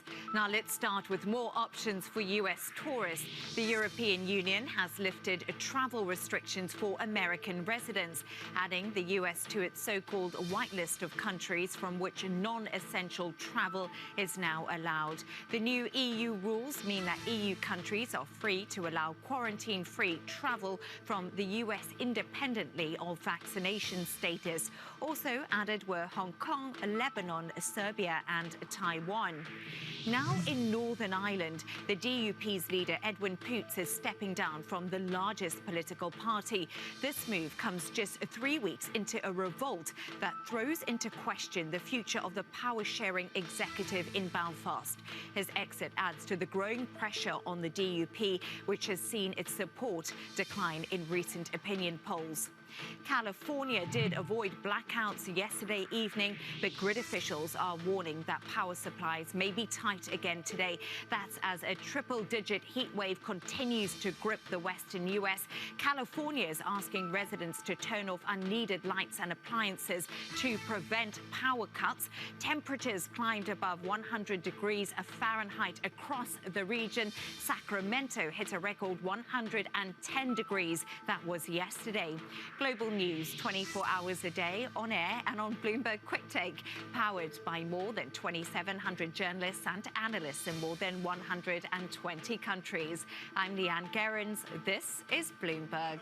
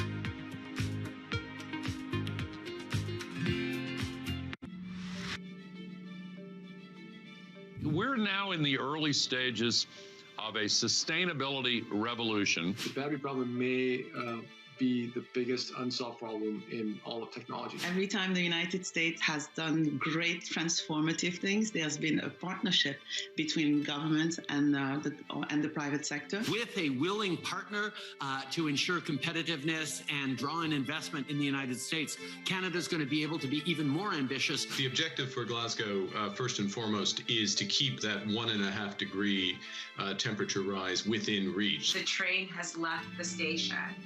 Investors care about it. People who work inside of corporate America care about these issues.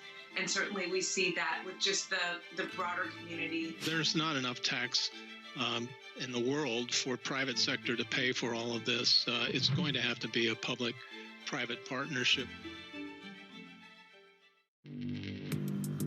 Access the financial world on demand. Hear from leading economists, policymakers, and industry experts via live and on-demand webinars, only from Bloomberg. Start exploring to see what's moving the markets. Visit Bloomberg.com/webinars.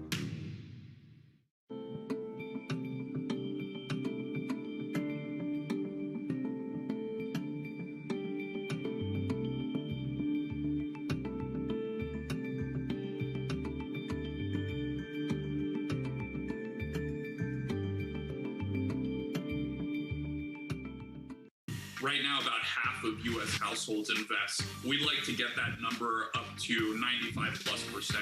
Investing should be as ubiquitous as shopping online. It should just be something that people do.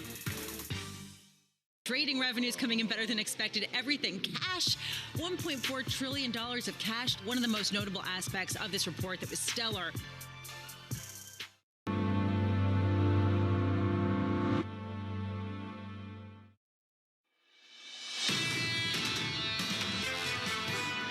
Once again today, the United States Supreme Court, in a 7-2 ruling, upheld the Affordable Care Act in the face of another legal challenge. So let me say definitively, the Affordable Care Act has won. The Supreme Court has just ruled the ACA is here to stay. Majority Leader Chuck Schumer speaking after that Supreme Court ruling having to do with the Obamacare Act. And really, right now, we are looking at Washington, D.C., and we have a fantastic conversation coming up with Congressman Casten, a Democrat from Illinois. But before we get there, I'd love to get a sense of just how significant the move has been as we hear Jim Bullard of the St. Louis Federal Reserve speak, I believe, on CNBC, and remain talking here about officially opening the taper discussion, basically putting a coda on this week of Fed speak to basically say, yes, we are talking about tapering. We will begin.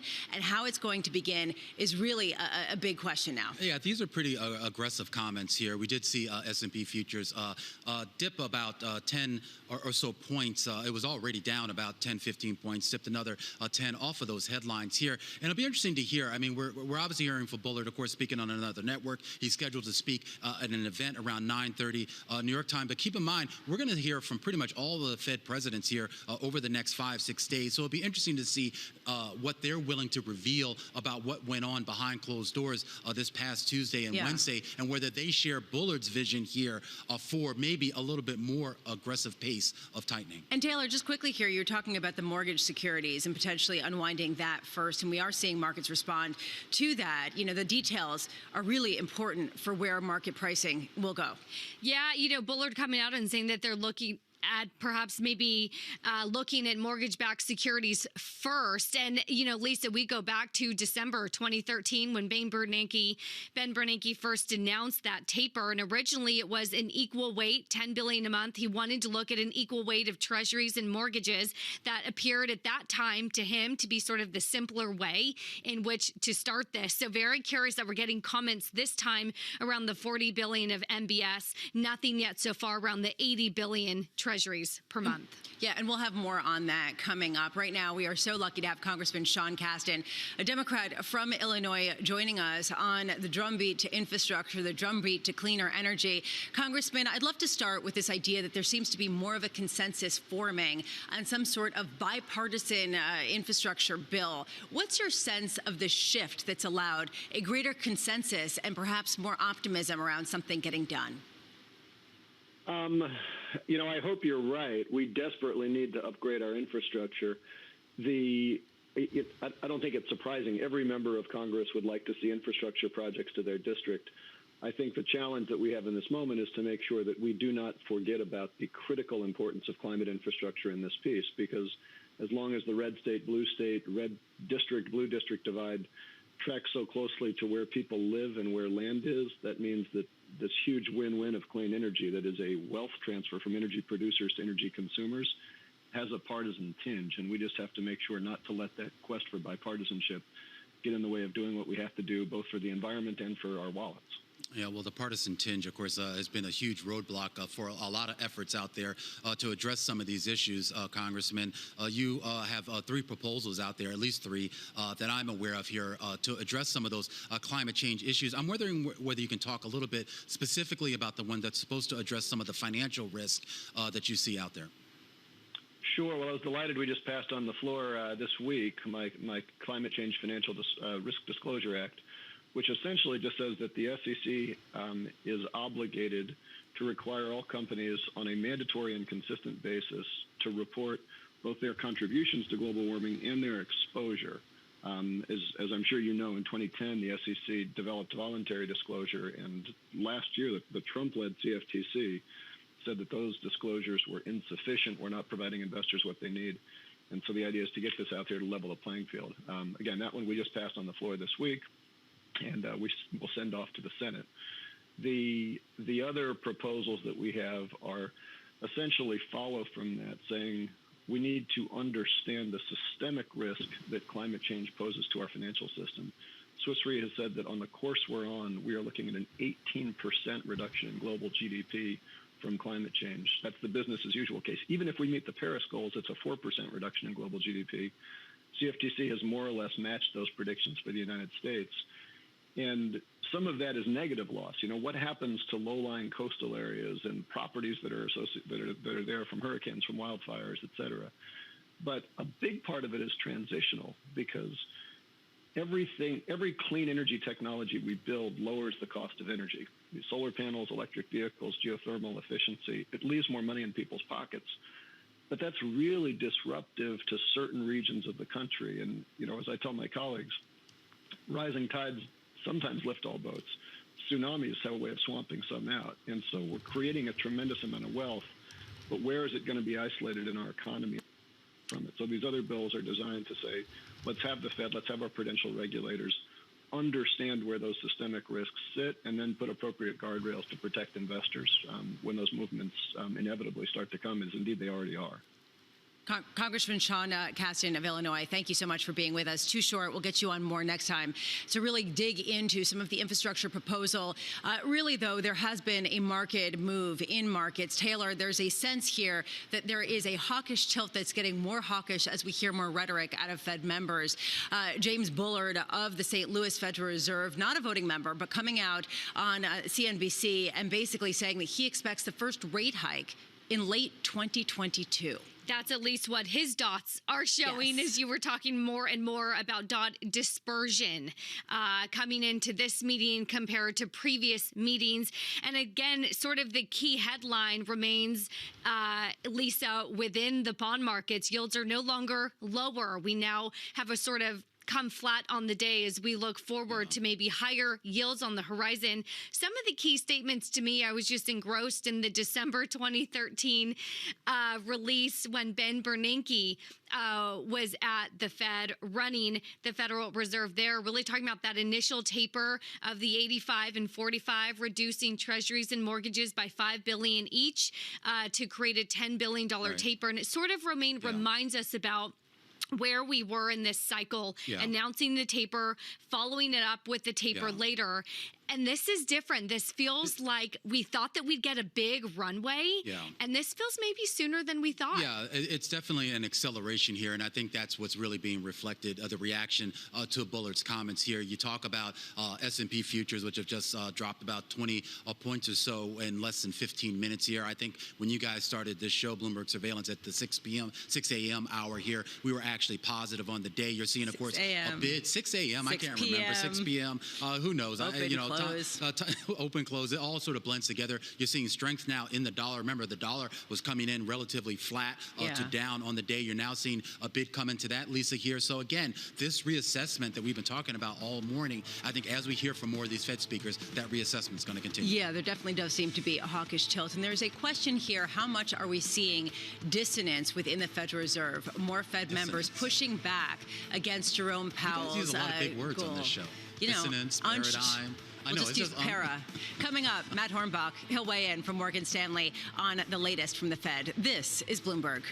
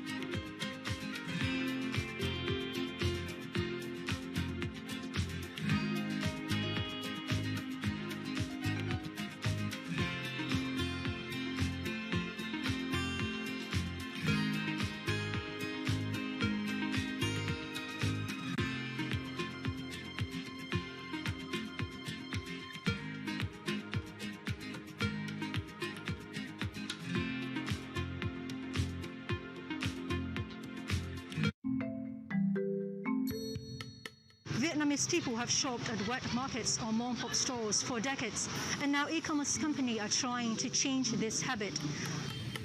Those including regional players like Shopee or Lazada or local startups Tiki have been building loyalty and trust by providing Vietnamese with services that are common in developed economies but very new to this country. Mình chỉ cần ngồi ở một chỗ thôi và lên một cái trang web chẳng hạn thì mình có thể tìm được là rất nhiều cái mặt hàng ở trên đó. Thứ hai nữa là về cái tốc độ giao hàng thì bây giờ cũng đã nhanh hơn rất là nhiều rồi, thậm chí là có những cái mình có thể nhận sau 2 tiếng như Tiki Now chẳng hạn. The epidemic has given digital retail a boost, with more Vietnamese buying everything from food to electronics online. Còn một cái nữa đó là tại vì cũng đang dịch ấy, thế nên là nếu mà mua hàng online thì sẽ an toàn hơn cho tất cả mọi người, bởi vì là mình sẽ không cần phải ra ngoài và tiếp xúc với nhiều người. The country's e-commerce is expected to reach 29 billion in 4 years, from 7 billion last year. The government is also encouraging this sector with target of online shopping to account for 10% of Vietnam's retail sales by 2025.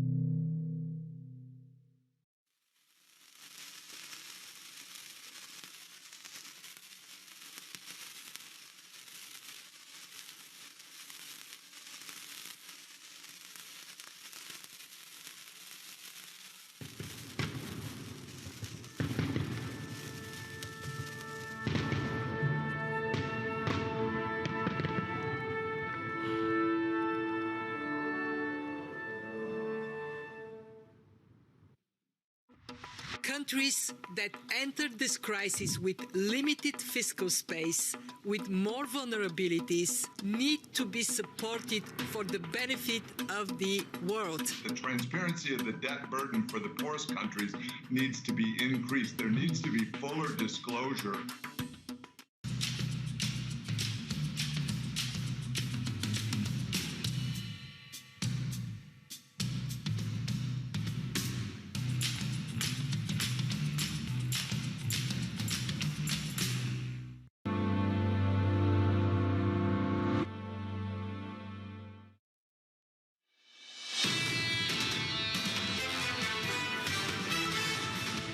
This is Bloomberg Surveillance. Lisa Abramowitz, Romaine Bostic, Taylor Riggs, Tom Keene, and John Farrow off today.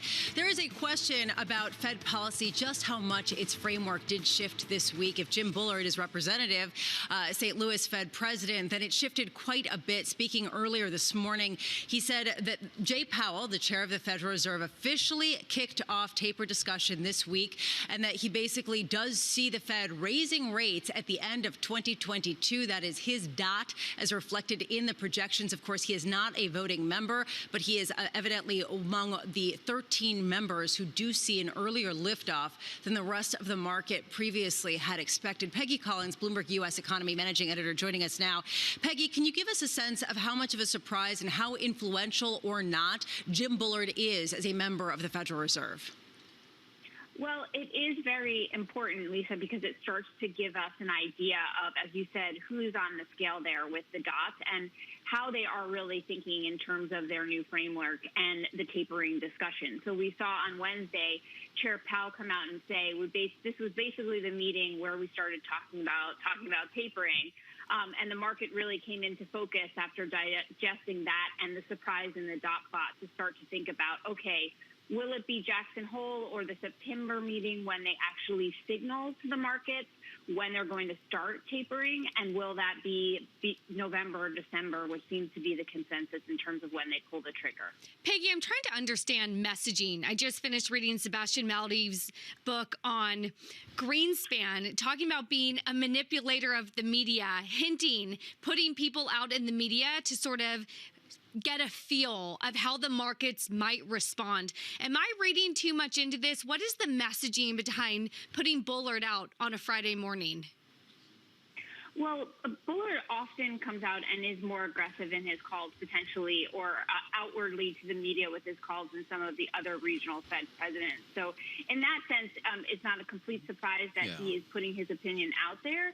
But I think it is helping to clarify where some of the board members and the regional Fed presidents are. So then, Peggy, look ahead for us. I mean, I think we're going to hear from Williams a little bit later today and next week. You got Mester, you got Daly, Bostic, Rosengren, pretty much everyone of importance here on the Fed and FOMC scheduled to sort of speak publicly here. Do you think that we're going to hear a similar tone out of those names that we're hearing from Bullard today? Well, I think we may start to see a different tone from some of the board members. And Powell had a more reserved tone on Wednesday, despite the surprise. And the surprise was really in the dots not in terms of the tapering announcements that they were making and signals they were giving. It was really that we got 2 dots in 2023 or dots for 2 interest rate hikes, I should say, in 2023. But Powell was certainly, a bit more reserved. So we'll see if some of the other board members have that tone as well.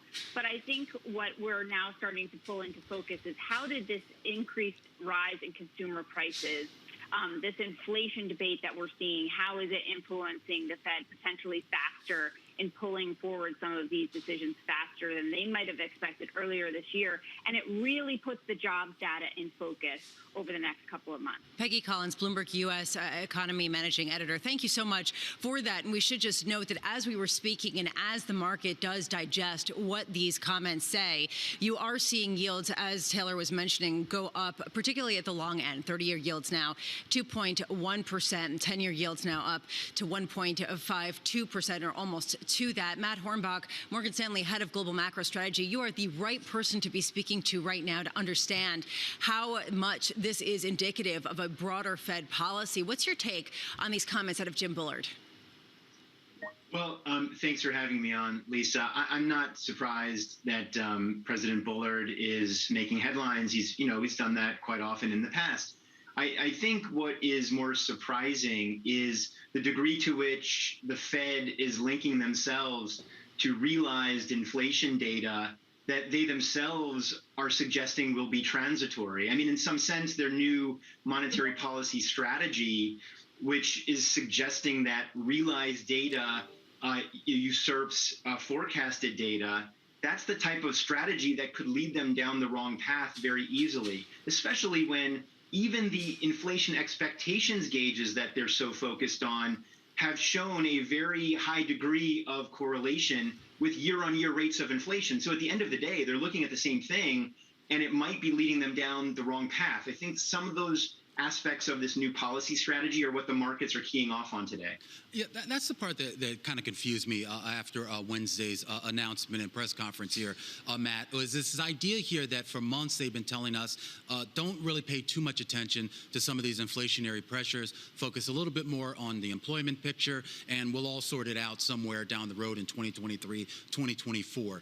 There does seem to be a message now that maybe we should have been paying attention to this. Is this actually a shift in policy, or is this just simply misdirection? Well, Romaine, you're not alone in confusion there. At the last press conference, Powell essentially paid lip service to inflation and focused a lot on the labor market.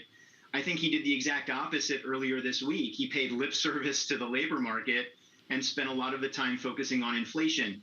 To me, this isn't really a change in their monetary policy strategy or reaction function. This is actually an execution of that strategy to focus on realized data at the expense of forecasted data. This is the pendulum swinging from one end of the spectrum, where Yellen essentially made policy based on forecasts, to the other end of the spectrum, where now they're making policy based on realized data that may end up proving transitory over time. That's the issue here. Matt, I am curious about asset price bubbles. Perhaps if some have linked to massive M2 money supply, the liquidity sloshing around in the system, the forced risk taking that is going on. Jim Bullard, of course, this morning saying they're watching the housing market. That's been a key area of concern. Crypto markets, that has nothing to do with inflation, he says. But do you see pockets of some of these asset price bubble-ish tones? Yeah, well, I mean, certainly you can look at certain markets and come up with a variety of conclusions.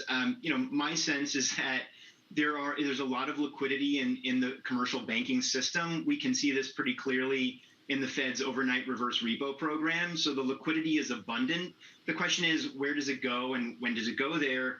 And how high are the prices? How high do the prices go when the liquidity pays a visit to some of these markets? Look, cryptocurrencies are really the poster child for this type of behavior. It's not. I mean, who knows how high these prices can go? They can always go to zero, of course, but this remains to be seen. So I'd say, look, there are pockets of excess liquidity influencing prices, but then there are other markets that look very reasonably valued to us. Matt, what's the message from the bond market this week? Look, I think the message from the bond market is the Fed has to be very careful about its communications, not just verbal communications, but all types of communications, including the communication that's coming from the dot plot. The dot plot does not represent today what it did back in 2012, even though Chair Powell has tried to get that message across with consistency.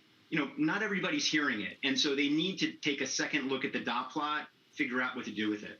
Yeah, okay, so it's a bumpy ride ahead. Let's talk about positioning here, Matt. And I mean, what do people do right now? If they look at the messaging that we're getting out of the Fed now, and they look at the current state of affairs with regards to pricing in the bond market here, I mean, do you abandon some of those short bets that you had? Do you abandon some of those steepener trades? Do you bet on the dollar? What do you do right here? Yeah, absolutely, Romain. Look, I think you certainly have to give up on the curve steepening trade. From our perspective, it was mostly a carry and roll down opportunity that the Fed put to bed earlier this week. So we can no longer advocate for curve steepening positions.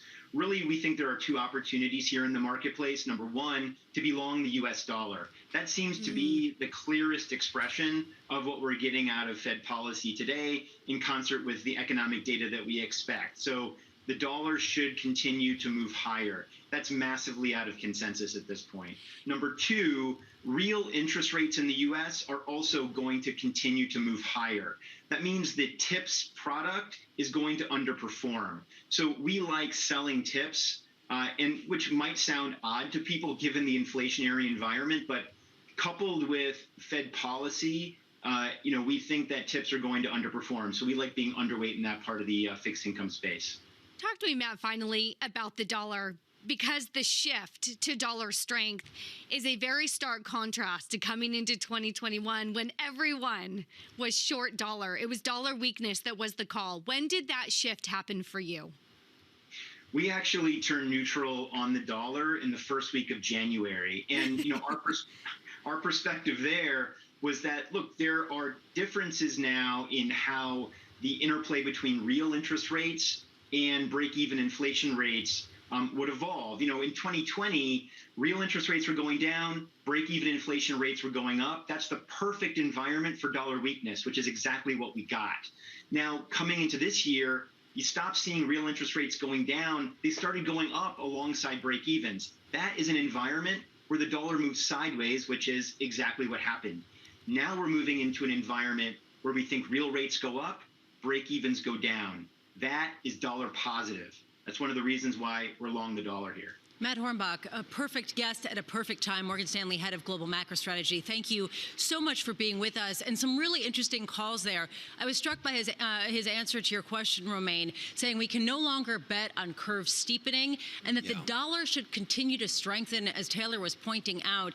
A really deeply out of consensus call here. The idea, Romain, of the dollar continuing to strengthen could potentially offset some of these Europe and emerging market bets that have become increasingly dominant in people's portfolios. Absolutely, and I think the jobs for a lot of fund managers just got a little bit harder here looking forward here, whether you're betting on a reflation or an unwind of that reflation trade.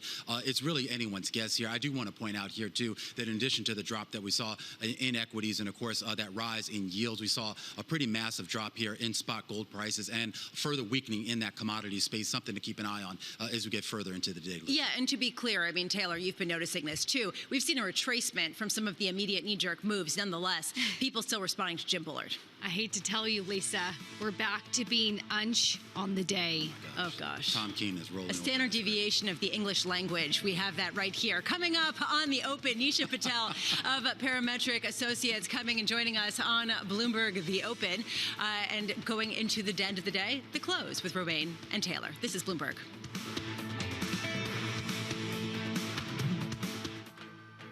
With the First Word News, I'm Leanne Gerrans.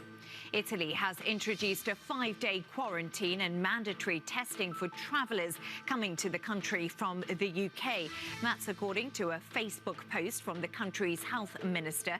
Current measures banning arrivals from India, Bangladesh and Sri Lanka have been extended, while travellers holding a so-called green pass from the European Union, US, Canada or Japan will be allowed to enter the country.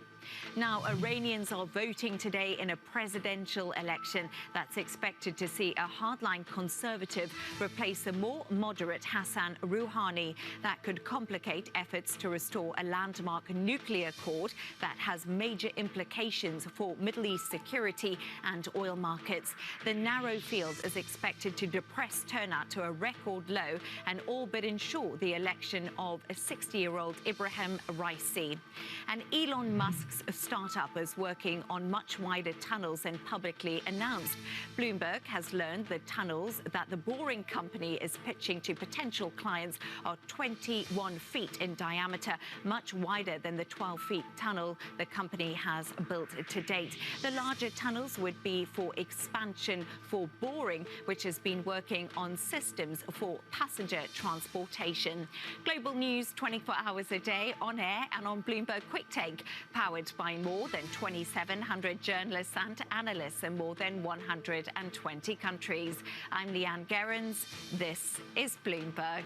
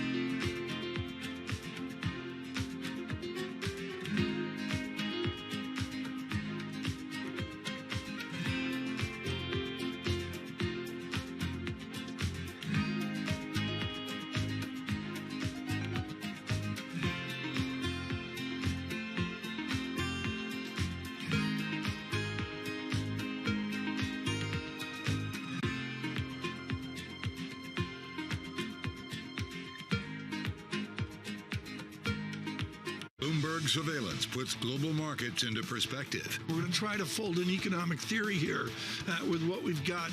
Based on data.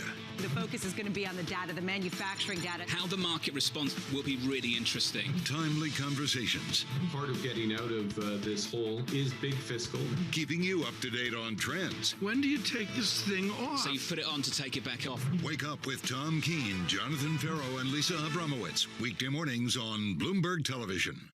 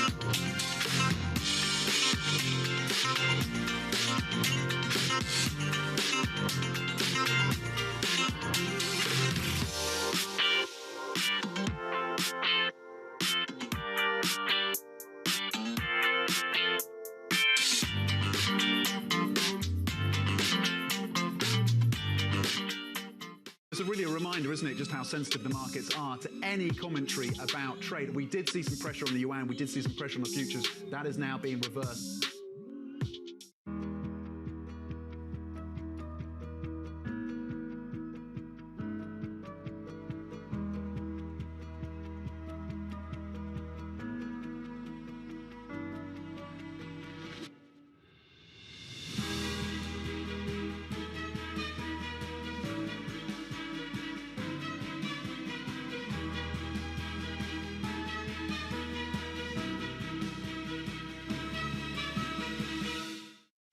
I'm David Weston. Bloomberg Television is reinventing one of the most iconic brands in financial television for a new audience.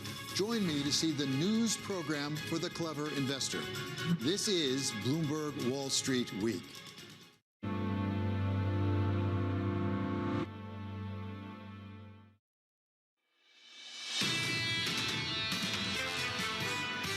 have 70,000+ people, and it's we're concentrating on getting them back to work because that allows people to move about under the CDC guidelines without masks and things like that. As more people get vaccinated, we keep bringing more back. We got a lot of work to get those back. But the view is after Labor Day, our view is all the vaccinated teammates will be back and will be able to operate fairly normally, and we'll then start to make provisions for the other teammates as we move through the fall. Brian Moynihan there, of course, Bank of America CEO, talking about, of course, the return to office here right now. Of course, we have to talk about, I guess, what is the return to the market, or at least the return to the general belief here that the Fed may move faster than expected. We're below 4,200 on S&P futures. We're above 150 on your 10-year yield. Gold, which at one point was up about 1% here, now basically unchanged on the day, seeing a lot of softness in the commodity space. The VIX elevated as well. Romaine Bostic here alongside Taylor Riggs. Tom Keene out today. You did better than Lisa. Yeah. She called me Riley the last hour. All right. Well, you're Taylor to me. Of course, Taylor Riggs is in for Tom Keene. Tom Keene, of course, had, I believe, one too many martinis. So he should be back, hopefully, and recovered on Monday. Lisa is off to this other show, which means the full Bloomberg Markets, the close takeover of Bloomberg surveillance is in effect, at least here, I guess, for the next 10 minutes. I love it. And what that means is we are on the day. Romaine, as you talk about some of the comments we've gotten from the Federal Reserve, you pull those into some of the market reaction that you discussed, sort of unchanged now on yields after we had been higher after some of those initial Bullard comments. And then, of course, we talk about, Romaine, where we are, economics, vaccination rates, this reopening. What does that mean for economic growth? And then, of course, travel opportunities. There is no better person to discuss travel than Brian Kelly. Of course, we know him as the points guy. I'm a huge fan on Instagram, following you. And of course, some of the big headlines this morning that the EU sort of fully trying to reopen to U.S. visitors. But I guess the big question is, can I still afford a flight, or are my flights now priced out of my price range to Europe? You know what, Taylor? The best deals this summer are to Europe. We're seeing $1,000 one-way business class fares to Europe, and it's also a great time to use those frequent flyer miles. So many of us have them. We're hoarding them because we haven't traveled that much. So use them now, especially because you can cancel your frequent flyer mile tickets and get them all back and all your taxes and fees back, which is much better than getting a voucher if you pay for a ticket. Interesting. I mean, you mentioned business class there. Where are we in terms of the return of the business customer? We have heard that those are the big ticket items, but that is nowhere coming back from the corporate side. Is this all leisure still at this moment? It's mostly leisure travel, although every major CEO of an airline that I've talked to says that business travel is coming back much quicker than they anticipated. As we know, the big banks are going to be calling people back to the office, usually after Labor Day.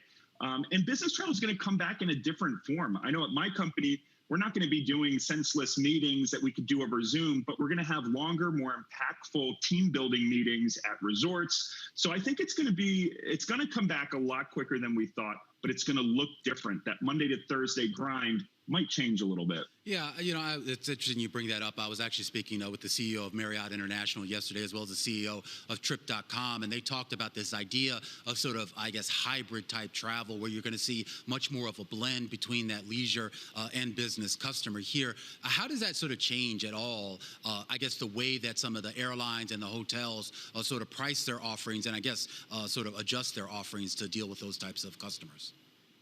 Yeah, their planes are full these days. They're still, upgrading people into first class. The business class total fares are down. I think we're going to see a return to profitability or not stemming the losses this quarter for most of the airlines, but they're not those big ticket fares, the $10,000 business class fares to Shanghai, right? Yeah. So definitely the airlines are looking for more ways to raise revenue. A key way they did that during the pandemic was selling billions of dollars worth of frequent flyer miles to the credit card companies. And what we're seeing is huge offers for consumers in the credit card market. We're looking at 100,000-mile offers to get a single credit card. I think there's 7 different cards offering that. Yeah. So I think we're seeing a shift in the way they're accounting for the revenue, but making it up through co-brand partnerships is a key way to do that.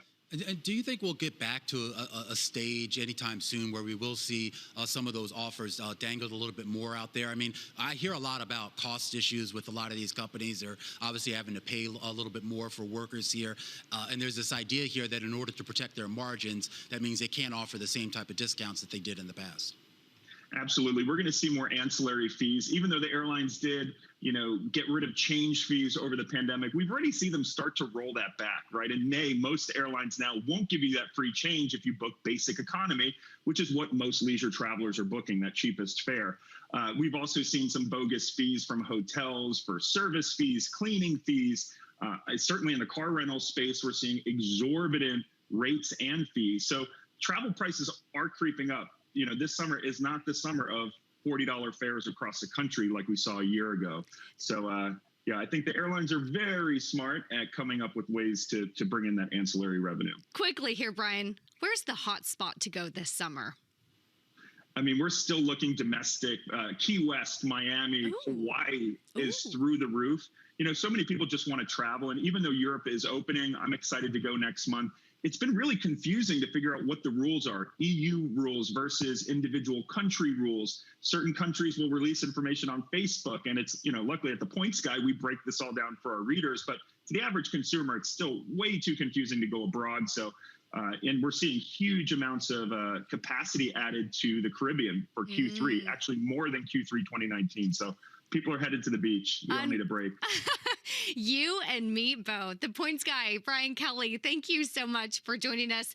Romaine, what do we have to do to convince us to take the, what does Tom call it? The surveillance jet stream down to Key West. I think we need a Bloomberg Market. I took the Sikorsky in right now. It's right there on the roof right here over on Lexington Avenue. We need a beach trip. Yeah, we need something. We'll talk to Mike and see if he can set that up for us. But let's check in here on the market. It's going to be, we got a lot. I mean, believe it or not, you and I, we have to work for the rest of the day here together here, and we're going to have a lot to talk about here. You're looking at S&P futures right now, 4184, Taylor. And I think more importantly, when you talk about some of those comments that we got out of Bullard today, and the idea we're going to get some more Fed commentary later today and through next week, you wonder what the reassessment is going to be, particularly when you look at a 10-year yield, 150 right now, a little bit higher than where we were just less than an hour ago. Talk about the big move downward in yield on the 30-year yesterday, 1 point right, down 16 basis points to a 205 or so, and starting to get a lift back up after those comments from Bullard that, of course, he was the 2022 dot. He, of course, is looking at a hotter housing market, some of the tapering of those mortgage-backed securities, saying that the taper discussion is officially open. And then, of course, we get calmness now, unch, on the 30-year, Romaine at a 209, but the equity markets are not unch. Yeah, this has been fun, Taylor. I guess for all of our Bloomberg radio and TV listeners and watchers who are wondering who the heck we are, Romaine Bostick and Taylor Riggs, don't worry. Tom Keene will be back, as will Jonathan Farrell and Lisa Abramowitz. This is Bloomberg Surveillance, Taylor. Oh, this is. But stay tuned because we have two new shows coming up. We've Balance of Power, Dr. Albert Bourla, who's the Pfizer chairman and the CEO. And then, of course, Bloomberg Markets The Close. Romaine? I hear that show's really good. I love that show. The best 2 to 3 anchors in television. This is Bloomberg.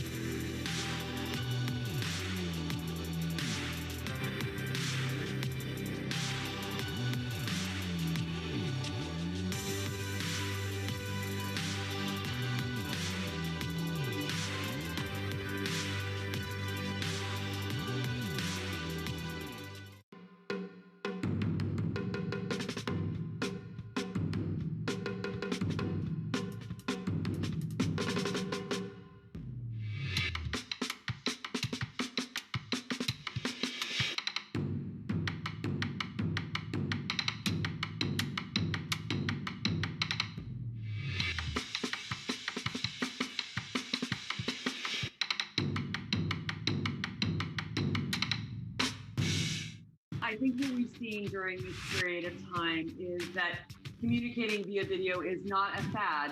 We are using it in all aspects of our lives, for work, for learning, for communicating, for staying in touch.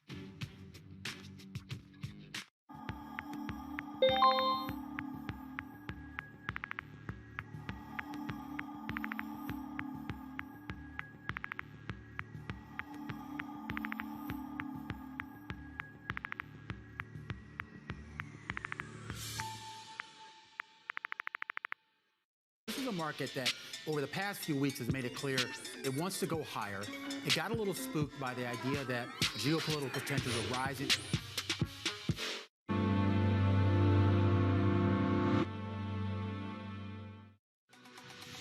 Futures moving lower on some hawkish Fed comments from New York City. For our viewers worldwide, I'm Lisa Abramowitz in for the Jonathan Ferro, and the countdown to the open starts right now. Everything you need to get set for the start of U.S. trading. This is Bloomberg, The Open, with Jonathan Ferro.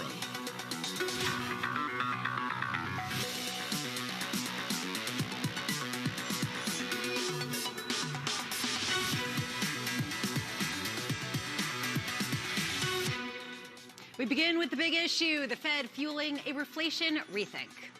Starting to see some stalling in the global reflation trade. You're going to have to reprice this hawkish outcome. We could see unwinding for sure. Maybe some of these reflationary trades got ahead of themselves. There are multiple transitions at play. We've seen dollar strength across the board. Key to risk assets as well as commodities. There's actually a flattening yield curve. The belly of the curve, dramatic flattening. Supporting areas like disruptive tech at the expense of financials. The long end of the market is saying it was totally naive to ever think that the Fed was going to let inflation get out of control. We are entering the summer, a very misty summer. Probably a little bit more disruption in the reflation in the equity story. Bond yields have been the driver. It's all about fixed income. No one seems to have the compass about what's going on. And adding to the central bank's hawkish tone, we now have the Fed's Jim Bullard saying, quote, I put us starting in late 2022, but you do have to have the idea that these are related to what the forecast is. My forecast said 3% inflation in 2021 core PCE and 2.5% core PCE inflation in 2022. Just a reminder, he is not a voting member this year, but he did have one of those dots that brought forward the first rate hike to the end of 2022. For more, here's Bloomberg's Kaylee Lyons. Kaylee. Well, Lisa, this just reinforces the new reality that the market has to come to grips with, in that we are faced with a Fed that is definitely talking about tapering, and overall just sounding a lot more hawkish. Maybe they aren't going to let inflation run as hot as the market previously thought. So here is how that has rippled across asset classes, not just today, but all week. In the bond market, we were eerily calm until 2 p.m. on Wednesday when the Fed inspired a knee-jerk reaction, yields higher. Then we saw that bid coming back in yesterday, and today Bullard sending the yield right back up to 1.5%. Also sending the dollar higher again, Lisa. The Bloomberg Dollar Spot Index higher for a sixth consecutive day, the longest winning streak since March of 2020, now at its highest level since early April. And as we know all too well, a stronger dollar, not necessarily a good thing for commodities. That rally there really collapsing. It's true for the industrial metals, with copper heading toward its worst week in more than a year. Platinum's gains for 2021 have been essentially wiped out. Even soybeans are down more than 20% from their recent peak. And of course, that is reflected in the equity market, with material stocks falling 6% over the last 2 weeks. It's really just indicative of the whole value growth story quickly turning in the other direction. Investors rotating back into the likes of tech and healthcare, each up more than 2% over the last 2 weeks, and getting out of cheaper cyclicals like financials and energy. And just quickly back to the bond market, Lisa, because with that bid coming back into duration, we have seen a dramatic curve flattening. The 530 spread now sitting at just 118 basis points, which is the narrowest since last November, Lisa. Great work. Thanks so much, Kaylee Lyons. St. Louis Fed President James Bullard, as we were talking about, making fresh waves ahead of a very busy week. Fed speak coming next week in waves. Bloomberg's Abigail Doolittle with the latest. A very wild week indeed, Lisa, and it's showing in a 5-day chart of the 10-year yield, up, then down, all around, and today up again on those hawkish comments from Fed Representative Bullard. Next week, the Fed is going to have 14 different opportunities to weigh in on this conversation of whether inflation, as Bullard was saying, that it is a natural tilt a natural that they've tilted in this direction of being a bit more hawkish this week. Bullard himself speaks on both Monday and Thursday. Then there's Williams, Mester, Daly, Bostic, Bowman, Rosengren, and Harker, too. The big one, though, of course, is Fed Chair Powell testifying before Congress on Tuesday on the COVID-19 response and economy. Will this slew of voices, again, 14 speeches out of Fed officials next week alone, change this conversation? Will it make it more hawkish, or will they somehow tone it down? Well, Lisa, it's not going to be just Fed officials that's going to influence the 10-year yield, which right now is holding its uptrend over the last year, suggesting that inflation, reflation remains in play. We, of course, have a slew of important data as well, including the PCI, the core PCI, a few PMIs, personal income and spending. So lots to watch next week as this conversation evolves around inflation, reflation, and whether or not the Fed is now more hawkish. Abigail Doolittle, thank you so much. A parade of acronyms. PIMCO's Tiffany Wilding expecting the Fed to begin tightening before the end of the year, writing, quote, working backward from the new 2023 projected timing of the first rate hike, we think the FOMC could announce the first reduction in its bond purchase program as early as September. Jim Bullard reiterating this and saying that actually Chair Powell kicked off the taper discussion in this week's meeting. Joining us now, Parametrics' Nisha Patel, Jim Keenan of BlackRock. Jim, I'd love your sense of how pivotal, how big of a shift this was in Fed policy this week. It certainly was, but I mean, at the end of the day, we've been all thinking about the fact that the Fed was going to be late and then they would move aggressively after being late. I think what they've introduced now is the fact that they will be a little bit more data dependent. There are a lot of things that are moving around between global policy, fiscal policy, the rollout of the vaccines, all things that are evolving. And I think the Fed policy is evolving with that. But at the same point, we're still in a pro-cyclical environment that is very positive from a growth perspective. And I don't think the Fed's derailing that. Nisha, do you agree? Do you think that the Fed, the yield curve flattening that we have seen in response to the Fed does not necessarily signal slower growth or necessarily a Fed mistake, but rather just simply a logical response to returning to the old normal that we once knew? I do think that. And again, I think the main takeaway from the Fed meeting is that the Fed is acknowledging with the realized data that inflation, is there, it's present. But, what I find surprising is that there was no talk about, and again, maybe we didn't expect this, but usually historically the Fed has talked about tapering first, right? So we saw the dot plot being pulled up, more officials on the rate hike at the end of 2023. You have to take that with a grain of salt, as Chairman Powell indicated to the market. So it was almost downplaying this realization of inflation in the market. But to me, the miss was even laying out the groundwork for the tapering, right? For talking about tapering, which the markets and many people are expecting as soon as possibly September. Now, if the infrastructure plan does go through in August, I think there's a very high likelihood that starts in September. Matt Hornbach of Morgan Stanley earlier this morning on Bloomberg Surveillance said that one thing became clear, and that was that the yield curve was going to continue to flatten, or at least that the yield curve steepening that a lot of people were betting on earlier in the year is over. Take a listen. You certainly have to give up on the curve steepening trade. From our perspective, it was mostly a carry and roll down opportunity that the Fed put to bed earlier this week. There are two opportunities here in the marketplace. Number one, to be long the US dollar. The dollar should continue to move higher. That's massively out of consensus at this point. Number two, real interest rates in the US are also going to continue to move higher. Jim Keenan, do you agree that the message going forward is a flatter yield curve and a stronger dollar? I do, in the sense of certainly with regards to the flatter yield curve. I mean, at the end of the day, the pandemic in itself introduced an enormous cyclicality to what happened in 2020, and then the policy response and the rebound post-vaccines into 2021. So that restart of the economy is going to create an enormous amount of noise with regard to some of the data. But as you start to look forward over the next couple of years, you start to see a normalization back to that kind of the normal output, normal growth profile. And I think what you start to see is a normalization of the policy. So I do think from a standpoint of the 3 to 5 year part of the curve, you are going to start to see a flattening. And the fact that the Fed is starting to move is going to stabilize the long end of the curve. So I still think that is a solid foundation for risk assets. Obviously, where asset prices are, they've converged, with regards to valuations levels, but it's still a pro-cyclical environment. I think policy is still accommodative both at the Fed level as well as the fiscal level, and I think that backdrop for growth is still good. Nisha, do you agree? I would agree with that, but I don't think you can discount the reflation trade, let's just say, kind of being priced in again.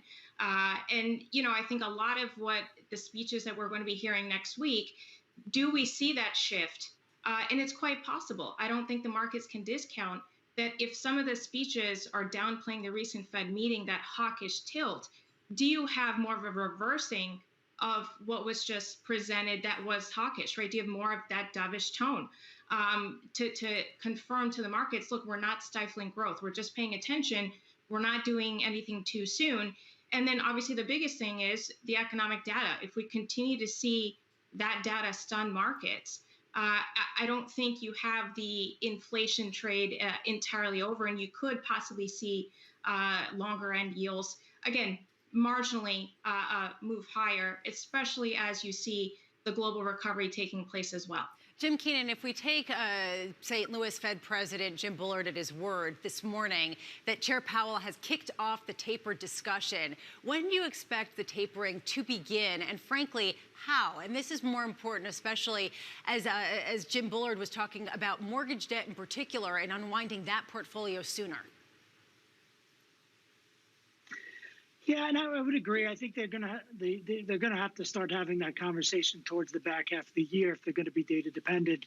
And if the policy is going to normalize over the next couple of years, they still have to balance the fact that you have this inflationary data that in the short term is definitely high and will continue to be noisy as you have the supply and labor disruptions associated to the restart. But as you start to get a little bit more of the market opening back up, the labor market supply chains opening back up, and they are going to start to be a little bit more data dependent on policy, certainly the taper is something that will come back into play. I think mortgages, relative to the health of the consumer, the health of the housing market is something that they will look into.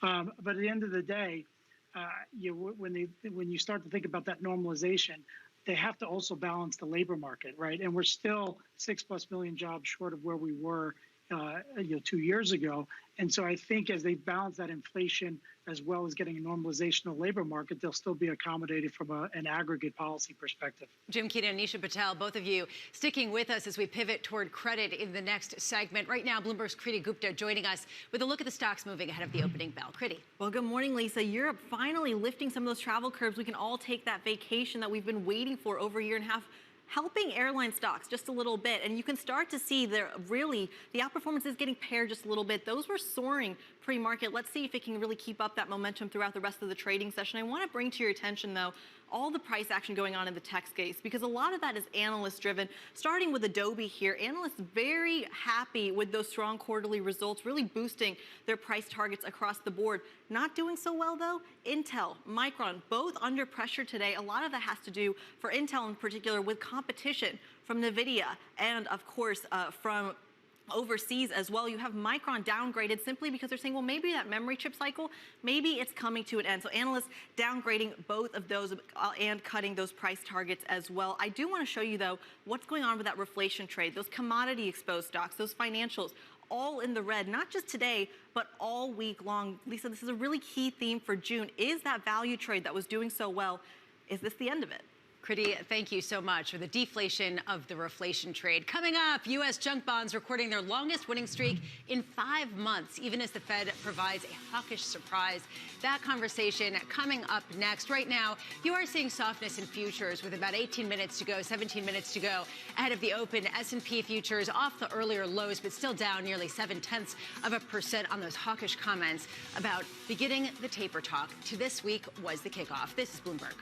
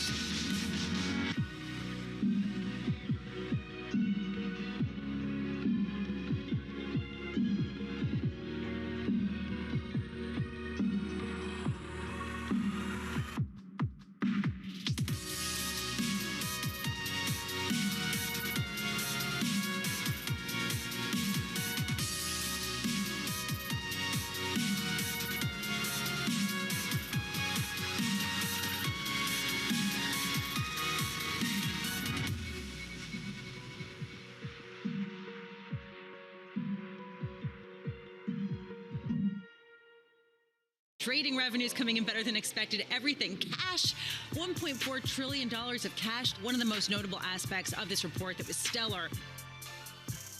The curtain will rise again. Broadway's returning June. If you bought tickets, It's busted out. you've got more time here. If you want. Commodities are up. Keep going. To the Oh, moon. no. Beautiful. Bloomberg Surveillance, weekday mornings on Bloomberg Television and Radio.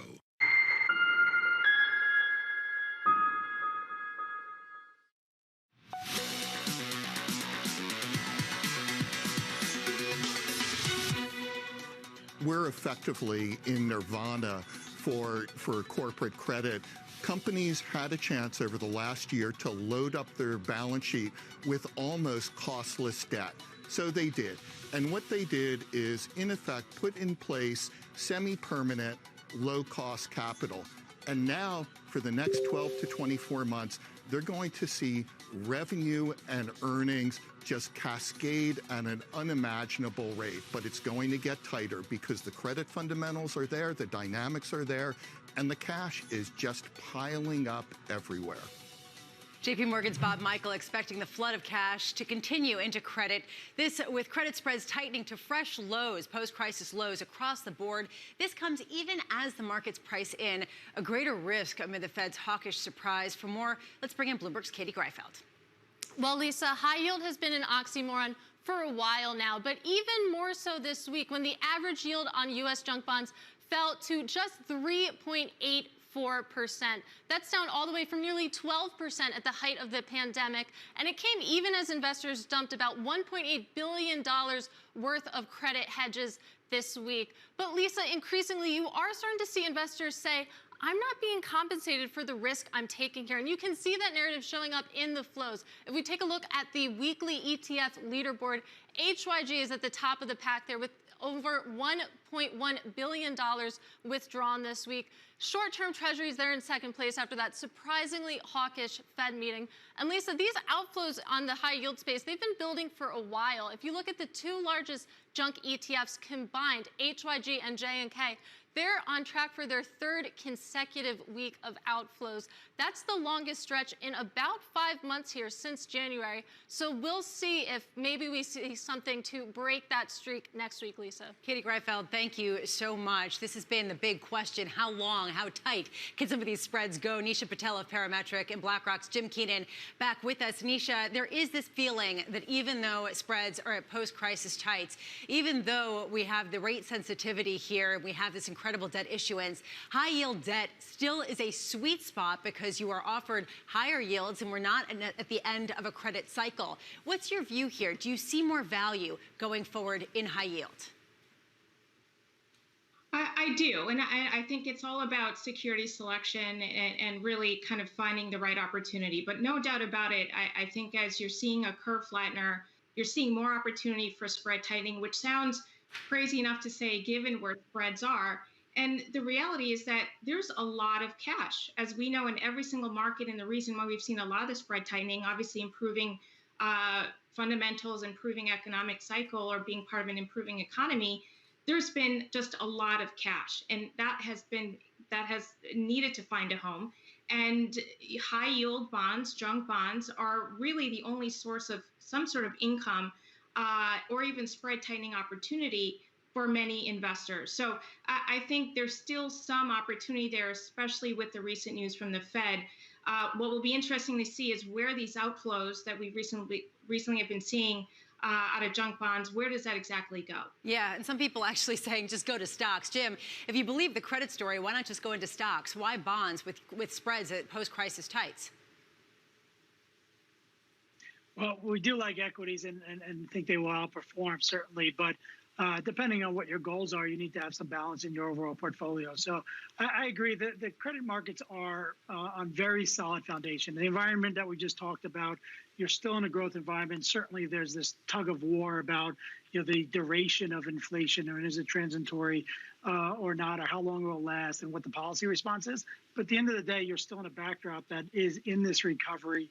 You are seeing that with operational leverage.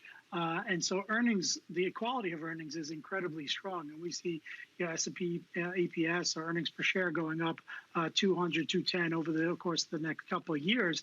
And if you look at that backdrop from a credit perspective, default premiums are going to be very, very low, right? And so although spreads are at a kind of 20-year tight, they're well supported by that both policy backdrop, but really that earnings backdrop. And, the returns aren't going to be the same. So the outflows you just talked about, a lot of money poured in last year when you started to see the recovery. And you're starting to see some rebalancing out of some of the high yield market into the leveraged loan market, back into certain parts of the investment grade credit market. But that's just a balancing based off of the outperformance that you've seen over the last couple of years. And so we do like stocks because of the earnings growth, but credit is still pretty sound. Jim, are you saying that there's too much cash out there and the fundamentals are too good for there to be a taper tantrum akin to 2013 spurring some sort of sell-off? Well, I think that there will be volatility, right? I mean, the markets are going to debate every bit of both the inflation data that we see over the next couple of months and also the policy response to that. So there will certainly be volatility. I think from a cash perspective, there's an enormous amount of cash. I still think in today's environment that money should get put to work. The aggregate returns are not going to be the same that we saw in the last 12 months, certainly. But when you think about cash is getting you near zero, and rates, we talked about the 10-year being at 1.5%. I think there's still an environment that you can try to make a return, and bank loans, high yield bonds, different parts of the credit market are still going to get you on a net basis 3 to 4%. And in our mind, pretty low risk from a convexity standpoint. So there might be volatility around the markets as they debate inflation. But I think in levered credit, certainly where you have a shorter duration and tied more towards the health of earnings, I think volatility would be pretty low in that market. So, Nisha, do you think in some ways the riskier credit is safer when it comes to reliable returns right now than higher quality credit based on the rate sensitivity? I would say because the fundamentals are extremely strong, you are looking at a market where there's still that opportunity to make decent returns or ongoing returns in let's say, that riskier market. But I also do think that as we've been seeing this sentiment, spreads are very tight. And so some of these outflows that have been coming out could in fact be going even to investment grade space, right? Just as a placeholder. And the reality is that fixed income is continuing to have a spot in investors' portfolios in a diversified portfolio. And that is not going to change, especially given the uncertainty in the equity market, what this recent Fed hawkish tone is going to do. I think you're going to see a rebalancing. But no doubt about it, I think when you take a look at the fundamentals of that, let's say, riskier market, you certainly are looking at stronger fundamentals. And I think that will give investors continued confidence, especially as we're in this growth cycle, to continue to make an allocation there. And one more thing, to add on the fixed income side, taxes and the possibility of higher taxes in the future in light of the infrastructure bill, possibly American Families Plan, is something that's going to be a big thing on the investor's mind right over the next coming months, and whether the probability of higher taxes is going to be there. So in that regard, municipal bonds is an asset class that sometimes isn't always talked about, but this is an allocation that I think we will see as being very valuable for our high tax bracket individuals. Thank you so much, Nisha Patel and Jim Keenan. Thank you for those insights. Coming up, the analyst action you need to know, and later, the reflation trade unraveling with investors repositioning after the Fed's hawkish turn. That conversation still ahead. This is Bloomberg.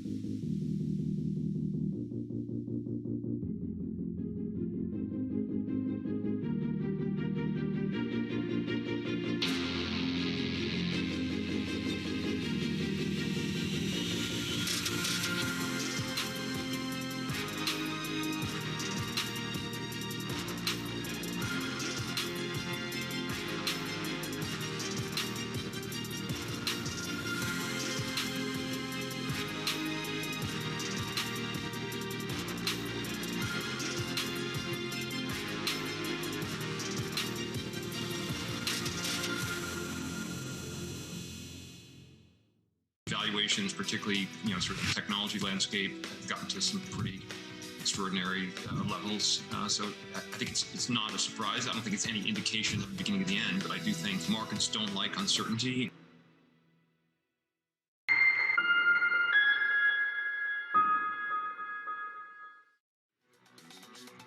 This is Bloomberg Markets, the open time now for our morning calls. We'll look at some of the analyst recommendations on Wall Street this morning. First up, Wolfe Research upgrading Delta to an outperform. The analyst expecting pent-up travel demand this summer. Next up, Jefferies cutting its price target on Intel down to $54. The analyst citing heightened competition. And finally, JP Morgan upgrading Lennar to overweight. The analyst seeing the potential for 50% upside following earnings. Coming up, tremors from the Fed now extending beyond the reflation trade. We discuss. This is Bloomberg.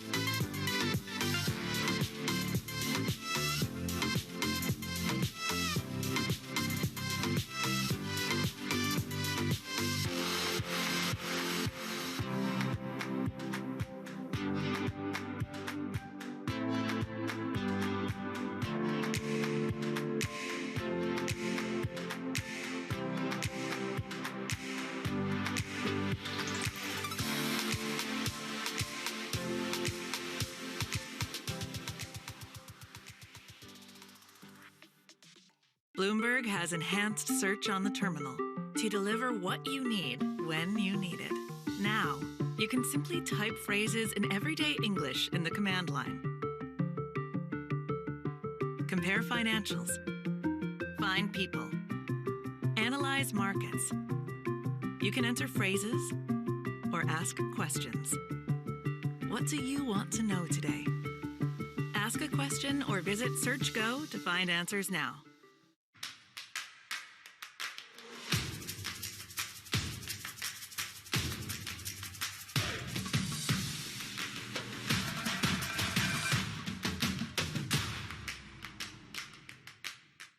It's really a reminder, isn't it, just how sensitive the markets are to any commentary about trade. We did see some pressure on the yuan. We did see some pressure on the futures. That is now being reversed.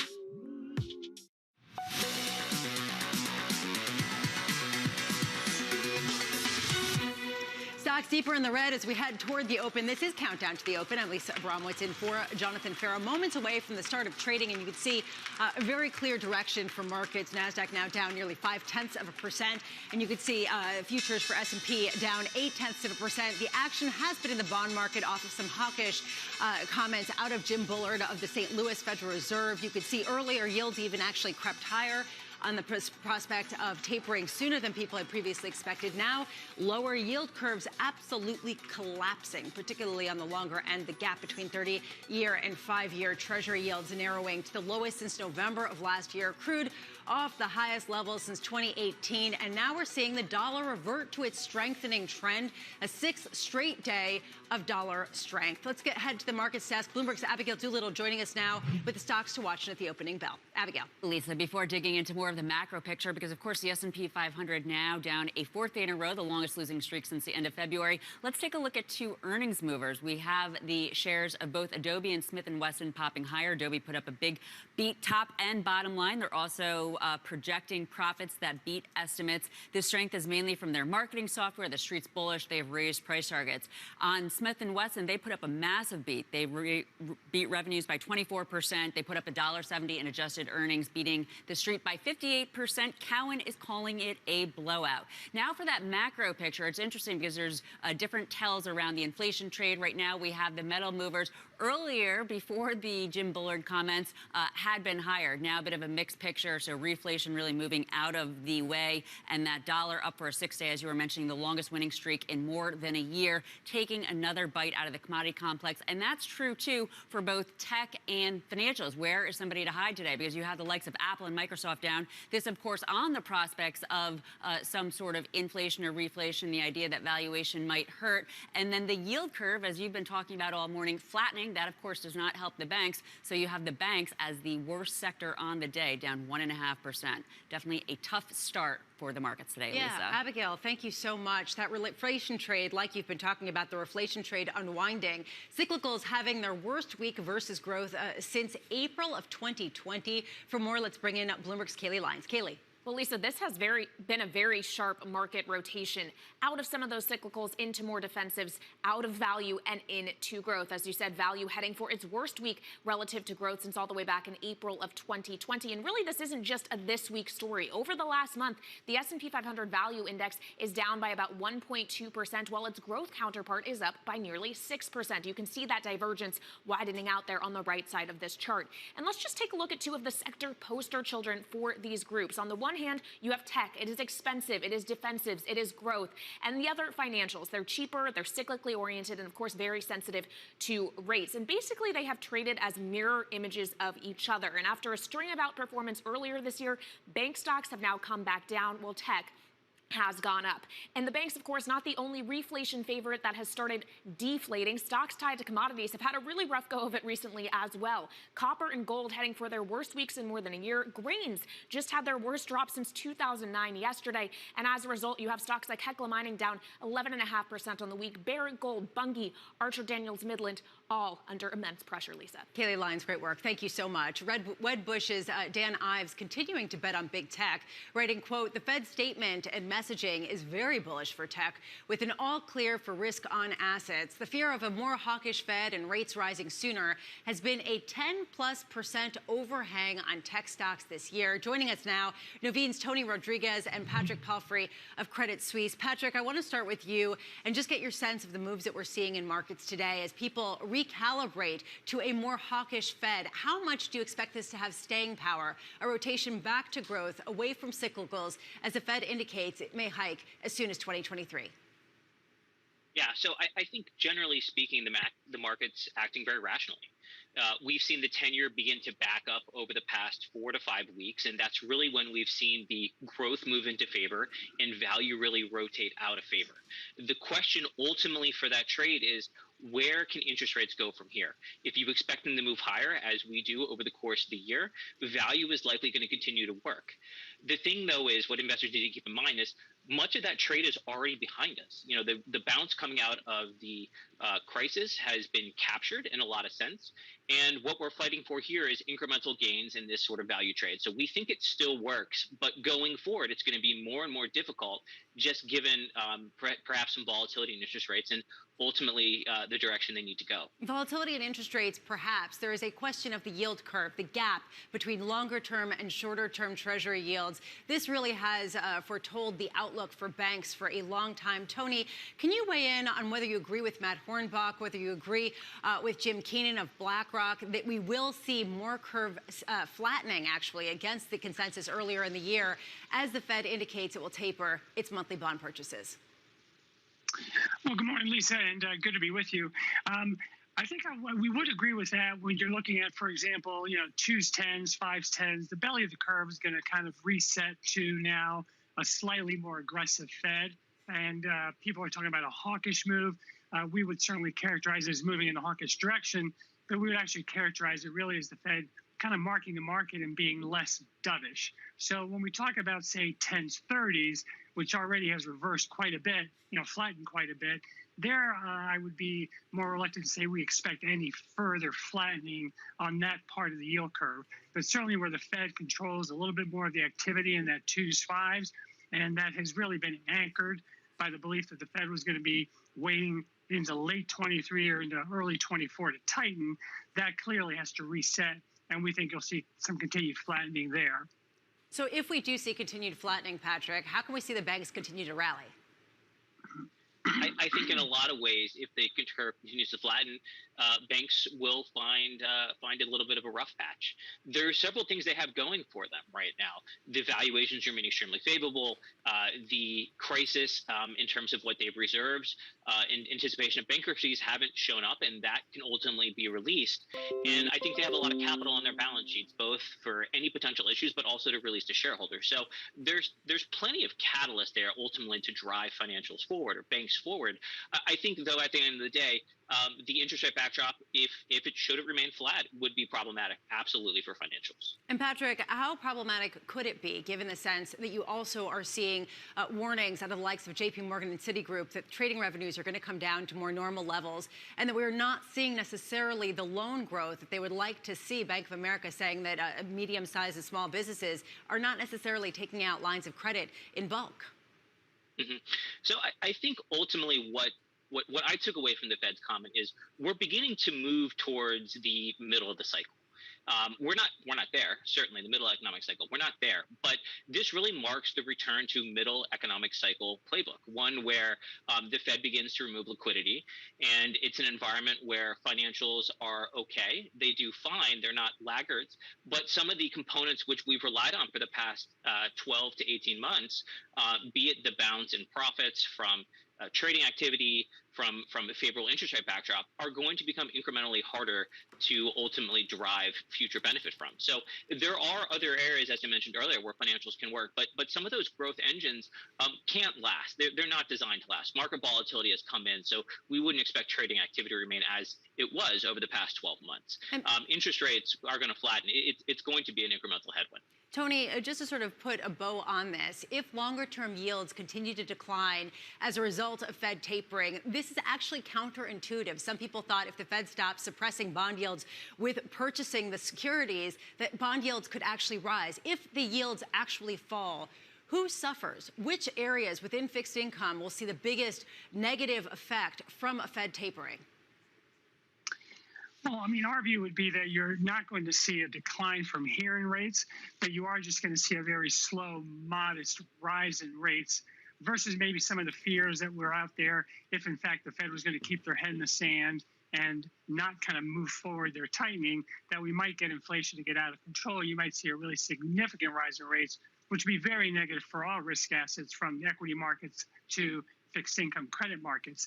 If we see the moderate rise in rates that we're expecting, which is consistent with an economy that will slow down from the pace of growth that we're seeing here today in the second quarter and in the third quarter, but remain at a pretty healthy 2.5% to 3% type of pace in 22 and 23, that we think will be very supportive for kind of spread markets and fixed income.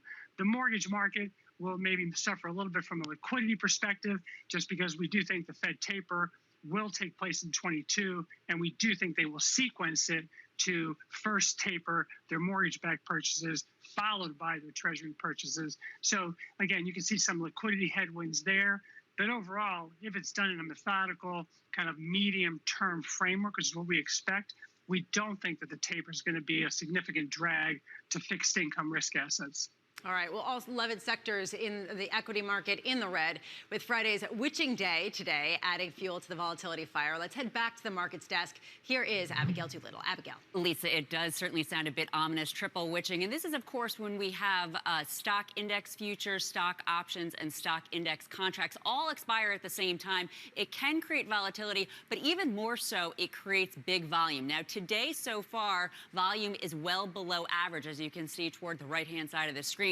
But where those volume spikes are circled in yellow, that's at the end of the day. So look at the end of this day, the close of the day, for a big spike in volume as all of these options expire and folks have to catch up on stock land. Relative to stocks that have seen true volume on the quarter, Apple, Ford, GE, Bank of America, of the likes, these are within the Russell 1000, the biggest daily volume in the second quarter. But when we think of volume and volatility, Lisa, this year, what can we think of except for the meme stocks? And we have some volatility, mainly to the upside right now for AMC, Clean Energy, and Workhorse. Virgin Galactic is to the downside. And of course, lots of the action for the meme stocks this year has to do with the gamma squeeze, having to do with call options, creating a feedback loop. Today, it's a bullish feedback loop, though. Let's see whether or not that changes by the end of the day on this high volatility, high volume, triple witching day, Lisa. Abigail, thank you. I got to say, a 4 or 8% move in the meme stocks doesn't feel like volatility based on what we've seen of late. Tony Rodriguez and Patrick Palfrey sticking with us as we carry this conversation forward.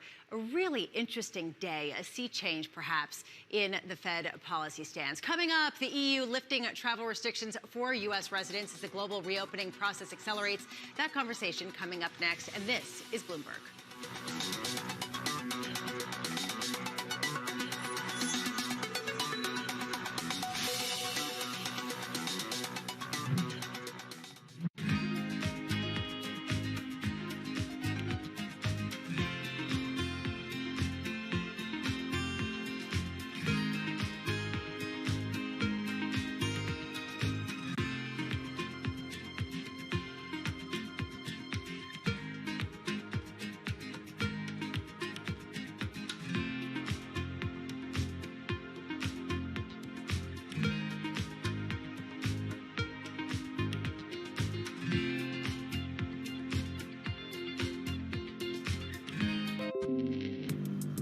Access the financial world on demand.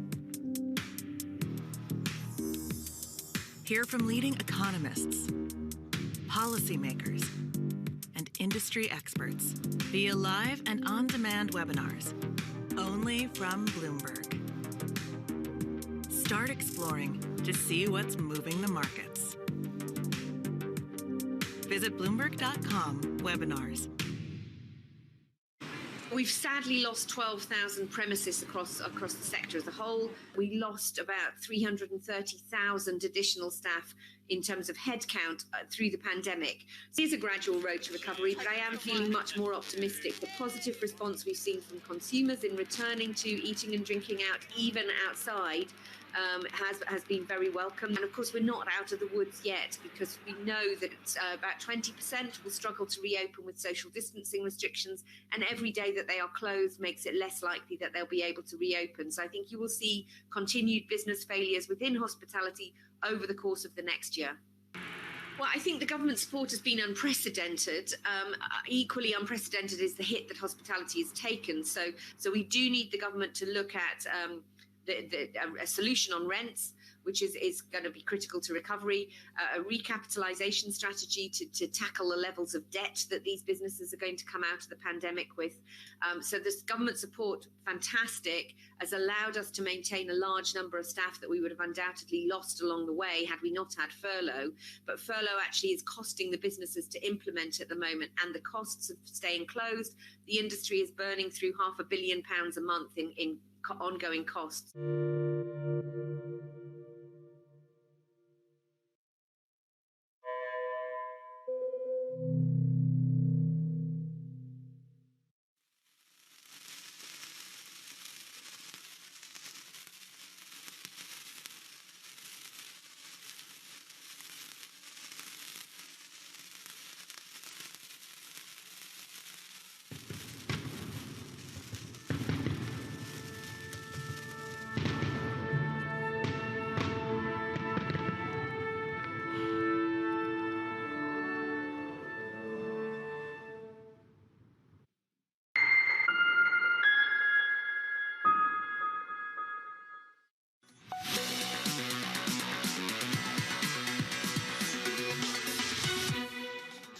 Everything looks good right now for opening up economies, for allowing people to travel.